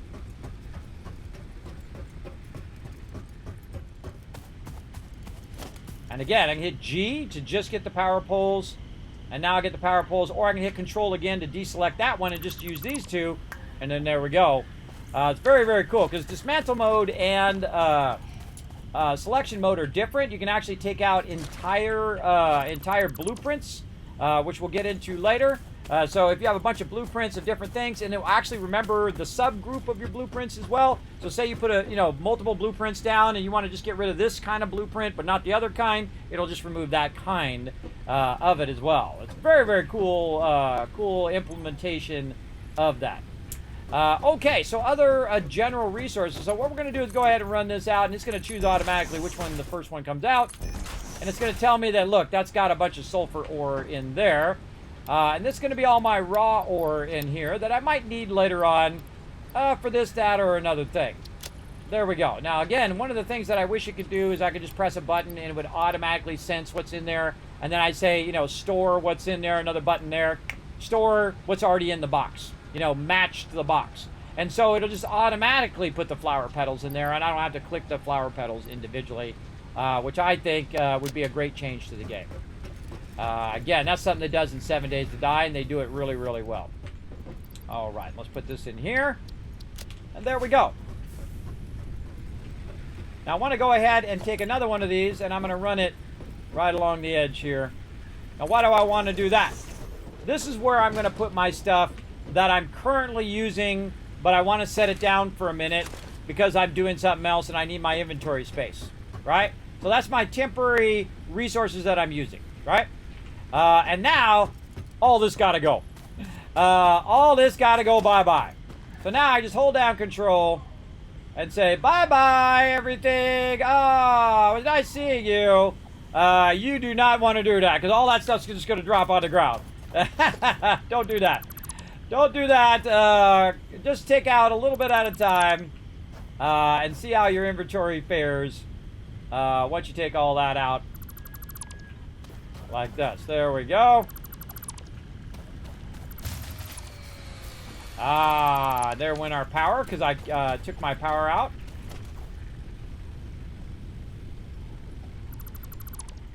Again, look at my inventory, right? Inventory's filling up. Now, do I need to take out the extractor? Not right now. Maybe later. Let's take all this stuff out. And so we're going to rework how all this works down here later on. We can take out that. That looks like a redundant power pole there. We could run that power pole much better. Hold on. Let's take this one out. And see how we can see it now because we took all the trees out? Watch this, everybody. This is so awesome. From right there, I can run a power pole. From way over there, precisely. Run it all the way over here. And basically eliminate that other power pole and eliminate this power pole. From that far away. Pretty awesome, I think. Okay, so we got that. We can take all this out, I think. Let's see if we run out of space. At some point, it's going to start dropping this on the ground. It's going to drive me crazy. Oh, look at all those birds that were stuck in there. The birds stuck under my base. How we doing? Looking good. All right, let's go. Take all this out. Now, you notice I'm not taking the extractors out right now. We'll deal with that here in just a second. Hit G just to take out the power poles. You know what? I'm going to keep that power pole over there. Just take these power poles out. There we go. Take out this. And this. And this. Now, what we want to do is we want to fix the way that that's sitting on the thing. The reason why we want to do that is so we can manage the way that these run. Now, you can just leave them on the ground. A lot of people do. I'm going to leave them on the ground in this particular playthrough. But you can come in and work on your foundations, bring your foundations down, and you can bring it up just enough to where this would sit on your foundations. Now, some people don't like it because it's not realistic. Oh my God, it's like, it's not in the ground. It's up on the air and whatever. The thing you need to remember is when you're putting it down, like this, is that there's these little rivets along the edge here. See these rivets? Those rivets are the key point of the whole thing. Those rivets need to be below wherever the thing is here. And then you can go ahead and take this, run this around in here like this. And then you can take this and you can stick it up on top of here. Like this. Now, how does that help you? Well, in this case, it actually aligns pretty well to that device and runs up there, and it will actually run up there. Now, what you do on your end is you just, suspend disbelief and say you RP'd that you went in, you cut a hole in the thing, and then it's going through there, and it's just fine.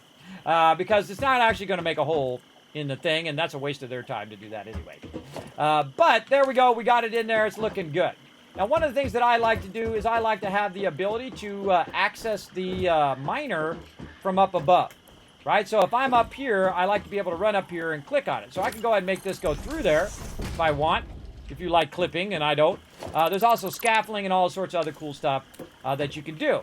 Now, you might notice that down there does not align to what's going on up here, right? So we want to go ahead and try to make that align a little bit better. So we're going to go ahead and back up just a little bit here, take out these foundations, and we're going to go ahead, probably a little bit more, take those out. And we're going to try to run it down and align it. Now, I could actually already align it simply by holding down Control. And Control will align it to the world grid. And so if we go like this, and we align it like this, because we aligned the rest of the base to the world grid. And then I went like this. In theory, it should line right up perfectly, right? No. It's not going to be perfect, but it is still aligned to my base, as you can see there. Now, why is it not perfectly aligned? Well, that's because there's an offset. Now, I actually can fix this offset by choosing a different level ramp right over here. And there we go. Now, I've fixed that level, and now it aligns to the level in which I want to do. Now, I've got some stuff in the way here, so I definitely want to pick up my miners here. I'm not going to have enough room to do that. I definitely want to pick up all that miner and pick up all that stuff. But right now, I need to go and put this stuff down because I have way too much stuff on me. So let's go over here. Bypass this, back here in the corner, put all this raw ore away in here where I don't need it. And there we go. So you can see I've cleaned out a lot of my inventory just by doing that, just by stacking the raw ore away. Now, eventually, I can just get rid of this ore, everybody, or process it, one or the other. I don't like to waste resources if I can get away with it, but you're going to have plenty. Now, I'm going to go ahead and store all those resources again, and it's going to stack with whatever resources that were already in there. And again, that's a resource I'm going to use to rebuild everything that I just took down. So let's go ahead and run back over here, and we're going to need to take all this back down and rework with all of this. So let's take all this back out, like so. Take this out, take this out, and then here we go.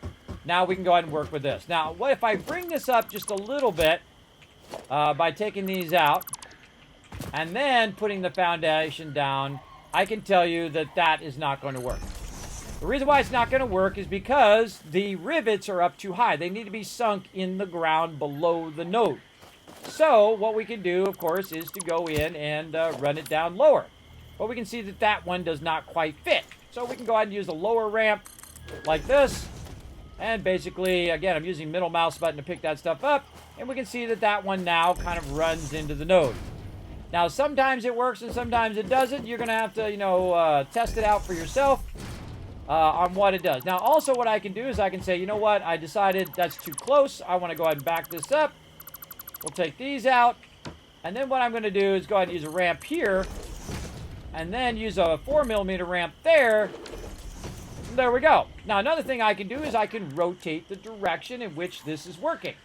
And so I can go ahead and rotate it this way, or whichever way I want it to go, right? But notice how it doesn't align to the grid anymore, because it's aligning to the extraction node, not to the foundations. And so that's probably the trickiest part of this, is that it doesn't necessarily align itself perfectly to what you want it to do, though you could set it up so you are aligning to your ore nodes. But just so you know, when you get to the next ore node, that one's not going to be aligned. There'll be this one that's aligned. So in the long run, it doesn't really matter, I think, anyway. So what I wanted to do is I wanted to go ahead and extract these resources and then produce a bunch of plates. That's what I wanted to do right here. Now, I can actually set this in any direction I want it to go. And I'm going to set it in this direction. You're like, okay, you're running it off that way? Why are you running it off that way? Well, the reason why I'm running it off that way is because this way it's using less down here, and it's just using these 4 right here. And, of course, I could maneuver it so it's just using 2 and have it totally separate from the rest of my base if I want. But I wanted to just to do that. And I'm going to bring this forward. And I'm actually going to make this a double thing here. And then I'm going to take these out. I'm going to hit middle mouse button on that one. I'm going to bring this one down to there. And then pick this one up, put it there. Go ahead and pick my ramp. Oh, wait, nope. Oh, I gotta go forward by 2 because I moved it forward by, or go forward by 1. There we go. Because I moved it forward when I took that extra one out. And I like to have a little bit of space there for me to work. But I definitely need to remember to put those back in. And we're good to go. Okay, so now we got it running this way. Now, one of the things I want to do also is I want to bring the production up from being on the lower side to the upper side. Good morning, Harm. What up? To the upper side. So we can go ahead and start using our conveyor lifts over here and lift it up. But I can't do that because I don't have my resources, because I set my resources down. So we need to run over here and get this going. Meanwhile, by the way, it's making me a bunch of fuel over there. Okay, now do I need all of these resources? Absolutely not. Let's take all these resources out of here and let's go ahead and recombine all of these resources now in big gigantic stacks in each of the places in which we're going to do this. Now, you might have noticed that I omitted one of them in there, the most important one I feel that you're going to need in the long run, and that is concrete. Concrete is the one that I'm probably going to need the most. Normally, I put it as the first one, but I feel like what I'm going to do this time is I'm going to put it in the center and see if I like it. I may hate it, I may move it later, but I'm going to go ahead and put it in the center to basically block off the beginner area and then go to the more advanced area down on that side. So we're going to try that, see if I like it or not. Okay, so again, the first thing we're trying to do, produce plates. Now, because this is a pure node, I can produce a massive amount of resources. So I want to just go over here, and again, I got to go back and get myself a little bit of each resource. Let's do it again. And we'll get ourselves a couple stacks of iron. Or get ourselves a couple stacks. Look at how much resources we have now. A lot, everybody, a lot. And that's because we took a bunch of stuff out as well. So we're going to use up these resources. And a stack of 200 is more than enough. Don't have any plates. And we already took our concrete out because we need as much of that as we can get. Okay, so now we are looking pretty good on our resources. And we want to just raise this up so that it's up in this upper level. And we can go ahead and micromanage that production up here on this upper level. And it doesn't really matter. You can always take that back out and rework it. But I'm going to go ahead and just put this right over here like this. And this whole side over here is going to be my production of plates. So I'm going to go ahead and maybe not that much. Give myself a little room here.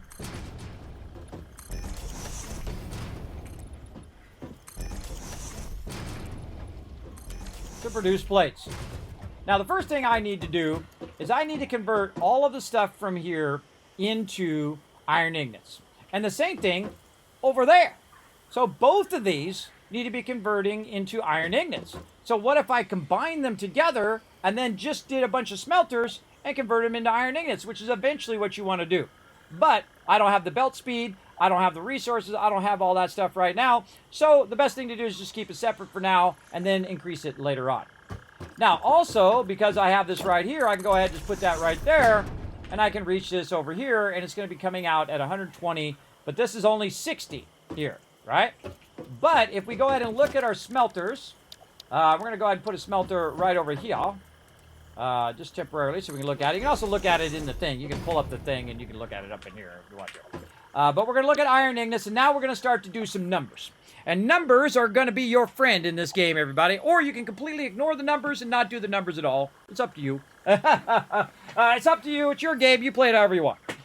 For me, I like to be super efficient. So we're going to go 30 in. Now, right now, we have 60 coming out of there, even though it's 120 by base. But our belt only goes as fast as 60, right? But what we've been doing this whole time is only 30. Because we've only had enough to do one belt worth of stuff, and it's been backlogging behind there. Now, before I get to the smelter, what I really want to do is I want to go ahead and, whoa, fall off, I guess, is I want to backlog a bunch of those resources that I'm currently not using, right? So I'm going to go ahead and make a little bit thing here and make sure I can still get through here. Now, now's a good time, by the way, to switch from these big ones like this, and we'll take all these out. Switch from these big ones to some sturdier space metal ones. Take all that out. And just switch over to some smaller foundations. Now, normally I don't use these because they don't look industrial strength enough to hold up big stuff. But, you know, after a while, I'm just like, you know, space metal. Space metal is why it's so strong. There we go. And there we go. Now it's not blocking as much. And then I can go ahead and put, say, 3 of those across, and I can still make it under there. My vehicle can't. That'll be a problem later. So I need to think about that later and say, oh, man, if I bring a vehicle there, it's going to get stuck, right? Especially the big vehicle. So I'm going to think about that. Another thing I'm going to think about is the logistics of how I'm going to put the iron in here like this. So I'm going to hold down Control, try to snap it in there. Not quite snapping in there, so I'm going to have to kind of line it up myself and say, that doesn't line up very well. And it's never going to line up very well, everybody, when it's coming right out the node. You're going to have to just kind of make it work, which is what I'm going to do. Just make it work there, and off it goes. Now, another thing I need to do is, again, think about my thoroughfare here, which I'm using a little bit because I have my thing in the way and whatnot. I want to keep this clear, right? I want to keep this clear so I can go on the top side, or I can go down into the low side there, and then of course this side's going to go like that. So I basically got myself a little ramp that I can go down on the low side, and I can go underneath if I want to, and do whatever I need to do. Now, another thing I need to do is say, you know what, actually I don't want to do this. I don't want to do any of that. Take it all out. Boom, out it goes. You get all the resources back. GG's all around, right? I don't want to do this. Well, that I want to keep, and I don't want to do all of this. You know what I want to do? I want to do what I'm doing way over there on that other side, and use the shorter foundation so that I have more room to run underneath there. And it doesn't cost you any more or less resources to do the smaller ones. It just makes it easier for you to get under there, like that. And now we have more room to run our vehicles underneath here and whatnot. Now, at some point, you need to come down here and say, okay, hold on, I got to fix all of this. Now, by the way, if you take this stuff out and there's something up above it, it won't fall down. So don't worry about it falling down and all of that stuff. You can see I've got some storages there that are just fine, and they're good. And you might want to do the same thing up here. Take all these out. It's really whatever you want to do in your build. For me, I just take them out at this point and just go ahead and add these in. Now, the thing you don't want to do is you don't want to have mobs appearing under your base if you can help it. So usually I'll keep the ones in the back here. But a lot of this stuff I will take out just so it makes it more convenient for me as the player to get around and get underneath here and run across from one side of the base to the other, and so on and so forth. You get the idea. So let's go ahead and take just this stuff here out. And just say right here is where we're going to start using our skinnier ones here. And we're really going to get serious now.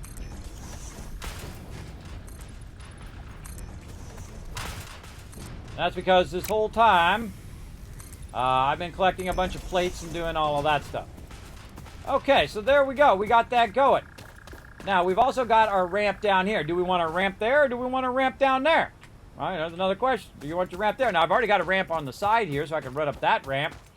But there's a little problem of I can't get up there. So I need to go ahead and put a ramp here, too, so I can get up here. Now, also allows mobs to come up there as well, which I don't really like. I don't like it where mobs can get up into my higher base. Now, you can also go through and start adding supports and doing all of that stuff. It's your game. You play it however you want. I'm not going to, but you're welcome to. You go for it. Okay, so now we got this going. Now we need to think about our power. How are we going to run our power from over here? We're going to run it differently in the later game than we are right now. But for right now, we're going to go ahead and just take a power line, and we're going to run it all the way to the end. Right there. And we're going to get this working over here. Because you know what we could be doing right now? We could be extracting a ton of iron ore right over there. Do your thing. Now, later on, it's going to make it easier for us to get from here. But now, you see how big my base is getting now? I have to walk all the other thing. You can also get some skates to make you go faster and other things that make you go faster. But now, my iron ore has a place.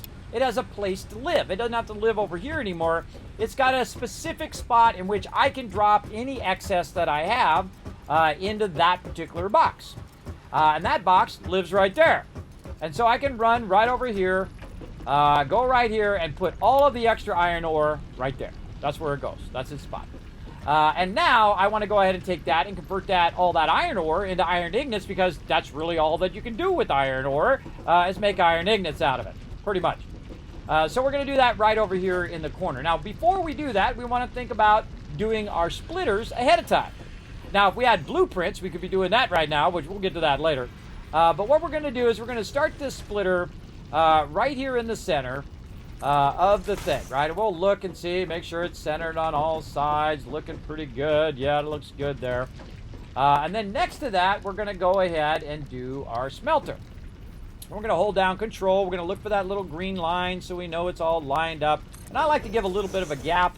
You can put it a lot closer, but I like to put a gap so I can see it actually flowing. Now, this is what's called inline running.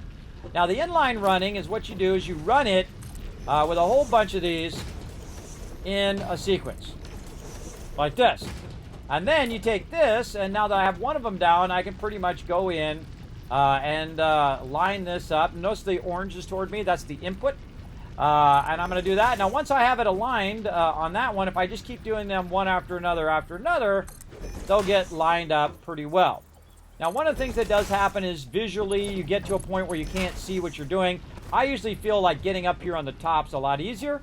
And so what I'm going to do is I'm going to have this split into 4 of these. And you're like, Kismet, you don't got the belts for 4 of those. Well, I don't right now, but in just a little bit, I'm going to have that. So let's go ahead and do this. Got that belt in. And then, well, by the way, if you are doing these ones here, real small belts, you can just double click. You click, and it does it for you. It automatically knows the directions based on how I put it down. This is an output with the arrow. And then the input also has a different color on the top. It's orange on the top. And it has the 3 lines right there, 3 lines on the side. You get the general idea. You get that is now feeding in there. Now, what I can do is take all this excess that I'm doing, and I can go ahead and run it right over here like that. Now, that's not really perfect, everybody. There's that kind of little wonky thing there, right? Plus, it's also down at the bottom level. I don't really want it to do that. What I want it to do is I want it to be aligned. Now, I could move that forward and align to both sides and all that stuff, but I know I'm going to tear it down eventually. So what I'm going to do is just go ahead and raise it up like this. And this one I'm going to set sideways, and then like this. Again, it's not perfect. It's not 90-degree angle. It's not any of that stuff, but it is pretty good. Now, if we don't like it like that, we can just take it straight back out again and say, you know what? Maybe I want to take it, put it in here, and I want it to go this way. What happens if I do that? And then you can see that they're a little bit more aligned, a little bit more straight, not that weird kind of bendy thing that's going on.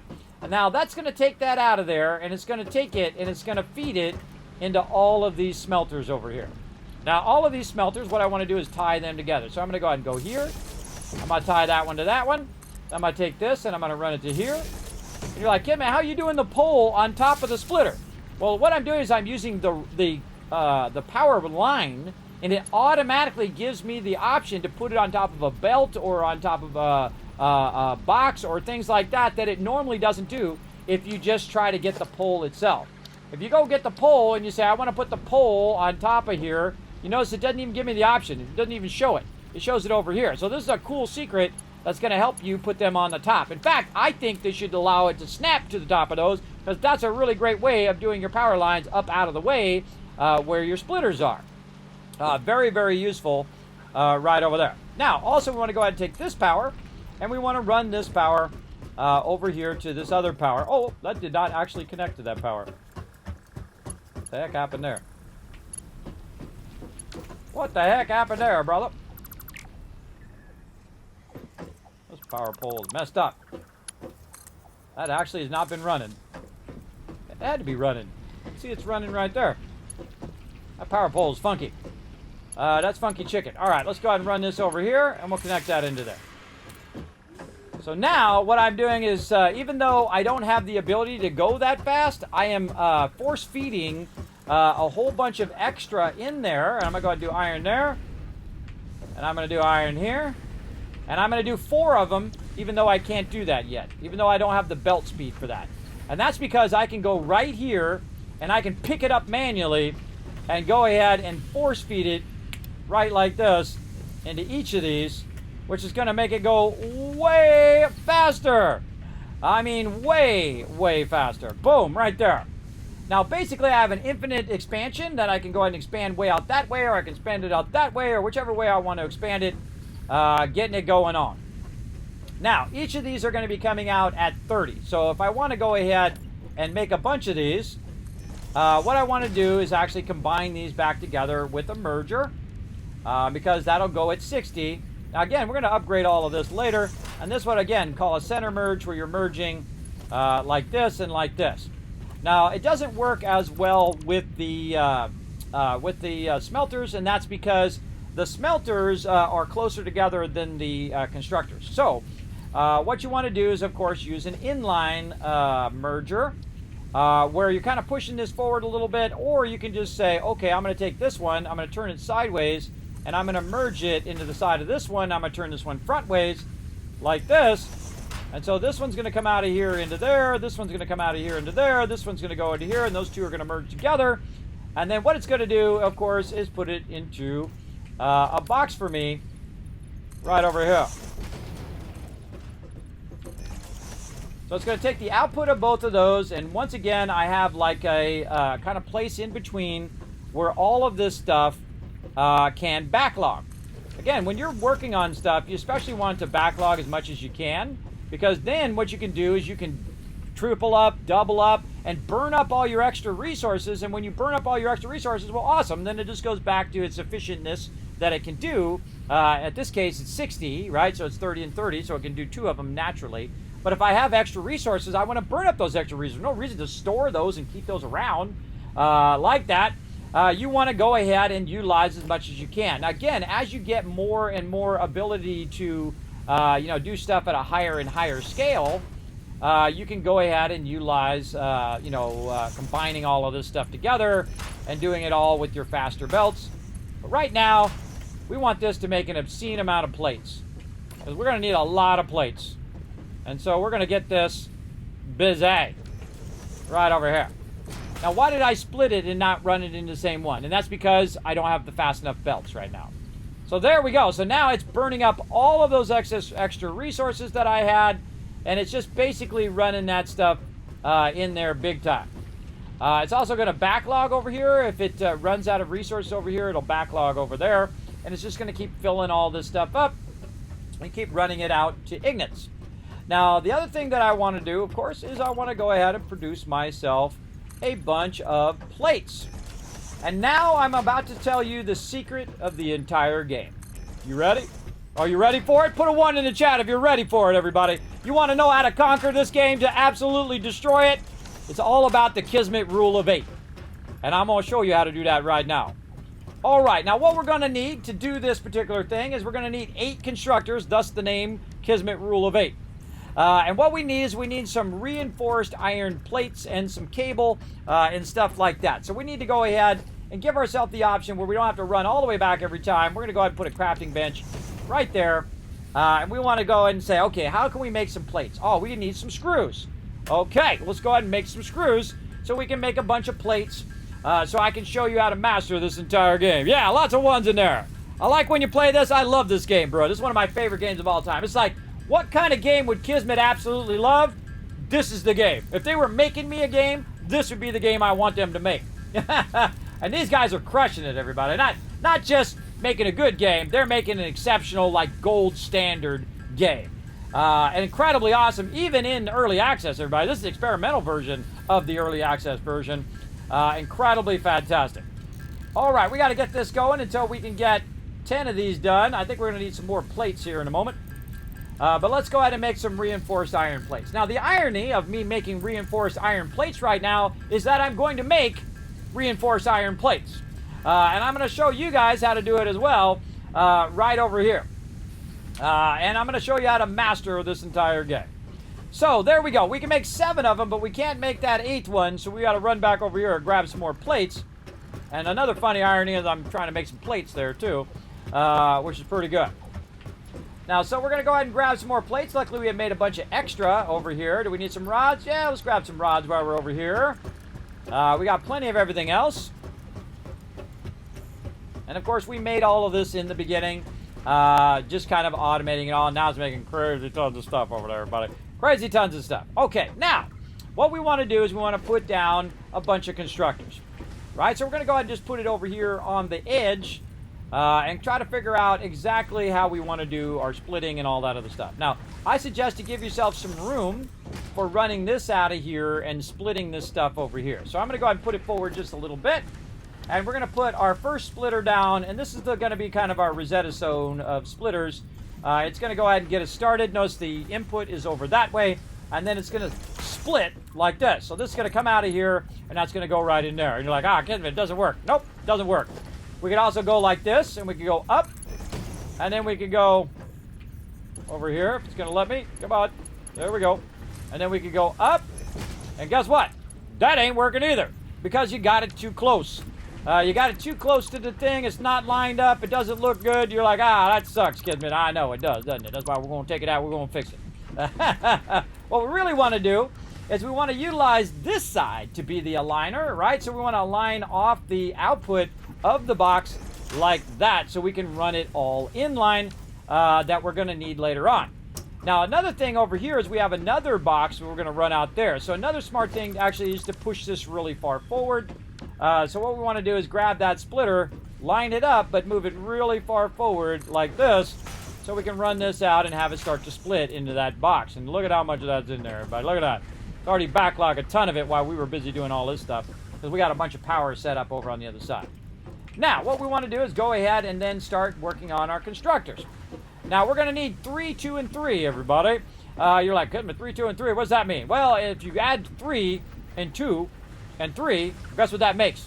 Kismet rule of 8, that's right. So, what we want to do is we want to do 3 here. So, 1 and 2 and 3.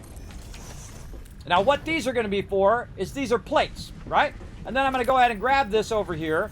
I'm going to have the input from the left side, so it's splitting it and running it in there.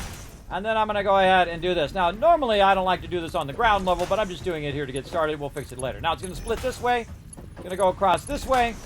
It's going to go in there and then out of here. Oh, look at that. Not aligned. Oh, come on. I was holding down control. What up with that? What up with that? I was holding down control, but it didn't align it properly. Sometimes that happens, everybody. Remember, it's an early access experimental game right now.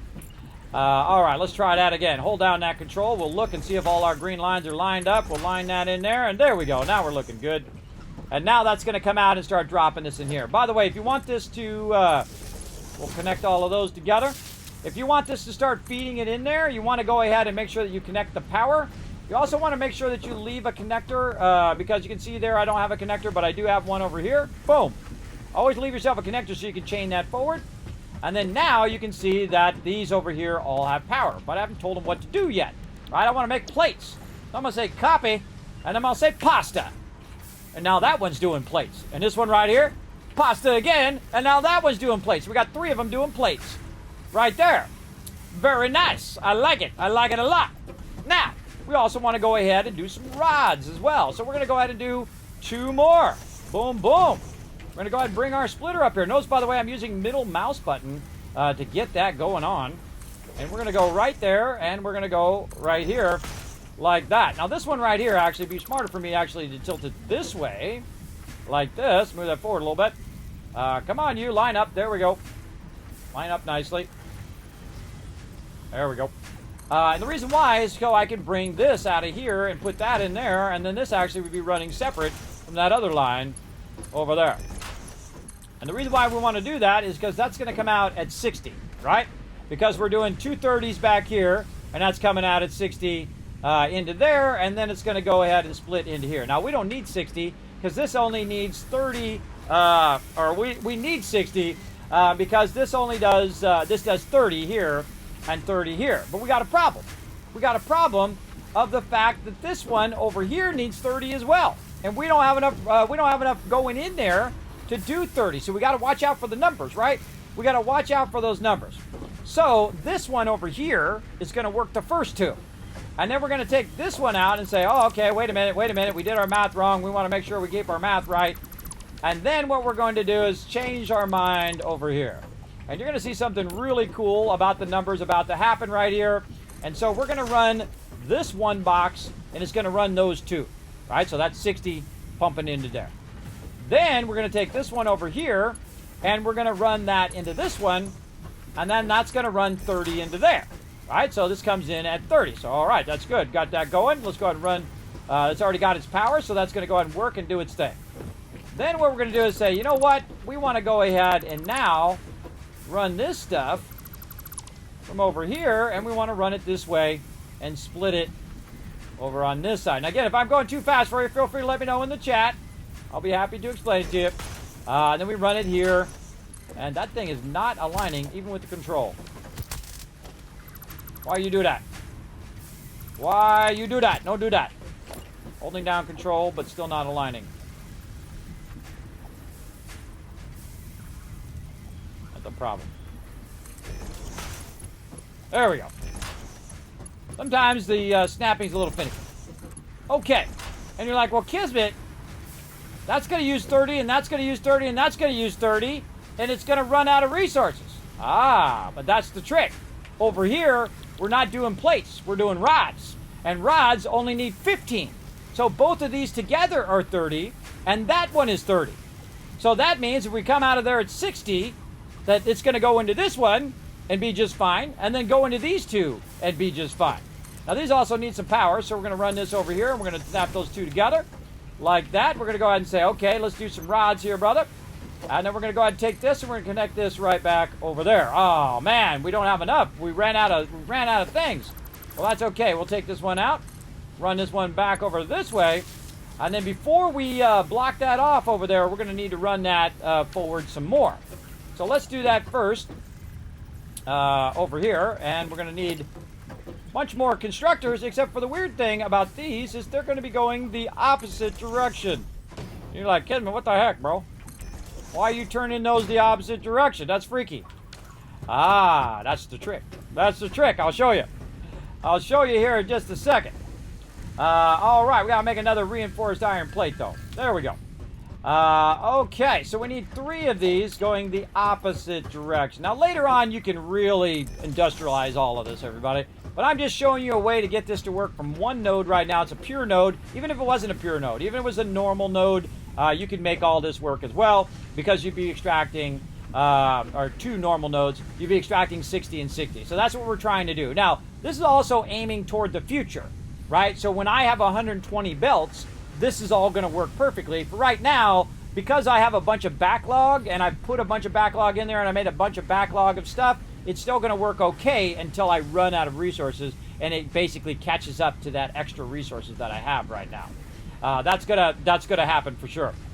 Okay, so we want to go ahead again and connect this into there, but we don't want to actually cut this off, so we'll take that out. We'll put this one into there, and then this now is going to run all of these. Look at these all popping off over here. Very nice. Now, again, if you see any of these, the smoke's not popping off on there, you want to go and grab the raw resource and pop them in there for now. until you get the faster belts. Okay, now, again, 3 of them plates, 2 of them rods, and then on this side, we'll try not to follow our death here. Might happen. Boop. And we're going to run this over here like this. And now, if you missed it earlier, I was talking about the fact that rods become screws. And so that's the next thing we need. We need screws. And we're going to copy this one. We're going to paste it to that one. And we're going to paste it to this one. Now all 3 of these are screws. 3 plates, 2 rods, 3 screws. Got it?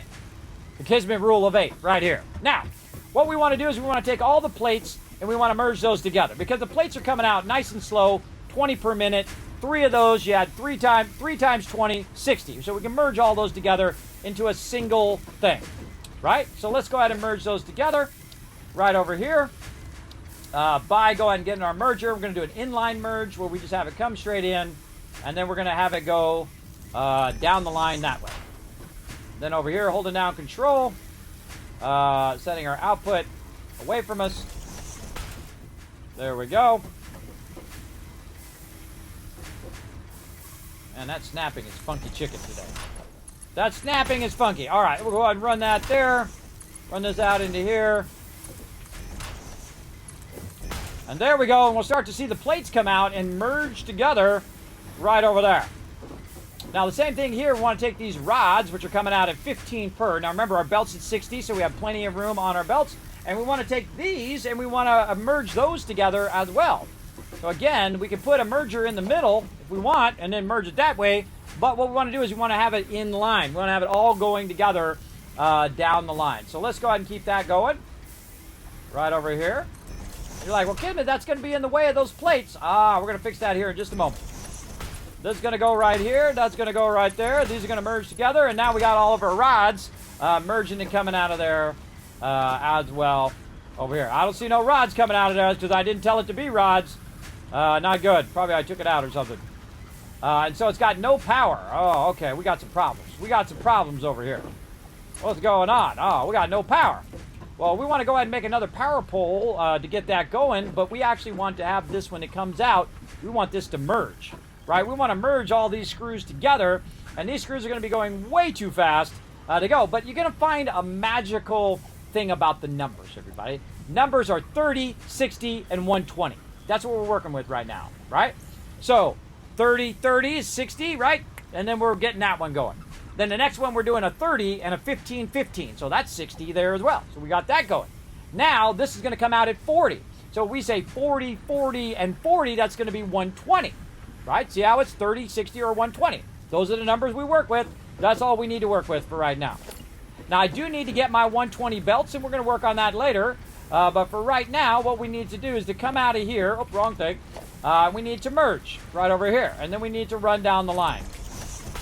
Now, again, I'm getting this ready for the higher level belts, and I might as well do it right now. While I'm doing it, I feel like that's not aligned to the other ones. Let's try that again. Merger. There we go. I actually find it's easier when you get up on the top like this. Way easier to see if it's lined up or not. Also to see if it's going the right direction and all of that stuff. That's a big suggestion for me. All right. Double click. Boom. Double click. Boom, boom. It doesn't matter. It'll automatically figure out the direction based on the direction in which you have all your splitters and mergers. And there we go. So all of this now is going to merge together into these belts. Looking good. Let's go ahead and put a power pole right here. Let's go ahead and get this one to connect over here. Let's get this one to connect this way. And we'll make another power pole right over here for these last two. And there we go. GG's. That's all going to just run. All going to just do its thing. Let's make sure we got some screws going there. Now what we got to do is we got to get the rods from over here into the back of these ones over here. So now what we want to do is go from a merger where it's all merging together. And again, that's going to merge together. 15, 15 is going to be 30. And then the input for our screws is 10 each. So now we need to split it in thirds. And we could do that. We could go in and make a thing, and we can make one go this way, one go that way, and one go that way. We can split it in halves or thirds, right? That's what a splitter does. It's either you do 2 outputs or you do 3. Doing 1 output is useless because You could just not do the splitter and just run the line. But you usually do it in 2s and 3rds. And I actually have a calculator on my Settlement Overseer, and I'll go and throw that in chat right over there for Satisfactory, where you can go in and actually do 2nds and 3rds right in here. You can actually calculate the inputs and outputs of a whole bunch of stuff and just type in your own numbers and figure it out right there. I know, pretty cool, right? I did that years ago. Very cool. But what we want to do is go ahead and output here, and we want to split this back into all of these. Now again, everybody, this is the whole secret to the game, is mastering these numbers. And that's what we're doing right now. This is the whole secret to every single thing you do in the game, is to split it at the right level and basically optimize your inputs and outputs to know what goes from what to where to what to where, right? That's what we're doing right now. We know that rods become screws, and thus we want the rods to come through there, and we want them to run them in here, and then watch our screws start up here. We're going to see it turn green right up here eventually. There we go, and now it's making screws. And over here, it's going to start making screws over there and making screws over there. Now, why am I specifically using 8? Why did I not use 5 or 4 or 3 constructors? Well, if you perfectly do these in the Kismet rule of 8, what this produces is reinforced iron plates at the perfect degree, at the perfect amount of the both input and output, for sure. Now, I could use another trick right now where I go and I use the other node on the other side and feed that over here as well, which I have another pure iron node over here. I could run that, run 60 over, and then I'd be getting 60 out of there. But I'm not going to do that. I'm going to work toward basically starting it off at a lower amount, using all the excess resources that I have, and then getting up to its 100% production and being perfectly efficient in what it's doing, right? That's what we want to do. Now, once it gets down to this side, what we want to do is, of course, feed it into the final machine, and that is the assembler. But we got a bit of a problem. We don't got assemblers yet. So we don't got the ability to do that, but that's okay, because what we can do in the meantime is we can go ahead and basically produce the resources right over here, and I'm just going to, wrong way, and put the resources right here at the end. And what I'm going to do also is use a little bit of verticality here, where I go ahead and put them straight up like this. And then at the bottom here, it's going to produce a bunch of screws. And we'll just go ahead and pull this out here so we can see that screws. And then what we're going to do... Oh, wait. Nope. Wrong side. Wrong side. I did have that right the first time. Hold on. My bad. My bad. We're doing screws.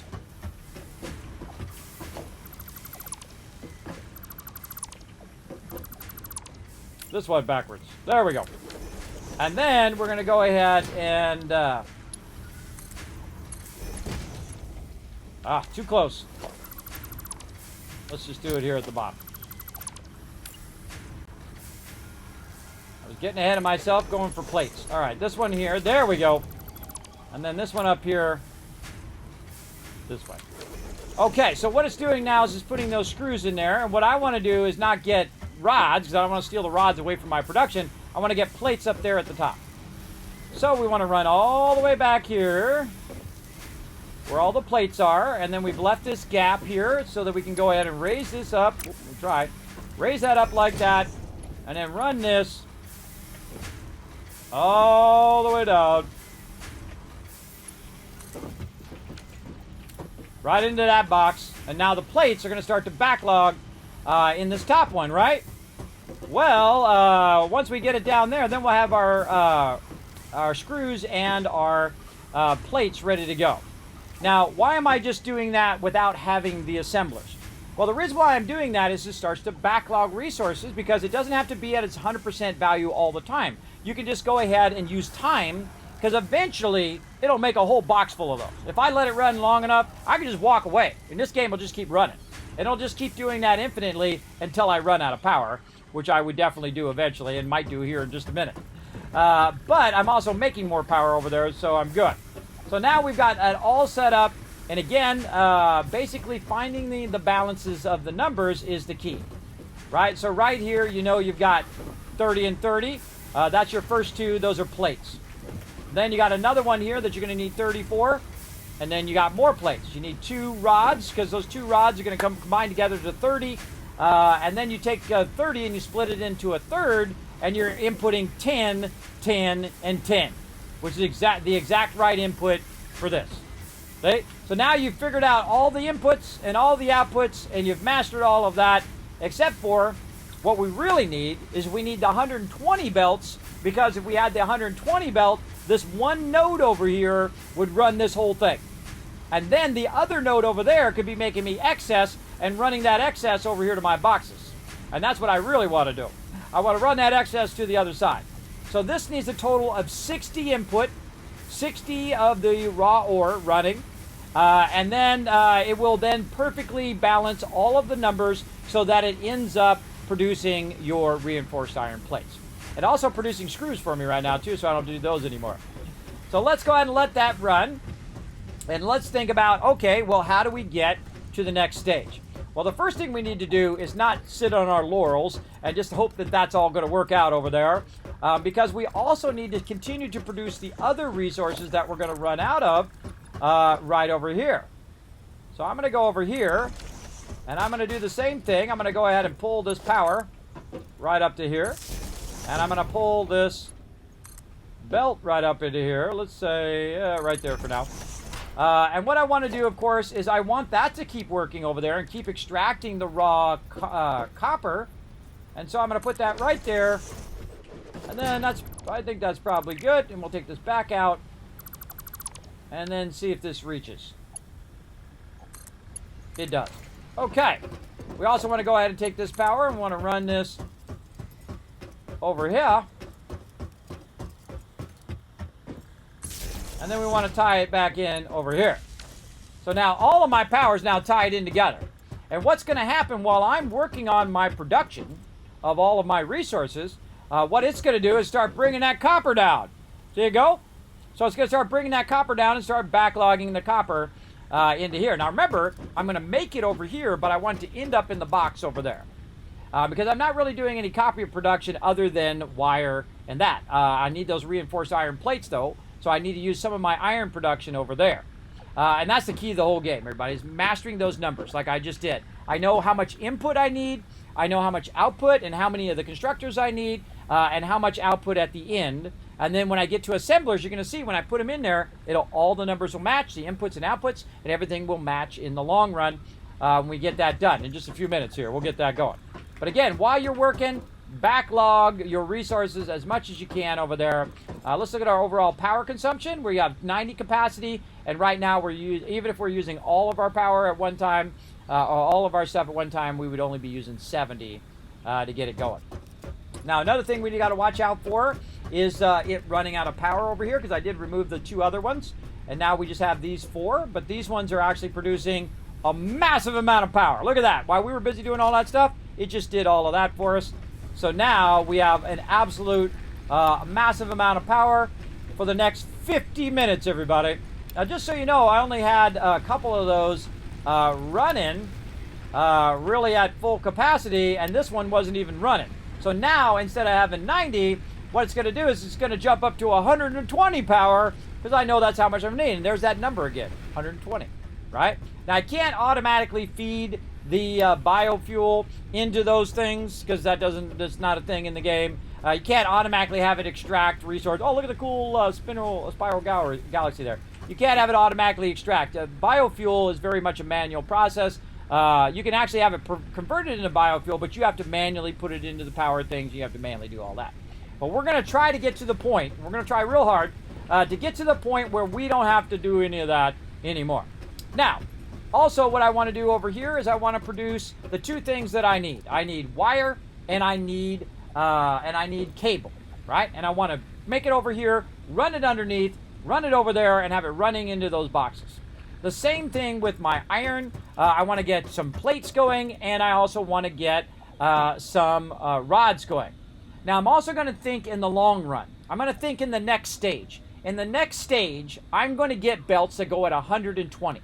These are pure nodes. So that means that they're worth 4 coarse nodes or 2 normal nodes. So this one here is basically 4 times the resources that you would have at the lowest end. So I can utilize that once I have the 120 belts. But I can build it in for right now. so that when I get the belts, I can just run the belts and GG's, we're good. Now, to run those belts, I need that iron over there. I need that reinforced iron plates.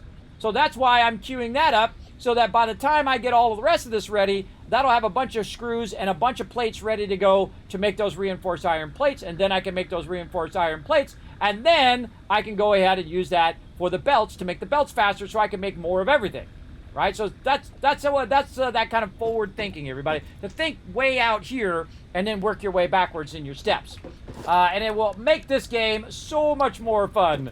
I think anyway. That's just me and my crazy thoughts. But another thing I can do. Oh, there's a bird up here. Hey, get out of here, bird. What I can do is I can run over here. Let's fill this in over here as well. Oh, running out of concrete. I gotta go grab me some more. Wow, did I use up all my concrete? Oh boy, we got no concrete production going on right now. Oh no! See, that's the thing I always say, everybody. Use that concrete. Keep that concrete going. Kismet forgot to use the concrete. Now he's out of concrete here. Not good. Not good at all. All right, that's okay. We got this. Let's go ahead and bring that. Oh, we can't bring it over. We don't have enough things. We used it all on foundations. That's okay. Watch me as I scalp some of my foundations back. There we go. So I can build a constructor down here. Oh, we need 2 more of our plates. All right, I got to go over here. Okay, now another thing that it's doing, because it's doing screws and it's doing plates, it's making it where I can walk over here and make my own reinforced iron plates. So we're going to go ahead and put a crafting bench right there, grab some screws that it made for us very nicely, and do this. Now again, based on the priority that you're doing, look at that. I can make 47 of them now. And I can make them actually faster than the machines can make them. But I'm going to make like 4. That's good enough. Because I really only need the one thing doing more concrete. And really, concrete is the thing that you should be focusing on above all other things. Because what happens is you have a tendency to run out of it very, very quickly, especially when you're doing all of this, right? You're running all of these things along here. You're going to run out of it.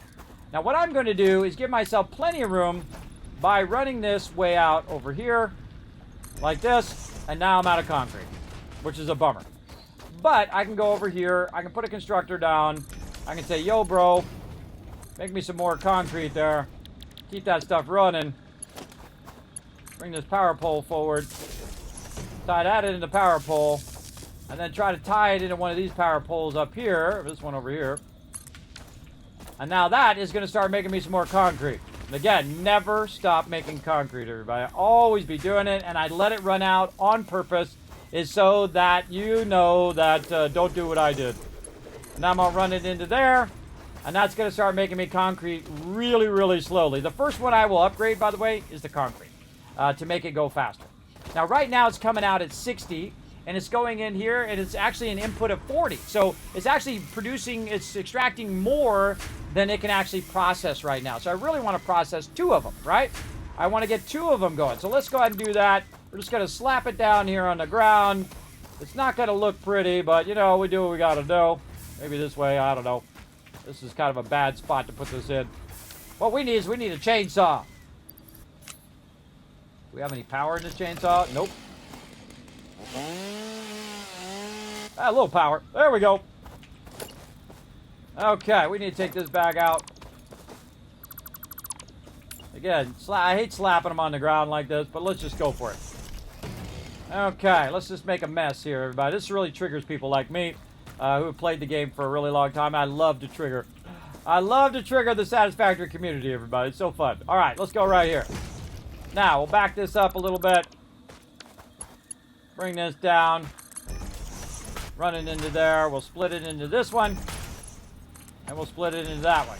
Now, later on, we can make this efficient because we can underclock it as opposed to overclocking it. Now, we got concrete there.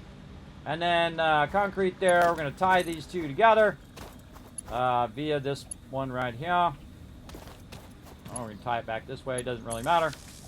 And we tell it to do concrete. And now it's got to get the limestone down from right there. But I just picked up a bunch of limestone. And I can cut that in half and put half of that in there so it starts up. And then I can put half of that in there and that starts up over there. Now what I really want is the same thing I have in all the other stuff and say, Kismet, no, that sucks, bro. it's going to be bringing in a ton of extra resources. From the very beginning of the game, you should have been having a box right here where this could have been backlogging this whole entire time. It could have been backlogging this while I was working over there. It could have been backlogging all of that limestone. Now, don't worry, later on, we're going to have plenty of limestone. We're going to have plenty of all that stuff. But those are the kind of considerations you want to think about when you're doing the game. Is first thing you want to do is put one of these boxes down. Bring it over to your base, put it into one of these boxes so that when you're working on stuff and you're taking stuff apart and putting it back in, it's generating extra resources. And thus, even though it's going at 60 right now, I could split it again back there into 2 separate boxes and split those into 2 separate things and then have a bunch of backlog of resources that I could be doing 4 of these right now instead of just 2, right? And now that's going to take care of itself. It's going to run into there. And then what we're going to do is go ahead and then merge this stuff back together. Now, why are we going to do that? Well, that's because we ran out of concrete. We have no other option other than to make concrete ourselves, which we can also do. Merge that back together. Now, here's the problem if I merge this together. Because this is coming out at 15, and that one's coming out at 15. So really, it's only 30. But if it was coming out at 45, it would be too much, right? So 45 and 45 is more than 60. So now I'm just kind of willy-nilly building that on the ground. And now I don't like that. But at least it's going at double the speed now, right? So it's coming out at 60 out of there. It's splitting in half and going in at basically 30 and 30, which is slower than the 45. But at least it's going in there. And again, I can cut this in half, feed that in there to get rid of the excess that I have right in there.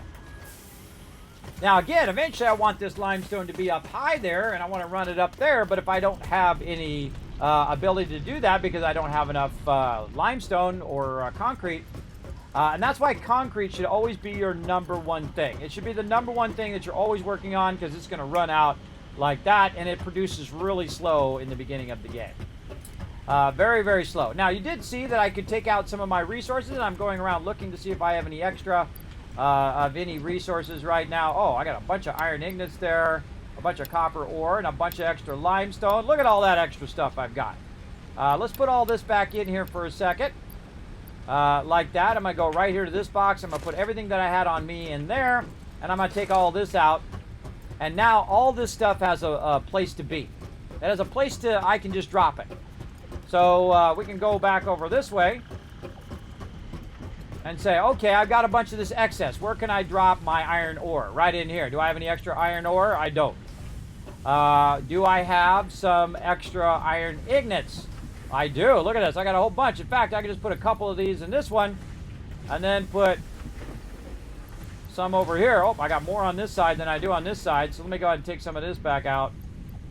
I got 3 on that side. And now I've got around 3 on that side. So there we go. So now they're equally have the same amount. And those will keep rocking that. What else do I got? I've got a bunch of extra copper and a bunch of extra limestone. That's right. So since I have this bunch of extra limestone and this is not really producing at its maximum amount, what I could do is take that limestone and go back to the box, that kind of cache that I've created, and I could throw it in there. And now that is going to come out faster, right? You're like, okay, now it's coming out at 60. Yay. But no, because when you split 60, it's still 30. So it's not helping you. What would help you is to actually make a second box, if I had my resources, is to make a second box and put half of it in one box, half in the other box, and then it would come out at 45 and 45 because even though it's running at 60, they would do a thing. And then you could make another one and split it again. And that's basically what you'd want to do to burn up all the excess. Now, of course, watch out for your power because eventually the more we do that, the more chance that we're going to run out of power in the long run. And what we're just trying to do now is automate all the resources. Now, at some point, if I don't watch out for my power, I'm going to run out of power, though I got a lot of time. Got like 50 minutes until I run out of power there. Let's get our resources back. And let's go over here and get our limestone pumping.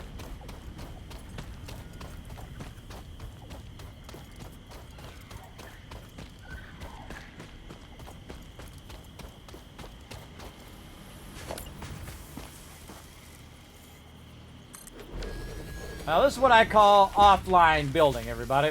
And that's when you go ahead and just do it completely separate. Oh, we need a thingy. You do it completely separate from the input, right? So we're going to go in here. We're going to make some more reinforced iron plates. Right over here. And then what we're going to do is build 2 more constructors. Oh, need another one. More iron plates. And see, all that stuff we did over there is making reinforced iron plates just that much easier because we did all that other stuff. And again, I'm building this on the ground for a reason, so you'll see here in a minute. And then I'm just going to go ahead and split that. Really need to put those on my bar. Input this. Let's just guess. We'll say there. And there. We'll take this and we'll run it around there all willy-nilly. That still works out in the long run. Now, we've got way too much in here. We've already got 60 coming through here. We can't do any more through there. It's already at its maximum rate that it can run through there and then split into those 2. But what we can do is take the excess and run it over here into these 2, and then basically do basically an offline run where we're just converting stuff faster, where we don't have to rely on it splitting that. We can just take it out of there, put it in there, and now we're making even more of it right over here. And so we're going to say concrete and concrete. So use up your excess resources as best you can. Now there's a merger there, but I can also just go ahead and put a merger right on the belt here, if I can squeeze it in there. Say right there. This is looking like a mess here. Merger up here. Into there. And there. Making it pretty is for later. Making it functional is for now. And there we go. So now I just 4 timed my production of my concrete because I'm out of concrete. But not really, because now I got 149 that is just made while I was busy doing all of that stuff. And now it's going to make hundreds more while I am trying to get the concrete to be upstairs. And so I can take all that back out again because nothing is set in stone in this game. You can go in and take it and build it and take it all back out again and build it again and so on and so forth. So we're now going to go up here now that we have ourselves some nice little concrete production. And we're going to go ahead and build some concrete, and then we're going to run the line that way, and we're going to run it all the way down. It's going to end up in that box down there. So again, never neglect your concrete production ever. Don't do what I just did, because I did it on purpose, but don't do what I did. All right. Now what we want to do, of course, is bring that production out of there, and we want to bring it up here into a box. All right, so right here, we're going to go ahead and hit H because we know a little trick now because you can hit H and it will actually let you hang it off the side now because it goes into hologram mode. I know a little trick that nobody else knows. At least very few people, I doubt, know that. Then what we want to do is bring that in and we want to go ahead and split it. I got to put my splitters down below here. Let's go. Splitter number 4, merger number 5. There we go. And then we're open. Oh, I forgot to put my foundation there as number 2. There we go. Okay, so we're going to have this come out and we're going to have it split right out of here. Boom. And then what it's going to do is it's going to go into a constructor right over here. Open, we need more. You notice I just throw these things down wherever I feel like it. So I don't have to run all the way back each and every time. And here we go. Now, notice I'm making a lot of these reinforced iron plates now, and that's because I'm going to need a lot of those in the long run. But I can very easily just make them. They're faster if I make them than to build the whole entire production sometimes, for you just to make them yourself. Get this turned the right direction. There we go. Now, I'm not going to worry about its alignment on the thing. I'm just going to worry about its alignment together. Okay, so again, concrete. Yeah, notice even though I'm running it down below, that I'm still building it up here. And I'm going to speed up a little bit. I hope you guys don't mind. If you have any questions, you're like, Kismet, I missed whatever you were doing. Let me know. Not aligning right. Not aligning, and I don't like it. Let's get up here where we can see it better. All right, you. There you go. Get in there. Get over to there. Okay, so we basically did what we did down there, but we did it up here on the foundations. Up here on the foundations where we can better align it all together and line it up together and basically make it come out cleaner. right, than it does on the ground. And so that's what we're doing right here. And then, of course, we can go ahead and say concrete here, concrete over there, or we could have copy-pasted it. We want it to come out of this box into here. Okay, so now what we're going to do is tie this all into power, but we got a problem with our power connector there. We're going to actually pull this power connector, which is running down to all that stuff we're doing, and we're going to run it. Let's do this. Let's cut this line, and then we're going to run this. Now, notice I changed priorities from the copper to my thing over here, and that's because I have to deal with the thing that's most important first, right? And that, in this case, the most important thing is the concrete. So now what I'm going to do is I'm going to go ahead and cut this part out, and this part out, and that part out, and then I'm going to try to bring this. If we're lucky, we'll be able to bring that from way down there, and it will reach up here. Oh, it doesn't. It doesn't. That's life sometimes, everybody. So we're going to go ahead and make another one right there, and then reach it right up there, and now we just bypassed all that stuff down there. So now that's going to come up here into this one, and it's going to go ahead and split into these. Now, just so you know, in the long run, I'm going to do a big long line of concrete things right here, and so I'm just going to keep splitting it and long line, and tons of concrete production. Probably not all the way down, but you know, down here by where that is. But we're just trying to get that lined up for right now. Now, another thing we can do is we can also expand this out this way and do the same thing we're doing down below, because now we have a bit of concrete, so we can do that stuff. And we're going to do the same thing over here, except for this time, we're going to actually do the same thing over here. Oh, we got to make a couple more of these. Let's make 4 more. Again, notice I'm doing it on the ground, but I'm also doing it up above to show you the difference between the two and what happens when your production basically comes to a halt because you weren't focusing on the correct resource in the moment. Now this time, what I'm going to do is put the constructors down first, and they're going to be perfectly aligned. Oh, I need more wire. They're going to be fairly aligned to what we're doing. Can I make more wire? Yes, right here. Or cable is what I need. I have a bunch of it down on the other side there, but I'll run back and get it. Okay, so these ones are going to be aligned by the grid this time. And then we're going to go ahead and do the same thing here, but I'm going to do what I call the center merge, where it's only one single merger. Right on the center. There we go. And then this one goes there. This one goes here. And again, we're working our way backwards from the one that we were doing here. And we'll turn it the right way. We'll hit H, which is going to let us put it there anyway, which is awesome. Because it won't let you normally hang off the back there, but it lets me do it now. And then what I'm going to do is take this one out, and I'm going to basically get all of that stuff in my inventory. All of the leftover limestone just got put in my inventory from that box down there. I can also go ahead and take out all of this stuff down here, and all of that stuff's going to drop into my inventory, along with all of this, and I can take that one out, and another constructor down there, and all of this stuff, hopefully without hitting the stuff that I'm doing right over there. And another thing I can do is take out this power line that's running along down there as well. But basically what it did is it gave me a bunch of those resources, and I can now put those resources in here and run this offline like I'm doing down below. So right here, right there, connect this one across this one, tell this one to go ahead and create a bunch of excess like this, and that's off and running. GG's, good to go. Now I can also use this, whee, as a way to get down, like this, and then take all this out. We don't want this trash. We don't want this spaghetti in our beautiful build. Get out of there.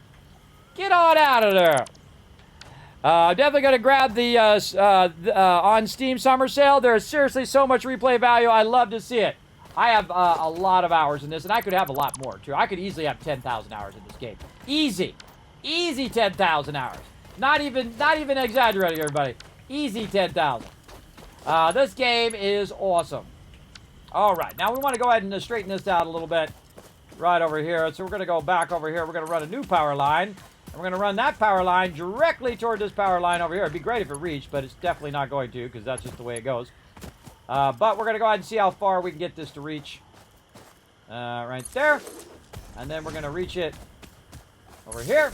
And then up there, so it keeps extracting our resource. Notice that the thing is empty now because it turned off, and it takes time for it to spin back up again, and then run that stuff out. Okay, so now just that quick, everybody. We just moved all of our resources up to the upper level, and now we don't have to worry about it. Now, another thing we can do on this side is to do the same thing we did over here, where we go ahead and match this. And then, again, using that middle mouse button, do this, like this, and then I'm doing something called zooping, which allows me to zoop that right up, do multiple at the same time, and now I get right up here. Nice and easy. So I can get there from the ground level. Or there's another guy we need to get over there, too. I see you over there. We'll go ahead and get this going. Pull this out a little bit. All right, there we go. Now, we want to go ahead and merge these together. What is this outputting? 15, 15, 15, 15, 15. That's 60 total, right? If it was going at full speed. But it's not going at full speed, but it doesn't matter in the long run. Because what we want to do is we want to get this stuff right here into that box over there, so I don't have to keep running all the way over here.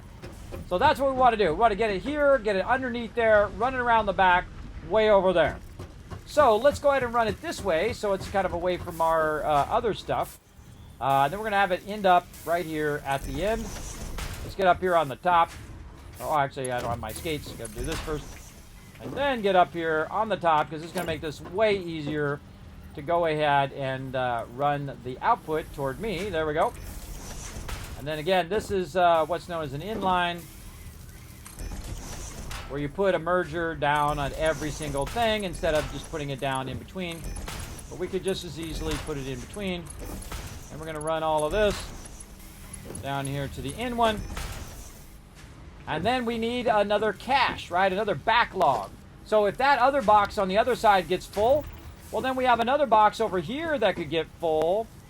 We'd have 2 extra boxes of concrete, and that would be awesome. So while I'm running the line, it could be backlogging a bunch of that concrete into this box. And so where do we want to run the line here? I'm going to say way out over here.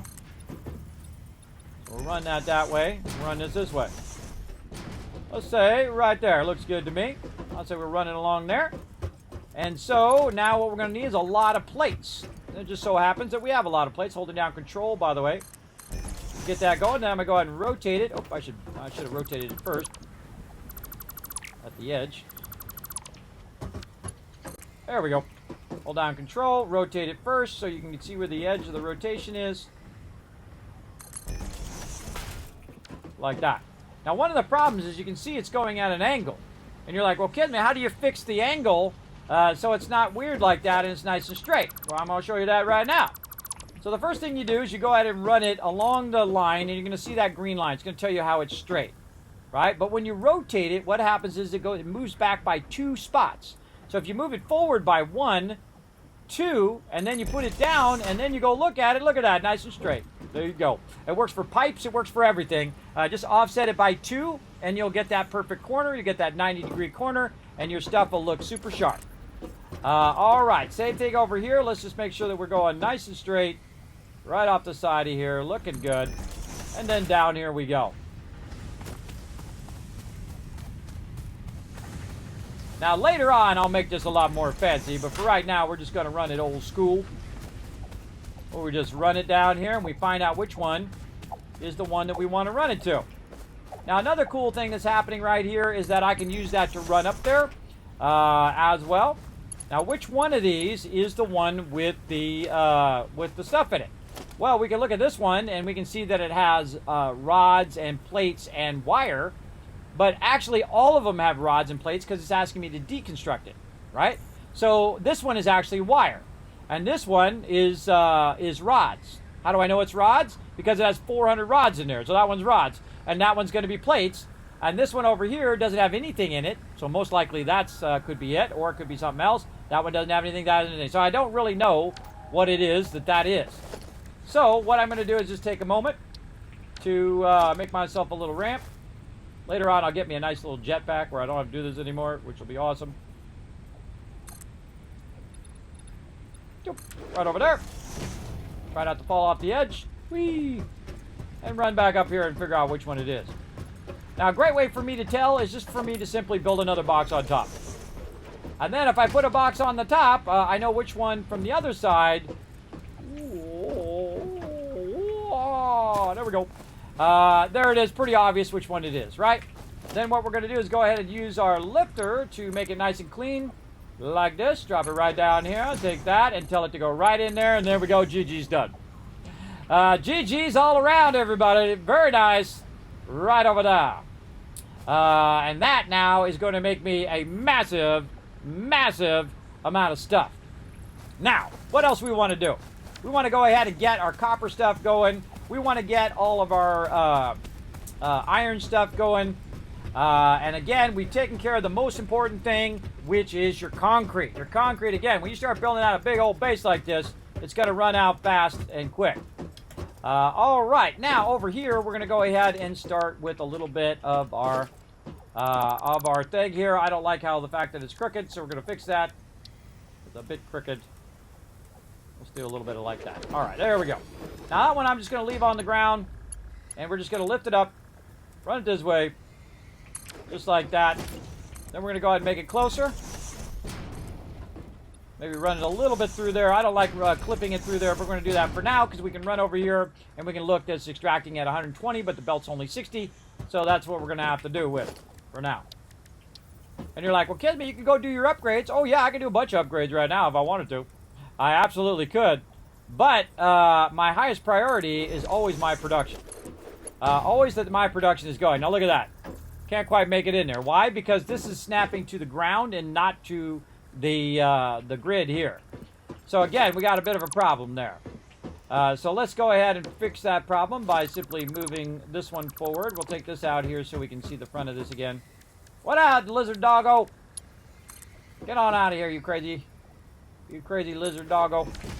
And let's go get that lined up better. Again, we learned that we can hit H and we can put that right off the side a little bit now. Pretty awesome. Boop, like that. There we go. Now, why do I want it off the side a little bit? So later I can just bring it straight up into there. Or I can do it right now if I want to. I could go ahead and just do the lifter there and then put the angle down there instead of up here. It doesn't really matter in the long run. What really matters is that this thing is running. That this thing is running and it's powered over here. Boom. That power running over there. It's extracting that raw resource and it's putting that raw resource in that box. That's my number one priority. Now, we got a whole bunch of stuff to make over here. Now this over here, by the way, is not my copper.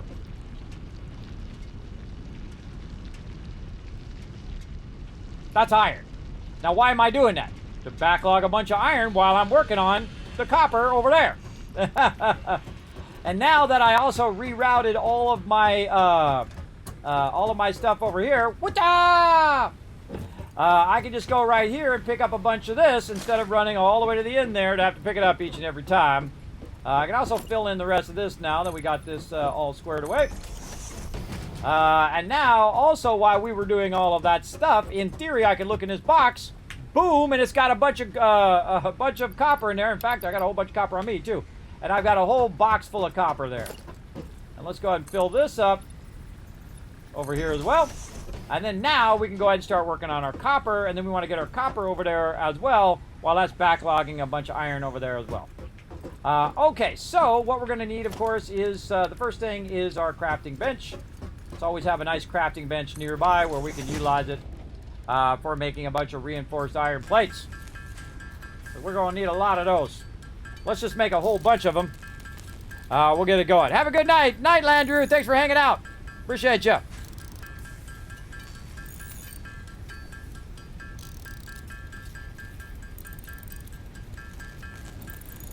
Good enough. All right. Now, we want to go ahead and take this raw resource, and we want to convert this raw resource into a bunch of thingies. A bunch of the stuff and the thing and the stuff. Come on, brain. We want to convert it into a bunch of ignits. There we go. Now my brain's working. Convert it into a bunch of ignits. So we're going to go ahead and start with that first, and then we're going to go ahead and offset our smelter. Try to line that up nicely. There we go. And then what we're going to do is put the same thing we did before. We're going to triple this or quadruple this up to 4 of them. And then we're going to make sure that this is lined up. Yep, that's looking good. We're going to have that start running out. This start running into there. And then I'm going to go way faster, everybody. I'm going to show you how I play when I'm not on stream. And sometimes when I'm on stream. Now, look at that. Look how that's not snapping. Come on, game. Work with me here. There we go. Snap in there. Now it's working. Now it's working. All right. I'm going to double click, double click, double click, double click, double click, and double click. There we go. Now we got all that stuff lined up, ready to rock. Now, here we go. We're going to go ahead and run our power. Power there. Then the one at the end here. Connect there. Connect here. First one over here. We're going to run over here. We're going to say, okay, we're going to need copper ignits. We're going to say copy. We're going to say pasta. We're going to go in the front. Much easier to go in the front. Pasta some more. Pasta some more. Now it's all going to make copper ignits right there. Then what we're going to do is we're going to look at the inputs and outputs. We got 30 in, 30 out. What's the speed of our belts right now? Only 60, so that means I can only really put it into 2. But again, we're planning for the future. We're going to put all these together back into a merger, and we're going to run it that way because we're going to put a bunch of stuff that's going to make way over that way. So we're going to tell it to go merger in that direction. Yep. Come on, line up. There we go. You're going to come out of there. Oh, that's way too close. And it was ring around the rosies there. I hate it when it does that. Ring around the rosy act. Wait. What the heck happened here? This one's not aligned to the rest of them.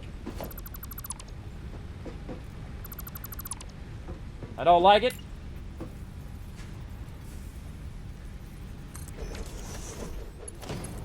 There we go. Better. Much better. All right, merger. Always be looking for those problems. So you can solve them while you're in the middle of doing it, and not later on when it's more inconvenient. All right, line that up. Again, so much easier to line it up when you're up on top. Out of plates. Let's go get some plates.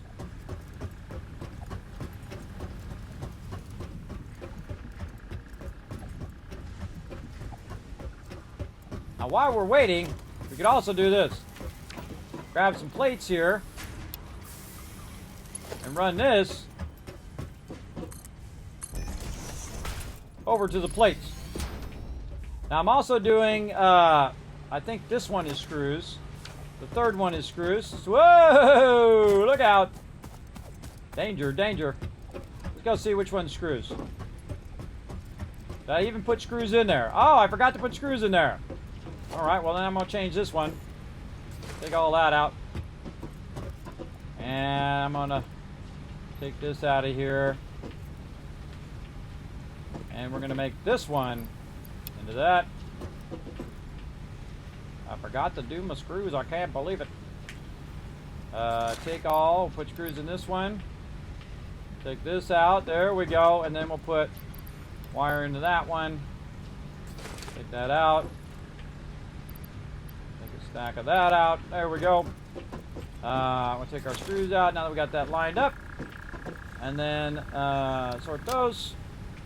Okay, so now we've got it just doing some plates for us. Also, by the way, it actually is a rip. We can get over here. And then we're also going to do ourselves a favor because we're going to need this here in a moment. Now, this is only temporary, but we're going to go ahead and also run that under there and have it automatically run the screws over that other side, so we don't have to keep running all the way back to the side every time that we need that stuff. And again, you can just do it temporarily, take it out later, just to make it more convenient for you so you're not doing as much running and your time is your most valuable asset in the game. Okay, and again, this should have been... oh, I took it out. That's why. Copper ignite. There we go. We need to get this power going, so we're gonna, so these are producing. And starting to offload that in there.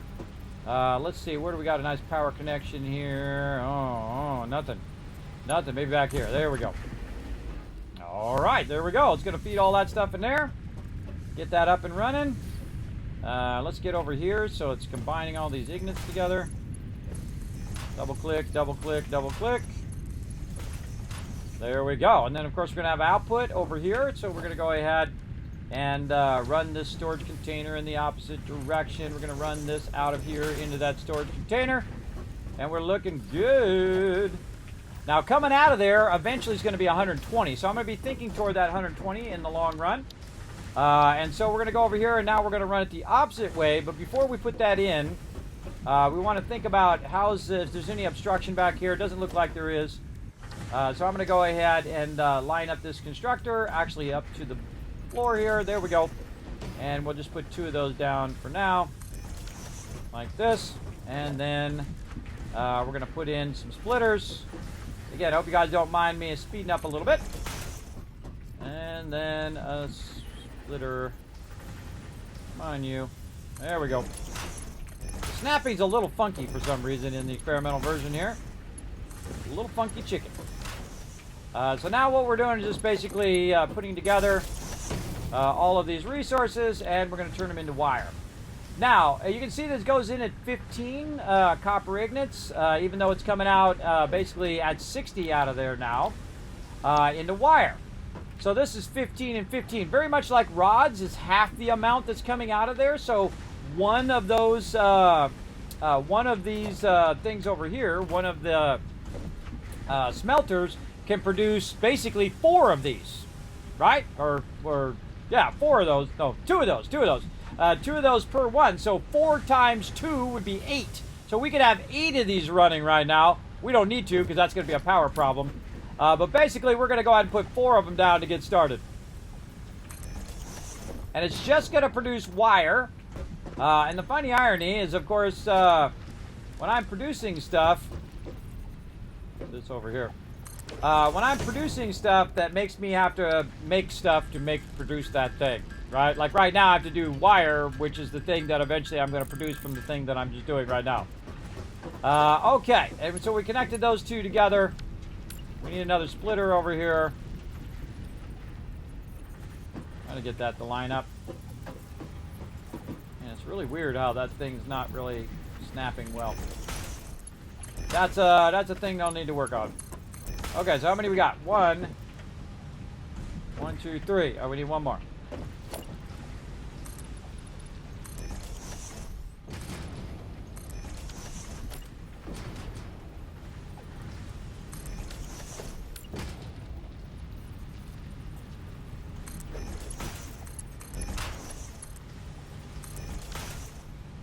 Okie dokie.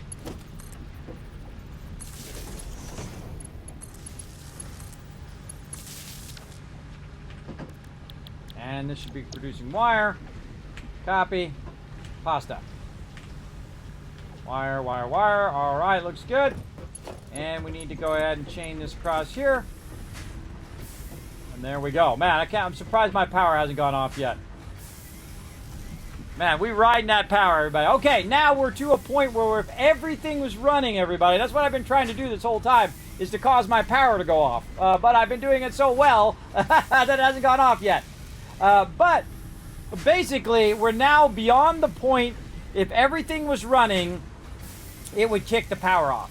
But because some of my stuff is not running all at the same time, because some of it is going to automatically turn itself off when it runs out of resources, like in this case over here, where I'm doing the limestone, what's going to happen is this stuff at the end is going to stop. See, it's not really taking any power because it's not running. And the reason why it's not running is because it's run out of raw limestone. Now I put some limestone in there and then it'll fire back up. And it could cause my power to go completely off. Let's see what happens. Now this is actually the one that's coming in from our thing over there. And we're really looking good now. Now we got our copper back up and running. We're making tons of wire. We're about to get some more plates and stuff going. The one thing that we don't have running right now is rods. And rods is going to be a problem very, very soon. But let's go ahead and get our wire connected.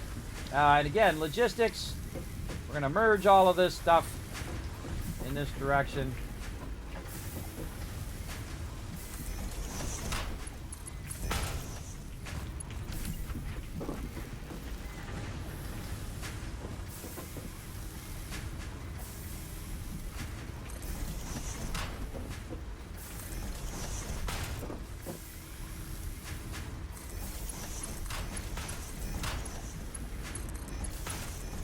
A little too far away for that one, for the double click.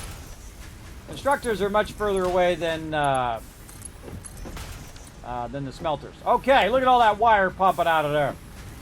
Okay, and then we want to go ahead and produce some of this wire into cables. So we'll go ahead and line that up. And then we're going to say, all right, some of this we're going to make cable. Not a lot. We don't need that much. But we're going to run some of it.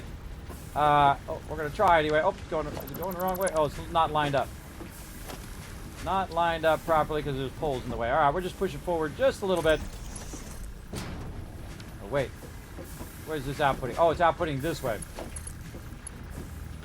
Yeah, it's not good. Not good. All right, we got to fix that one. That one is in the not right direction. Let's take this. Have it output this way. There we go. Ah! Dang it, man. What is wrong with this now? I'm holding down Control key and it's not quite snapping. I want it to snap. There's something definitely funky about that snapping. I'm sure they'll fix it when they're off of vacation. All right, there we go. Close enough. Now we got that going in there. It's going to make it some cables. You only need one thing making you cables. You're going to have so many cables that are going to be coming out your ears, everybody. Do not make a massive amount of cables. Do not do it. It's too much.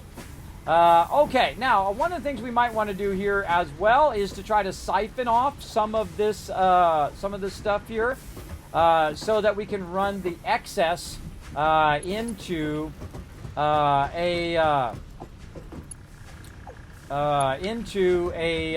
the other box. Let's run over here. We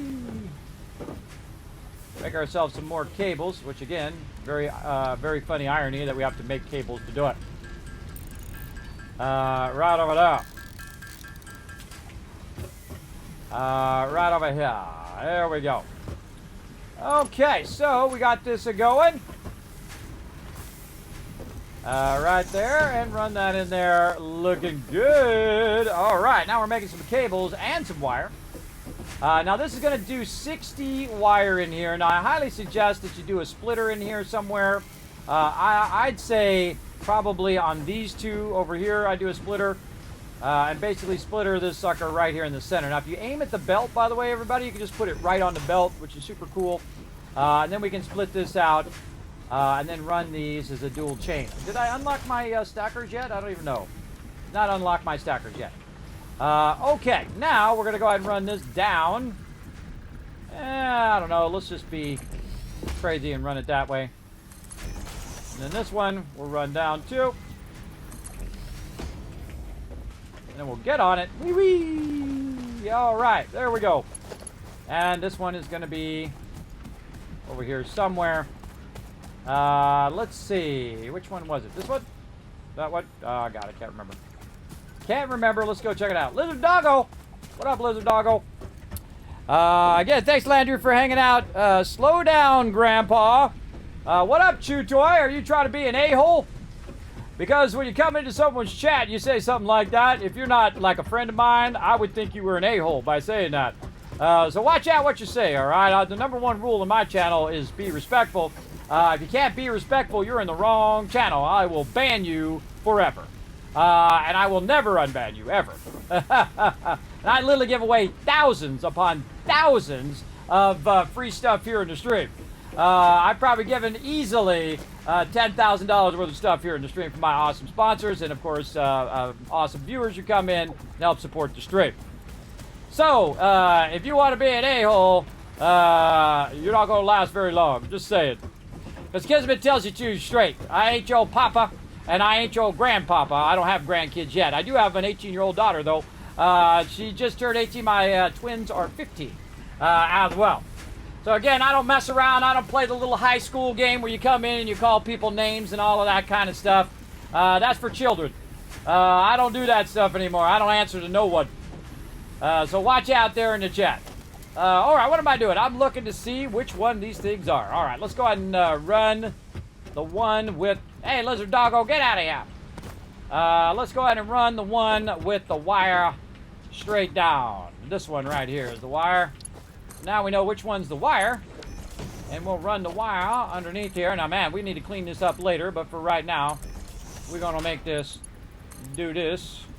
Right there. So we know which one's the wire, and now we can just pull this one down, and we know which one is the cable. There we go. Looking good, looking good. All that stuff just feeding right in there. We don't got our rods yet, though. Got to get those rods going on. Let's do it. Okay, now we got all that stuff running, and we can make that all sexy looking later. Right now, we just want to make sure it's functional. Functional is priority, and sexy is later.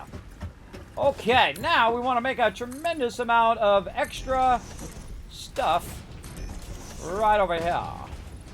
Oh, we want some more of this sweet, sweet concrete right over here. Let's go get some of that. See how much is backlogged. Let me take this one off the top now. How much is it backlogged? Woo! 425 while we were busy doing other things. Awesome. Let that keep rocking and rolling right over here. Now, what my goal is, everybody, is to make the power go off. That's what I've been trying to do this whole time, but I'm just being too dang efficient and haven't made it where the power gone off yet. But we're trying. We're trying real hard here. All right, so this time we're going to go ahead and make this go backwards. This away. And we're going to go ahead and run it in this direction right over here. All right, and let's go ahead and take a look. All right, we'll say, and let's just move this over by one and try to align it off of that. Maybe align it something like this. There we go. And then we're going to go ahead again. Go a little fast. I'm going a little fast here, everybody. Again, if you have any comments or questions, like, Kismet, how do you do that thing? Feel free to go ahead and put it in there and whatnot. Now, I've played this game for literally thousands of hours. It's incredibly fun. Highly recommend it. It's an absolutely instant buy for me. It is a fantastic, fantastic game. It's a gold standard in building games. And I've played all the building games, Factorio and all those other ones. Even the really cool one that is Dyson Spear. That one's really good, too. Definitely try that one out if you're into building games, but I would definitely try Satisfactory out. Satisfactory is incredibly fantastic. For sure. For sure. Let's go. Right over here, and let's put some more of these babies down, because we got some work to do. Now, we're just going to go ahead and not really max it out for right now. We're just going to go ahead and get it going a little bit, so we have a bunch of extra stuff rocking. Now, again, what we're trying to do is trying to scale up to match the amount of power that we have right now. And we're trying to get this done before we run out of power, which we're absolutely going to do here at one point. Now, again, I'm just going to connect all the power together, like so. Put another power pole down there, connect this, and let's see if we can kick the power off here. Let's go. Boom. Apparently no. Not yet. All right. Wait. Oh, we forgot a step. Oh, I got all distracted. I forgot an important step. All right. Speaking of the importance of getting those steps going on. Oh, by the way, they added a great new feature, everybody. Watch this. You can hit G, and it will just grab the belts now. It'll just grab the belts and nothing else. Not your foundations, which is awesome. Then you just hit G to hit this thing. Now it's just going to grab the splitter. Oh, I missed that one. And then you hit G to turn it off again. This way it won't accidentally, hopefully, grab stuff in the background. And you can also individually do those there. Now, I forgot a very important step of the thing because I thought I was already converting it, but I'm not. And that is to convert it into smelters like I did on the other side over there first. So let's get that going first. Let's go ahead and line this up. We're going to do the same thing we did before, but these are going to be way closer together. So better to take it out and get that going. Now, I find sometimes when you rush, that's when that happens, but that's okay. You make a mistake, just roll on, everybody. No big deal. Everybody makes them. No biggie. You can fix it just as well right here. All right, now we can double click. Oh, well, we can try anyway. Unless it wants to feel like it wants to do that stuff. Don't do that. There we go. Double clicking for the win. Doesn't work on all of them, but it does work some of the time. There we go. All right, same thing over here. Let's go ahead. Oh, did not want to do that. There we go. Get this onto that one. This one to here. This one connecting over to this one. Let's get this one. Let's go iron ignits. Copy that. Paste that over there. Get that one going. That one over there. This one over here. Again, going a little faster to catch up. Paste that. Paste that. All right, now we're doing it That's actually, I wanted to spin these this way, and I want to spin the other ones the other way. But there we go. All right, now that's going to go ahead and convert all of that stuff. And then we can now do our constructors in the opposite direction. There we go, this way. Very nice. Okay. Now later on, you'll see me do a whole different configuration than I'm doing now. We'll actually work more on ignits in one way and work on just do all the ignits together, do all the plates together, do all the things together, as opposed to doing them kind of in line, which is what we're doing right now. What do we need? More cable. We're making a bunch of it now. We can probably just go pick it up. But it's easier for me just to make it than to run all the way back. Okay, so let's get back to this. 1, 2, number 3, or not. Nice to have a lot of concrete.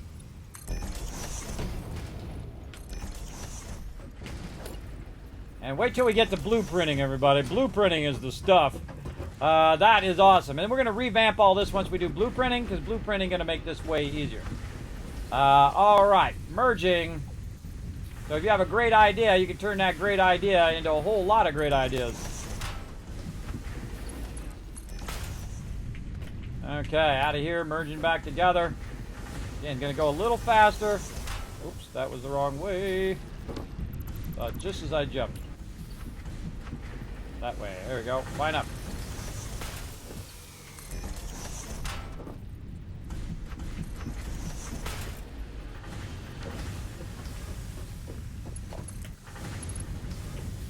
Come on, button. There we go. Get up there. This one I missed my skates right here.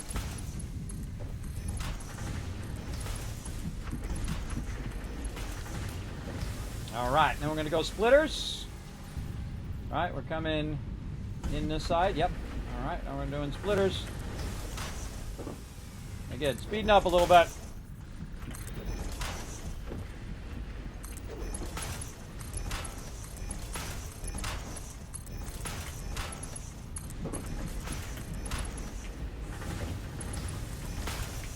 And that's how I play offline, everybody. I go really fast. I go really, really fast here. Okay. Now we need more wire. Let's just take a break. We'll go for a little walk. While that stuff's all queued, let's go see how much wire we have over here. I bet you it's a bunch. Because even just one of those constructors makes a massive amount of wire. Right there. Made 290 roughly wire there. And again, we're offloading some of it, and then we're producing wire in the other side because we don't need that much wire. I have way too much wire in this section of the game. Later on, we'll need a lot of it. Right here, not as much. Okay, let's get back to doing this. Let's see, we got those connected. Let's get this connected over here. That one's already connected. Let's get this last one in here. That one connected to that one. And then over here, we are producing... what are we producing over here? We're producing rods in the first one. So let's do rods. Rods there. And then rods here. And rods there. Because I'm already producing plates on the other side, so right now don't need anything but the rods.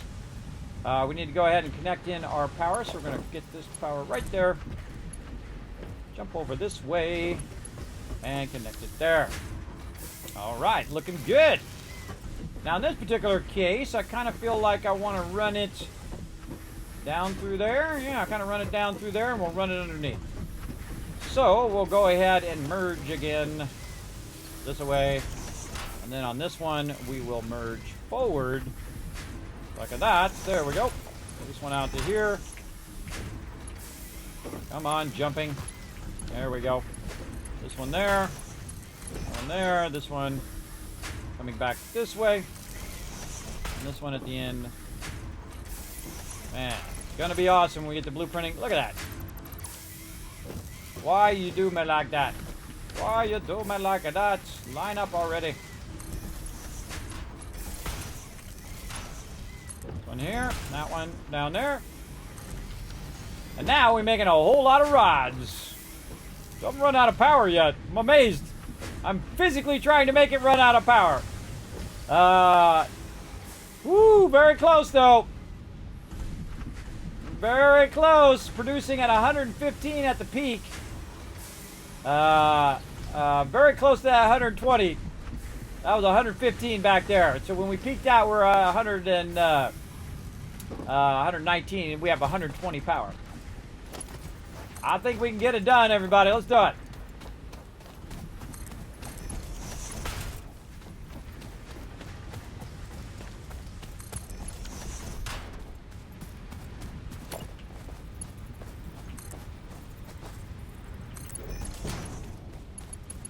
And right there, looking good. Tectonica. Oh, I never heard of that one. Or maybe I did. Maybe somebody suggested it on my Discord. You can suggest ideas on my Discord if you want. Feel free. Never heard of that one. I can look it up. Let's go look it up. Let's see. I probably have it on my list somewhere. I always look through the latest games that are coming out. Tectonica.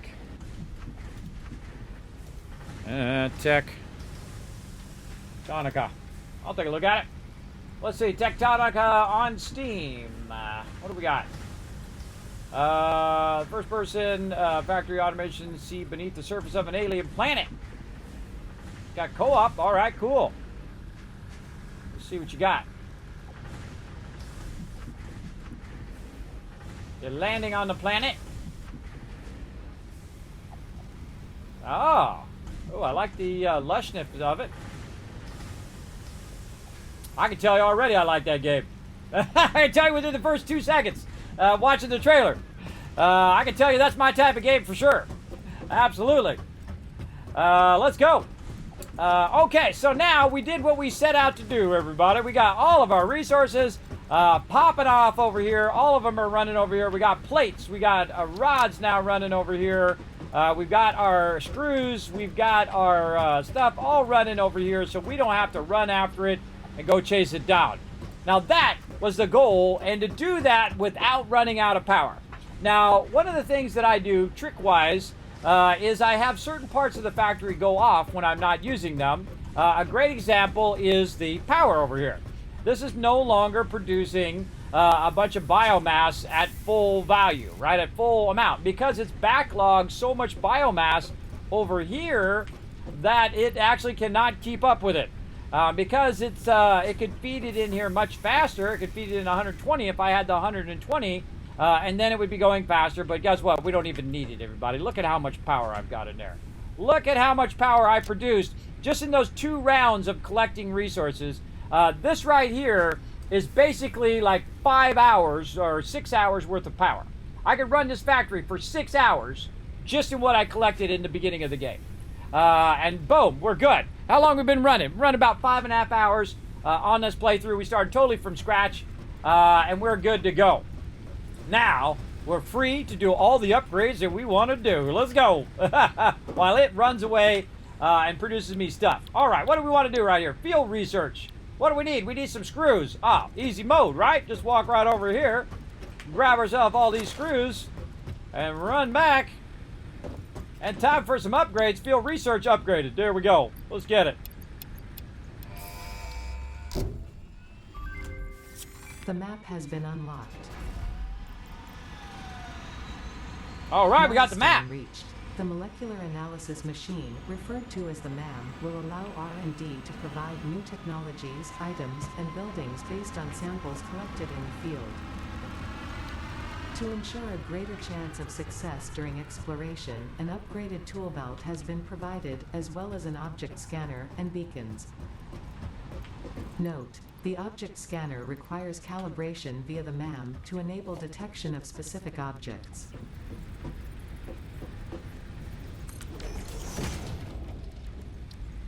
I can make 113 reinforced iron plates right now. And I love it. I love everything about it. Okie dokie. Let's see. So we got that there, and we're going to make ourselves a MAM, and we're going to put that MAM right back here in the back. You're like, well, kidding me, why are you going to put it back there? Well, this is where all my stuff is, and thus why I'm going to put it back there. There we go. Boom. Now, I'm blocking my thoroughfare here, which eventually I'm going to run down there and build a bunch of water and a bunch of cool stuff down there. We may or may not get that today. Oh my God, we're already running over stream. Holy mackerel, we're running over by 40 minutes and I didn't even notice.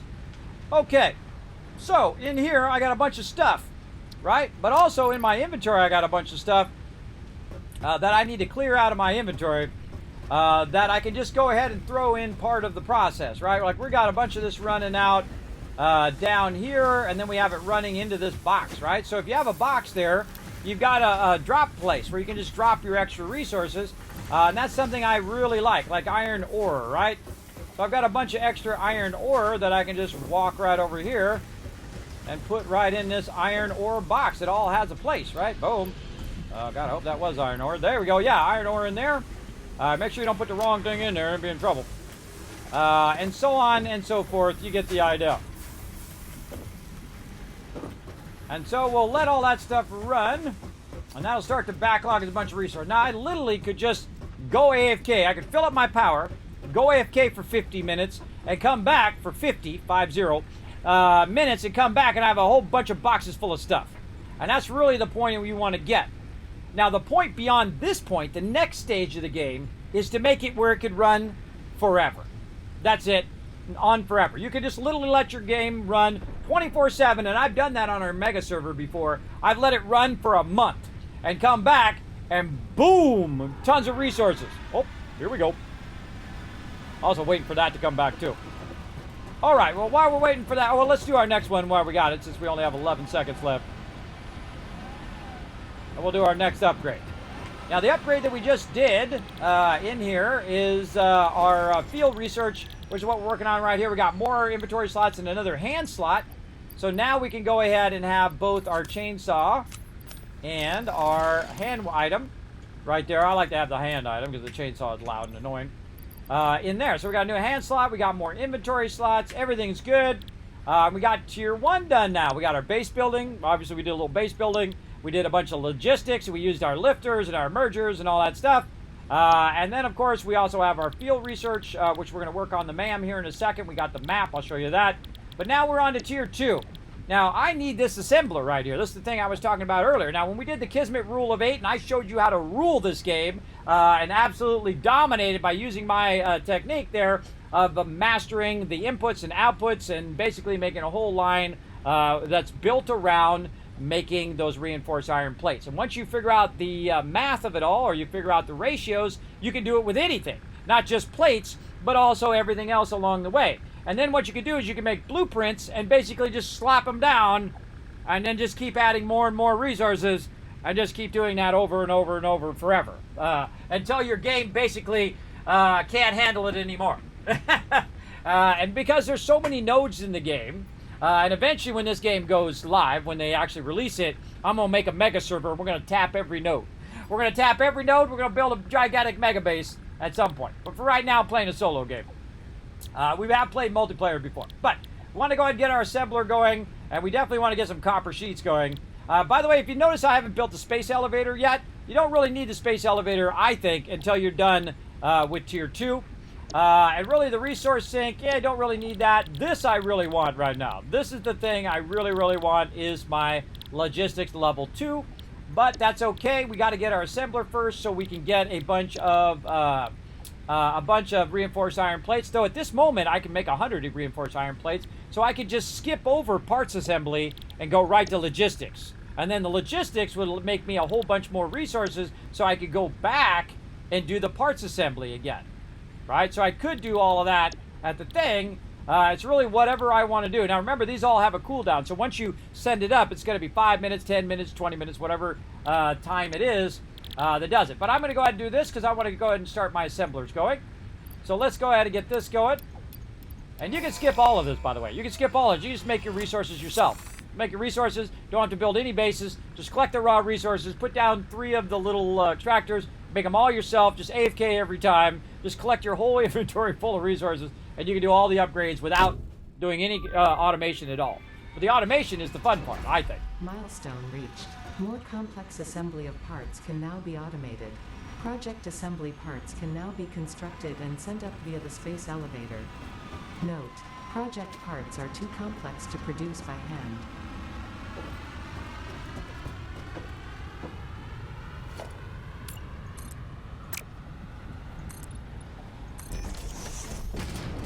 Okay. Now, because we did the Kismet rule of 8 right here, and we have all of this perfectly balanced, at least good enough for now, that basically all we need to do now is basically find out how much we need at this end.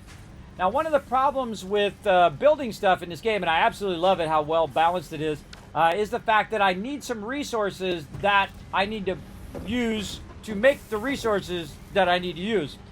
In this case, something we just unlocked called rotors, we need to go ahead and make a bunch of those. Now, of course, we can just make a laundry list of what we need because it does the to-do function over here. So we just say assembler, and it says, okay, we need 16 reinforced plates, and we need 8 rotors. So let's go ahead and make 8 rotors first.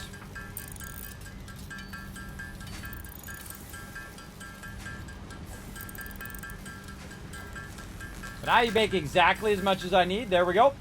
And then reinforced iron plates. We can make 50 of those right now if we wanted to. And by the way, I make them way faster what I'm doing than when I'm about to make.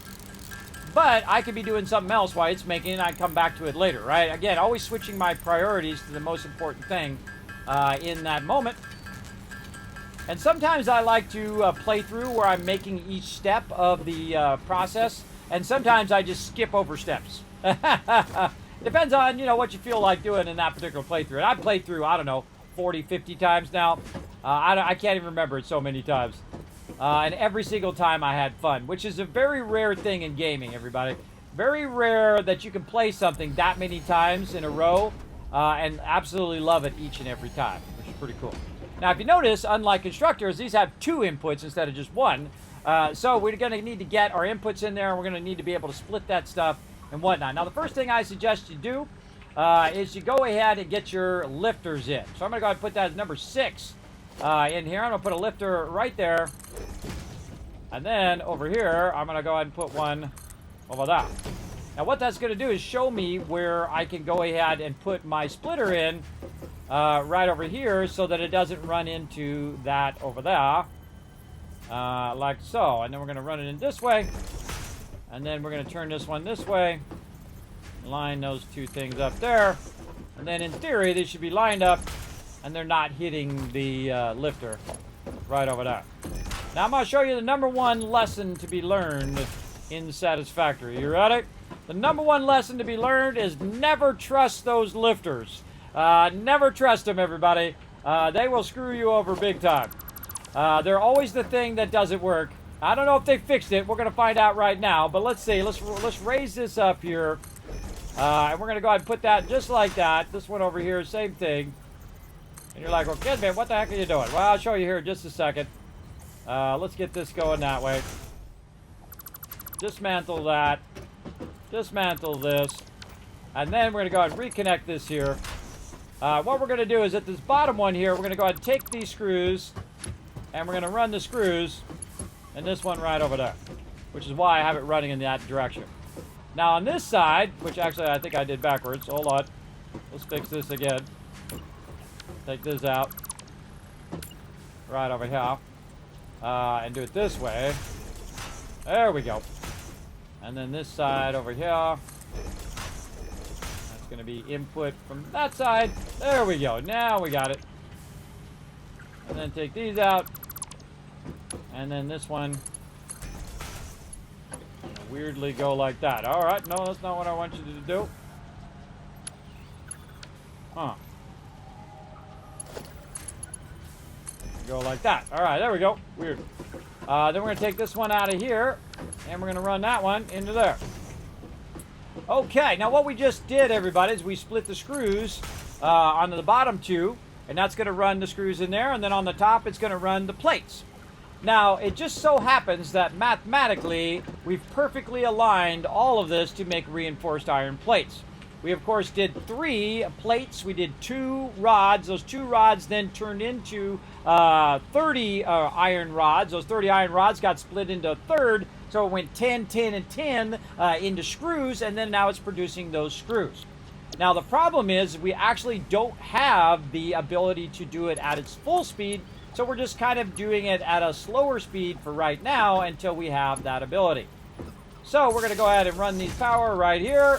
This definitely should challenge our power ability here. And now both of those resources are going to start running into this over here, right? Well, there we go. We got it done. No, we didn't. Because never trust a lifter, everybody. Never trust a lifter because that lifter is currently not working. So you got to take it out, put it back in again, because you can see it's not going up and down. So take it out, put it back in. That's the last thing you always do is put your lifters back in at the end. Like that. I knew that was going to happen. We're out of power over here. Let's go see what we can do. Up here we go. Hey-oh! All right, let's see what's going on with our power. Do we still got fuel in there? Yes. But we can see right here that it has hit that top power ceiling. We have gone over 120 for just a brief second, but then it turns all the power off. Now, they have a new function in the game where we can manage it, where if we run out of power, it can automatically turn other things off to keep our power production going and turn certain sections off that are lower priority than other things that are higher priority. We're going to do that in this playthrough because that's awesome. That's something I wanted in the game for a very long time. Big love to them for adding it. But for right now, you know what we're going to do? We're just going to add another one right over here. Bam. Just like that. And we're just going to go ahead and tie that in wherever we can. We got to tie over here. Nope. These are all maxed out. All right. Well, let's see where that one's going. Way over there to that side. Let's go ahead and take this. Run it right here to the corner. And then we'll run it all the way down there. There we go. Now we can go ahead and tie this one in. And then we can go ahead and fill up all of our stuff again. So now we have 5 of them. So 1, 2, 3, 4, 5. Still got plenty. And then we're going to max all these out so we can let it run for another 50 minutes. Unless we use too much power, which definitely happens a lot. Now I only make as much power as I need. I never go in and make a massive amount of biomass power. I only really use biomass until right here. And normally, I don't even build the reinforced iron plates. Normally, I don't build them at this stage. I usually build them in the next stage. Now, we turn that power back on again, and it should be pumping now because now our max cons is 150. But it went back off again. What the heck happened? Hold on, let's try it again. It keeps going off. Why is that? Well, that's because it still hits that maximum limit of what kind of power that we need. Now, we may not need all the power of all of this, but we can go in, just add another one. If we have more rods, let's go over here and grab some. Luckily, we're making a bunch.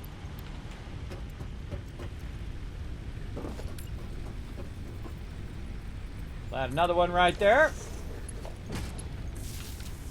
And put more, sort all that together. And pull it down again. Now how are we doing? Okay, now look at our power consumption, everybody. Look how far it went up. Why did it go up so much? Well, the reason why it went up so much is because we added those assemblers. And those assemblers use a lot of power. And so what we've done is we've actually balanced it. We could put another one in and then we'd be beyond our max cons. But we don't really need to because we're not really using it at that top level because we were using it for excess. We had some excess limestone, some excess iron and stuff like that. So actually, as it's done with that excess, it will actually start to come down into that lower level. As you can see, it's starting to spike downwards because it's not actually using all of that at the same time. But to get it started, we still had to be above the starting up of all of that stuff. Now, really, the next stage of the game, after you have all of this stuff running, and I suggest usually in the beginning not to do reinforced iron plates, because that's a lot of stuff going at the same time. But we got it going now, and we're looking good. Now, let me go over here and fill this one up so they all are at 200, roughly. Let's go ahead and balance them all out so they'll go for the max amount of time. Over here. And there we go. All right, now that should go for about 50 minutes. So if I just walked away right now, I could leave, come back, bada bing, bada boom. 50 minutes later, I'd have a ton of stuff. Now, what I want to do is I want to get that stuff that's being produced over there right into this box right here. So what I'm going to do, just to remind myself, is just to put that up like, not like that. Put that up like that. There we go. Put that input in there later. Okay, so now this is actually starting to work over here, right? It's not working at its full capacity, but it is actually starting to make me reinforced iron plates, and it makes them at 5 per minute. That's not a lot. That's like, but we have 2 of them, so eventually it's going to make 10 per minute. Now, the way to speed this up is to put some stuff in there that you already got in the thing, and then it will go at its maximum speed. Always suggest to do that to max that stuff out as best you can. Right over here. Hold on, I meant to just put half of that in there, not all of it. There we go, half of that in there, and then half of that into there. There we go. So now it's going to go at its fastest capacity while the rest of it's trying to catch up behind it and get it going. But what we really need is we need to go in, the screws to go in at 60. So really what we need to do is produce 120 screws, run it 120, split that 120 to 60 and 60, so this is working. But we don't have 120 belt, right? We still got a 120 belt problem, but this is to solve that 120 belt problem right over here. So let's go ahead and, I gave away all my plates. Let's grab a few back. There we go. So this over here is to solve that problem, and what we're going to do is go ahead and merge this together. Let's go forward a little bit.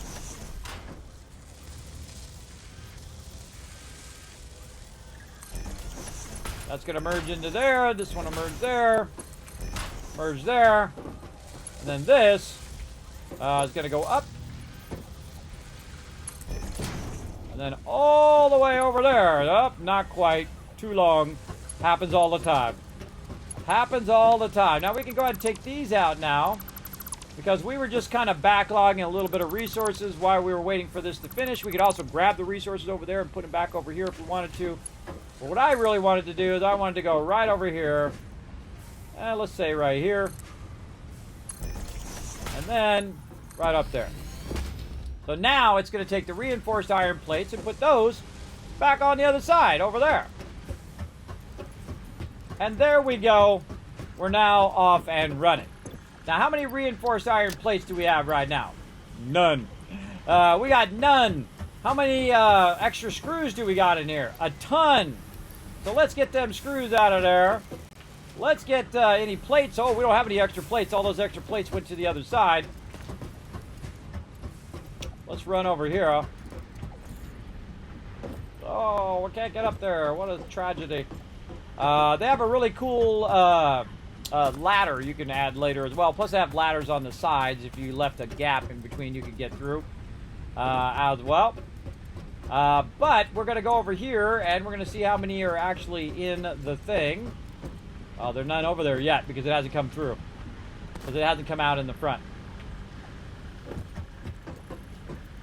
Pretty exciting. Oh, there they go. Wow, the whole line of them now. Lining up right in there, and now we can see what's in there simply because we have that little conveyor belt in the front. So we have about 8 in there, about 10 or so. Probably about 20 of them have been made so far. Now I can wait around for it to make me a bunch of reinforced iron plates, and that would be pretty fun to do. I could just AFK and do that, or I can go ahead and grab all this extra loot I've got over here and basically make a bunch myself. Because what I need is about 50 of these babies. And so now I am actually being double efficient. It's actually making me reinforced plates. I'm making some myself. And so I don't necessarily have to make all 50. I could make a portion of them while it's making a portion of them as well. So let's make 25. And then go look and see how many it's made. It's made about 23. So now I only need 2 more. So yeah, see, that's very, very efficient way of doing that to get to the next stage. And once we get to the next stage, forget about it. We're going to have a whole box of this stuff. Okay, logistics is what we want. So we need some more iron plates and a lot more iron rods. But luckily, we've been producing a ton of that while we were at it right over here. Sort that out. There we go. And then plates over here, and this is why we backlogged a bunch of plates. And of course I could take the plates and put them over there, but I need them for me right now so I can do these upgrades. And again, this is called thinking ahead, everybody. Thinking ahead. Let's go.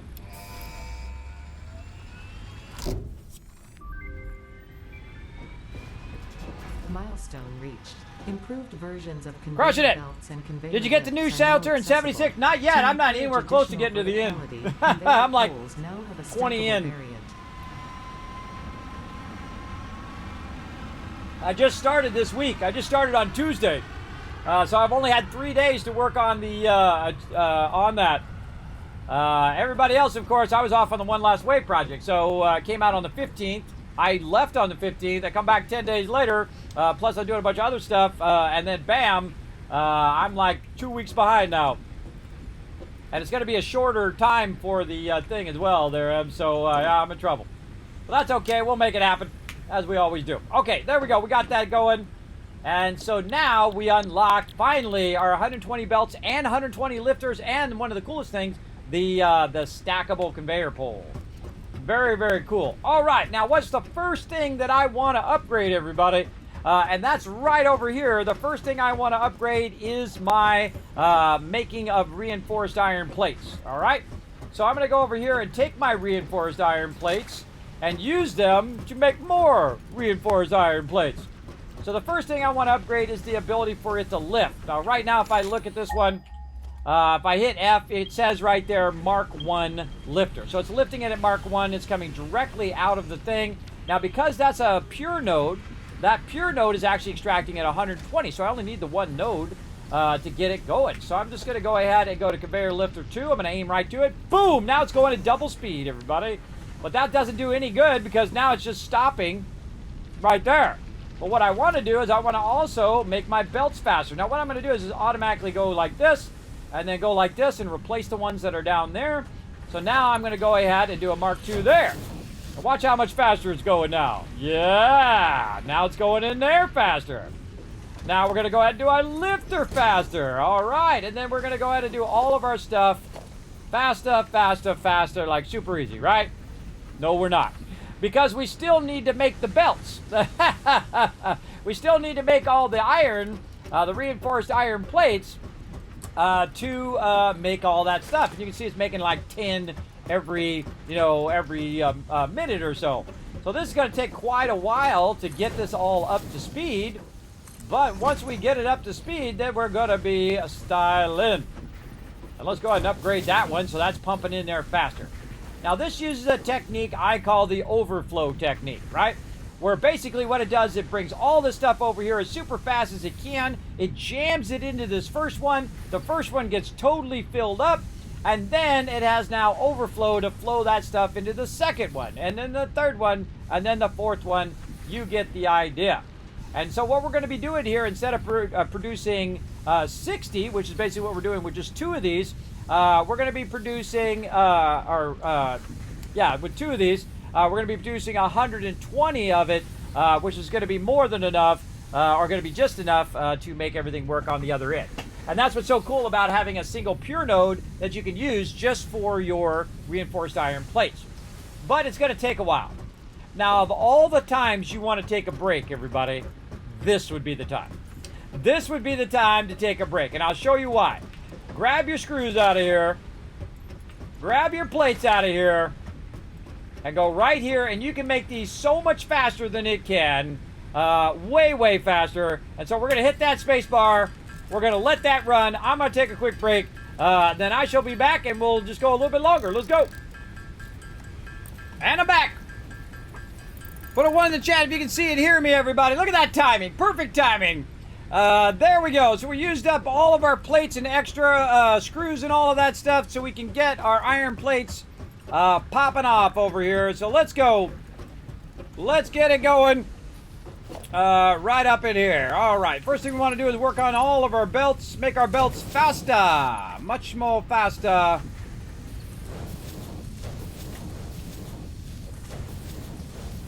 Faster going in. Faster coming out.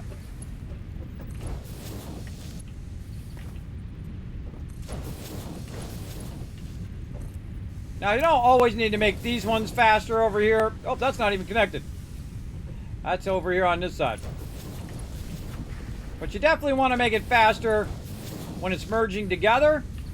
Because, again, this is 30 and 30. Now, here's something that we can do right here, everybody. Since we have the faster belts now, we don't need both sides. We only need the one side because this is now going to be coming out of here at 120. So what we can do is actually convert this so that they're actually going into a single box if we want to. But it doesn't really matter in the long run as long as all the numbers work out, right? So this is 60 coming out of here, right? And that is going into here, which is using 30 and 30 over here for your plates. So let's go ahead and speed this up a little bit and get that going a little bit faster. Now, the real thing that's going to be the problem is the fact that the iron ore in the back here is not caught up to it yet, right? So we want this to fill this one up and then overflow and fill the next one up and overflow. And it takes time for it to spin up to that. And that's what the overflow technique is. The drawback of the overflow technique is that it takes time to spin up. If you want it to spin up faster, just simply go into here and fill that up with a bunch of iron ore. And then fill this one up with a bunch of iron ore. And so on and so forth. Right there. Now it's going to spin up at full speed. And then you can also take this, put that back in there, and you're looking good. All right. Is this a Mark II? Mark II, yes. Mark II belt. Make sure that we did this right. Yeah, Mark II there. And you're going to see that the belt's going to start to backlog. Mark II. Just double check that you did all of this right. Yep, that's all looking good. And again, these belts right here, you don't need Mark IIs. You can just do it at level, at the lower level. But I feel like every time I get to another level, I just upgrade those belts too. Because what the heck? You might as well get it going. Because especially if it goes off and you turn it back on again and you want to make it go faster, it's much better that it goes faster getting where it needs to go. Speaking of faster, over here. Get that in there faster. More faster, more faster. More faster in there, more faster in there, more faster in there. Now, where you really need it is over here. You really need it to go faster on that other end for the screws. We need them screws to go faster. Now, again, just burn this up, everybody. Burn it up. Convert them all to level 2s. Though you can make one level 60 and this one level 2. That's what they get blah, blah, blah, blah, blah. I suggest you don't. I suggest you just convert it all to level 2s. At this point.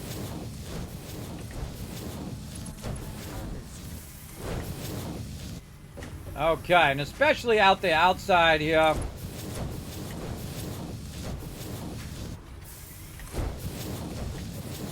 Speed that into that box a little faster. There we go. I'm going to speed it out of the box a little faster. We're going to split it a little faster. We're going to get it going in here faster. Get that going. Now, we did this right. What we just did is we just optimized all of this. This is actually running at full effective speed, meaning that's going in at 60 and 60. And then also our plates are going in at the proper speed as well. And again, this is actually, if I have too much stuff, it'll actually go faster than what I need. But that's okay. We want to go ahead and get this going. Now, I made this thing here so I can walk over here and grab it out of here once it makes it over here in this thing, if it's going to let me. There's 55 in there now. Now, it's going to start producing faster over here for sure. And I just go and upgrade all of it. Again, you can make it all perfect if you want. This one's 30, or this one's 60, and that one's 120 and all of that. I find that's more of a waste of my time. I might as well just upgrade them all. Because the slowest belt is going to slow down your production. That's going to be your biggest problem.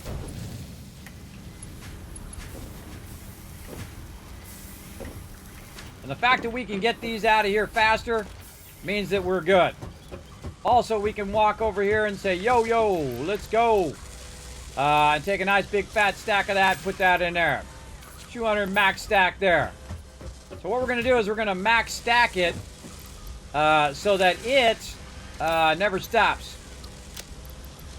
Like that. So I just max stack both of those. And then while the other ones are trying to catch up behind, and then it's now going to perfectly flow through there while it's trying to do that catch up. And then we also need our lifters upgraded. We don't really need them upgraded for the plates, but let's do it anyway. And then we got that one up there. That one's our... Oh, can't do it because we don't have enough plates. But again, our plate production at this point is our highest priority because it's going to make everything make more plates faster. And that's what we want. More plates. More faster. That's already level 2, level 2s. And I do the same thing when I go to level 3s, and the same thing when I go to level 4s, and so on and so forth. I used to do it where, you know, I just keep the 60s over here, whatnot. But in the long run, you're going to have so much resources that it's really a waste of your time to keep those going. And again, if it stops and starts up again, it's going to have to wait that extra time to get down the belt, when you can just make it go at 120 and it'll get down the belt just that much faster. Just that much faster. All right, let's see how we're looking at here. Looking good, looking good. All that ore is looking snazzy. Snazzy, snazzy.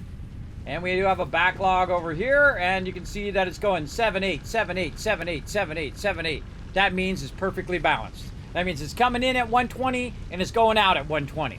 And just in case we have a little bit of extra there, but it's perfectly balanced in the inputs and the outputs, which is pretty awesome. You can see all of our stuff is green there. That's all perfect. And we've also now balanced all the way down to the other end. The only thing that we could probably upgrade is this. But, you know, this is only going at 10 on the output, everybody. There's 5 here and 5 on the other side. Now, I can come over here and boost these if I wanted to. But then, of course, I'd have to increase the amount that are going in as well. But if you have a lot of excess, that's a good time to kind of crank it up. When we get to that, we haven't done it yet in the map. We could crank that up so it would make even more, burn up all the excess, and then turn it back down so that it is perfectly balanced like it is now, which is pretty awesome. But we'll just let that keep on rocking, and that's going to be producing those as fast as it possibly can. Wada! There we go. Whee! Up and over. All right, how we got now? 22. All right.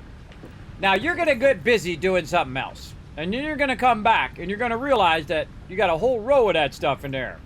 And then when that's done, you can then go and do all the other stuff. Now, remember, this is going to run for an hour, basically, 50 minutes. And I can just let it run for 50 minutes and come back, GG's. And when the power goes off, it'll just stop everything. And then I'll have a whole box full of loot. Actually, I have multiple boxes. All these boxes, because they're all being produced right now.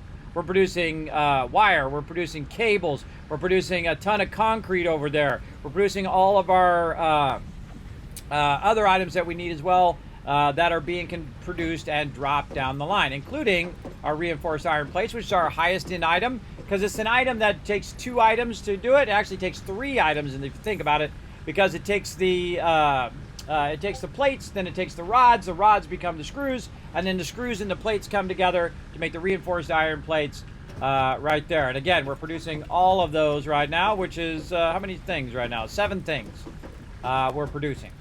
Now, the one thing that we're not putting into these thing over here, so we're really producing 5 things, is we're not putting any more screws in here, and we're not putting any more plates in here. That's because those screws and plates are being used on the other side.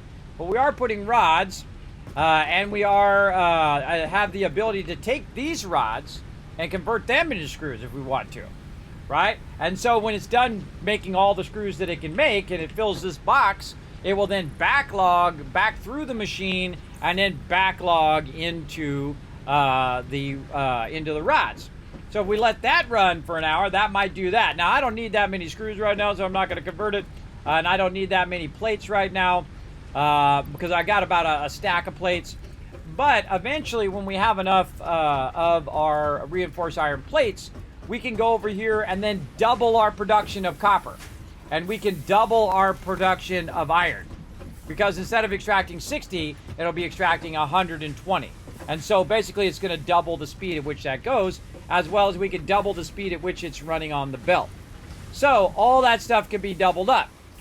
Now, one of the things that I can see is a problem right now, for some reason, way over there, my concrete stopped running.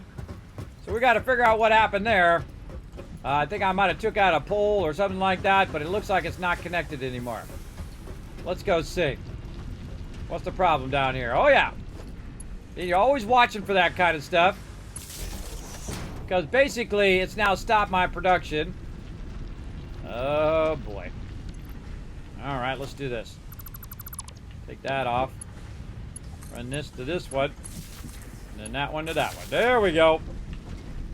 Yeah, see, that's why some of my production's off, too. Is because my concrete stopped. And we got to get that concrete back on again.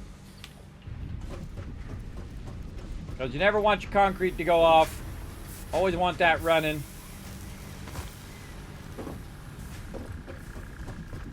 Let's see if we if it stopped.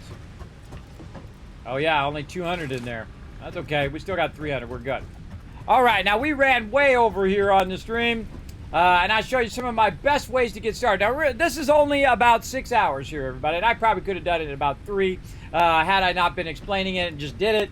But you get the idea of how to get an incredibly fantastic start in Satisfactory. I could literally just AFK right now.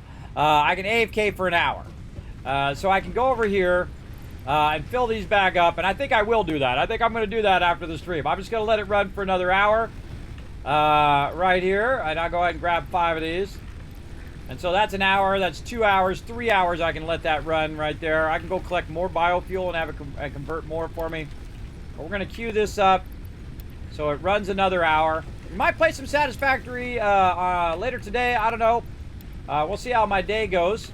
I didn't want to promise it on the schedule in case my schedule got wonky. But we might play some more later today. So be around for that. We're also going to do our One Last Wave project. So I need to rest up and come back and do all of that too.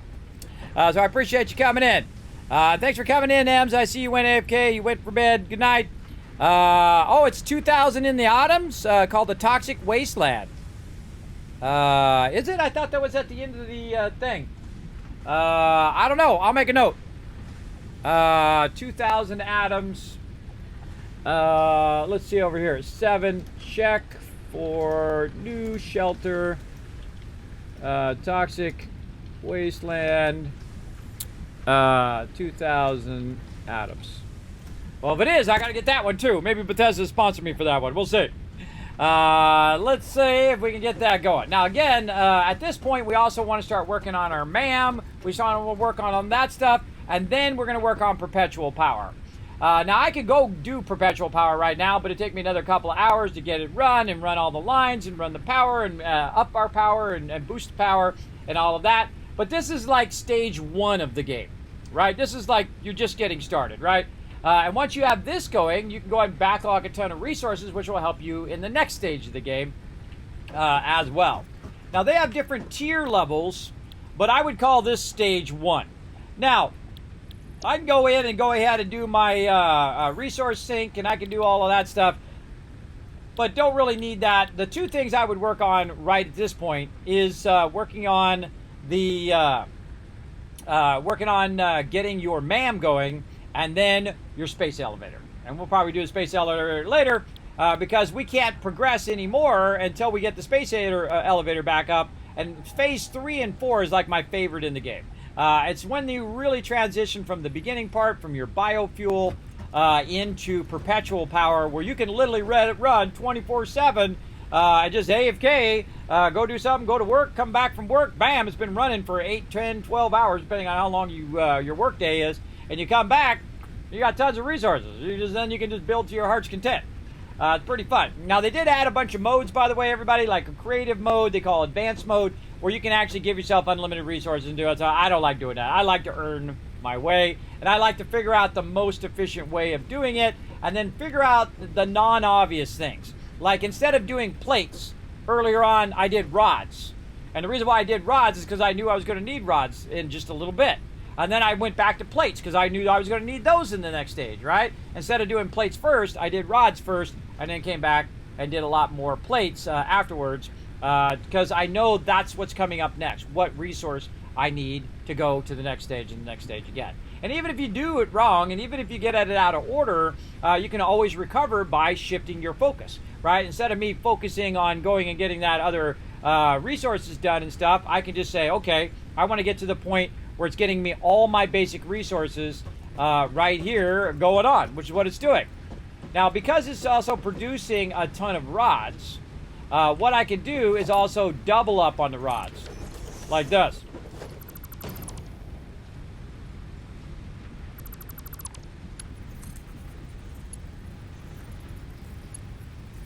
Get up there. Double up on the rods like that. So now it's actually going to have 2 boxes of rods that it can get done. And then I can take those rods and say a whole box of those rods and convert them into screws. And so on and so forth. Now this stuff over here is already filling this up. You can see we're filling up with that. We're filling up with this. And by the way, when this is finished filling up with this, if I had done the splitter up further, it would take all of the wire and run it over here. And again, I can double up on all of this if I want. Just put another one up on top, and then I can flip it the other way. If you are going to do this stacking thing, I suggest to put it on the top one and let it run down, as opposed to from the bottom up, because it's a much more efficient way of doing it, because then it's coming down to you. And as you grab the ones from the bottom, it will then feed it down from the top down into the lower ones. I find that works a lot better. But in this case, I'm going to go ahead and do that for now. Eventually, I'll actually have bigger ones that do that. So yes, let's keep at it. Coming up later today, we do need some plates here as well. Maybe I should run some plates while I'm at it, because that's pretty easy to do. Now, one of the things I really don't like doing is mixing resources, but I could easily do it right over here. I could just run over here and say, you know what, I changed my mind. Make me some plates. Over here too.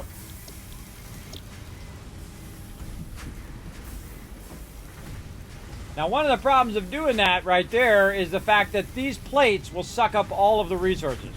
So I don't really want to do that right there. Let's do iron rods. And then if it has any extra, it'll do iron rods. So one with plates and one with rods. Now what it's going to do is mix those together though. And so it's also going to have plates and rods in the same box. Now that's okay if it's just going into a storage box. But if it's going on to go onto another machine, that could really mess you up big time. But right now, it's fine. We can let that run for an hour, and this way I'll have extra plates and extra rods. I have plenty of rods now. I could actually just switch that over just to plates if I wanted to. But I think that'll be fine. We'll just let that keep running, and then we'll let it double up on both of those, and we should be good. All right, now that we've been playing for about 6 hours, we might want to save the game. Crushing it. Oh, caps lock. Crushing it. Right there. That was probably one of my favorite beginnings of the game, everybody. I think that's definitely one of my favorites. Just absolutely crushed it. Looking awesome. All right, let's go ahead and call it there before I end up doing this for the next 12 hours and then miss out on my streams later today. Because I have done that before. All right, everybody, that's it for me. Let's go ahead and go to the Kismet Love Trade. Let's go.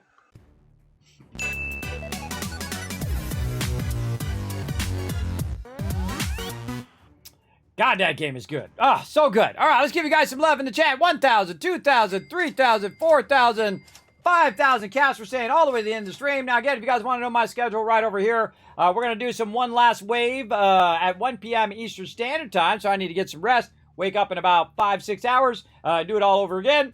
We're going to do a little bit of one last wave, and maybe Friday night, if I'm not busy and doing 1,000 other things, we might do a little bit more Satisfactory, so come back tomorrow, 10 p.m. Eastern Standard Time. Potentially for that, you can watch my social media when I'll let you know whether I'm going to make it or not for that. You can also definitely drop by on Saturday at 10 p.m. Eastern Standard Time. We're going to play some Alpha 21 7 Days to Die stable version. We're going to restart our server. You're welcome to come join us on the server if you work well together with other peeps. Feel free to come join us for that as well. As well as you can go ahead and help out the stream. The best way to help the stream right now is go over to youtube.com/KismetBP and hit that subscribe button. Jump on over to twitter.com and hit the follow button. Of course, the subscribe button on YouTube is the same thing as the follow button here on Twitch. So go over there and show some love over there. The more you guys do that, the more giveaways and fun things I get to do here in the stream. Feel free to drop over to the Discord and onto the website. Over there at discord.gg/Kismet or kismet.gg on the web. And of course, the best way to support the stream, everybody, please take a quick look over at patreon.com. Over there, remember, you get early access no matter what tier you support. You also get sneak peeks, and you also get to see all the stuff before anybody else. So it's pretty cool. Pretty cool stuff there. There's a whole backlog of stuff you can see there, plus new stuff that I'm going to be rolling out over time as well. Also, you see ad-free viewing over there as well, by the way, on Patreon. And a lot of cool stuff. All right, let's go ahead and roll that out of there. And it is the best way to support the stream because Twitch takes half of everything over here, so it makes it real tough to keep this stream going. But I do appreciate everybody coming in, hanging out in the stream. Appreciate you big time. Man, I had fun. I was like one of the funnest starts of Satisfactory I've ever had. And we didn't even touch on, barely any of the new features, everybody. There's so many more new features that we're going to check out in the game as well. But we got to get a little bit further in the thing, in our production. And we're really going to go to town on the production later on. Again, thanks for all the follows over here. Again, thanks for all the sub and resub love. Appreciate that. Letting that run a little extra so we can see that going. And then again, I'm going to roll out the Kismet Love Train, and we'll see you guys at 1 p.m. Eastern Standard Time. Appreciate each and every one of you. Bye, everybody.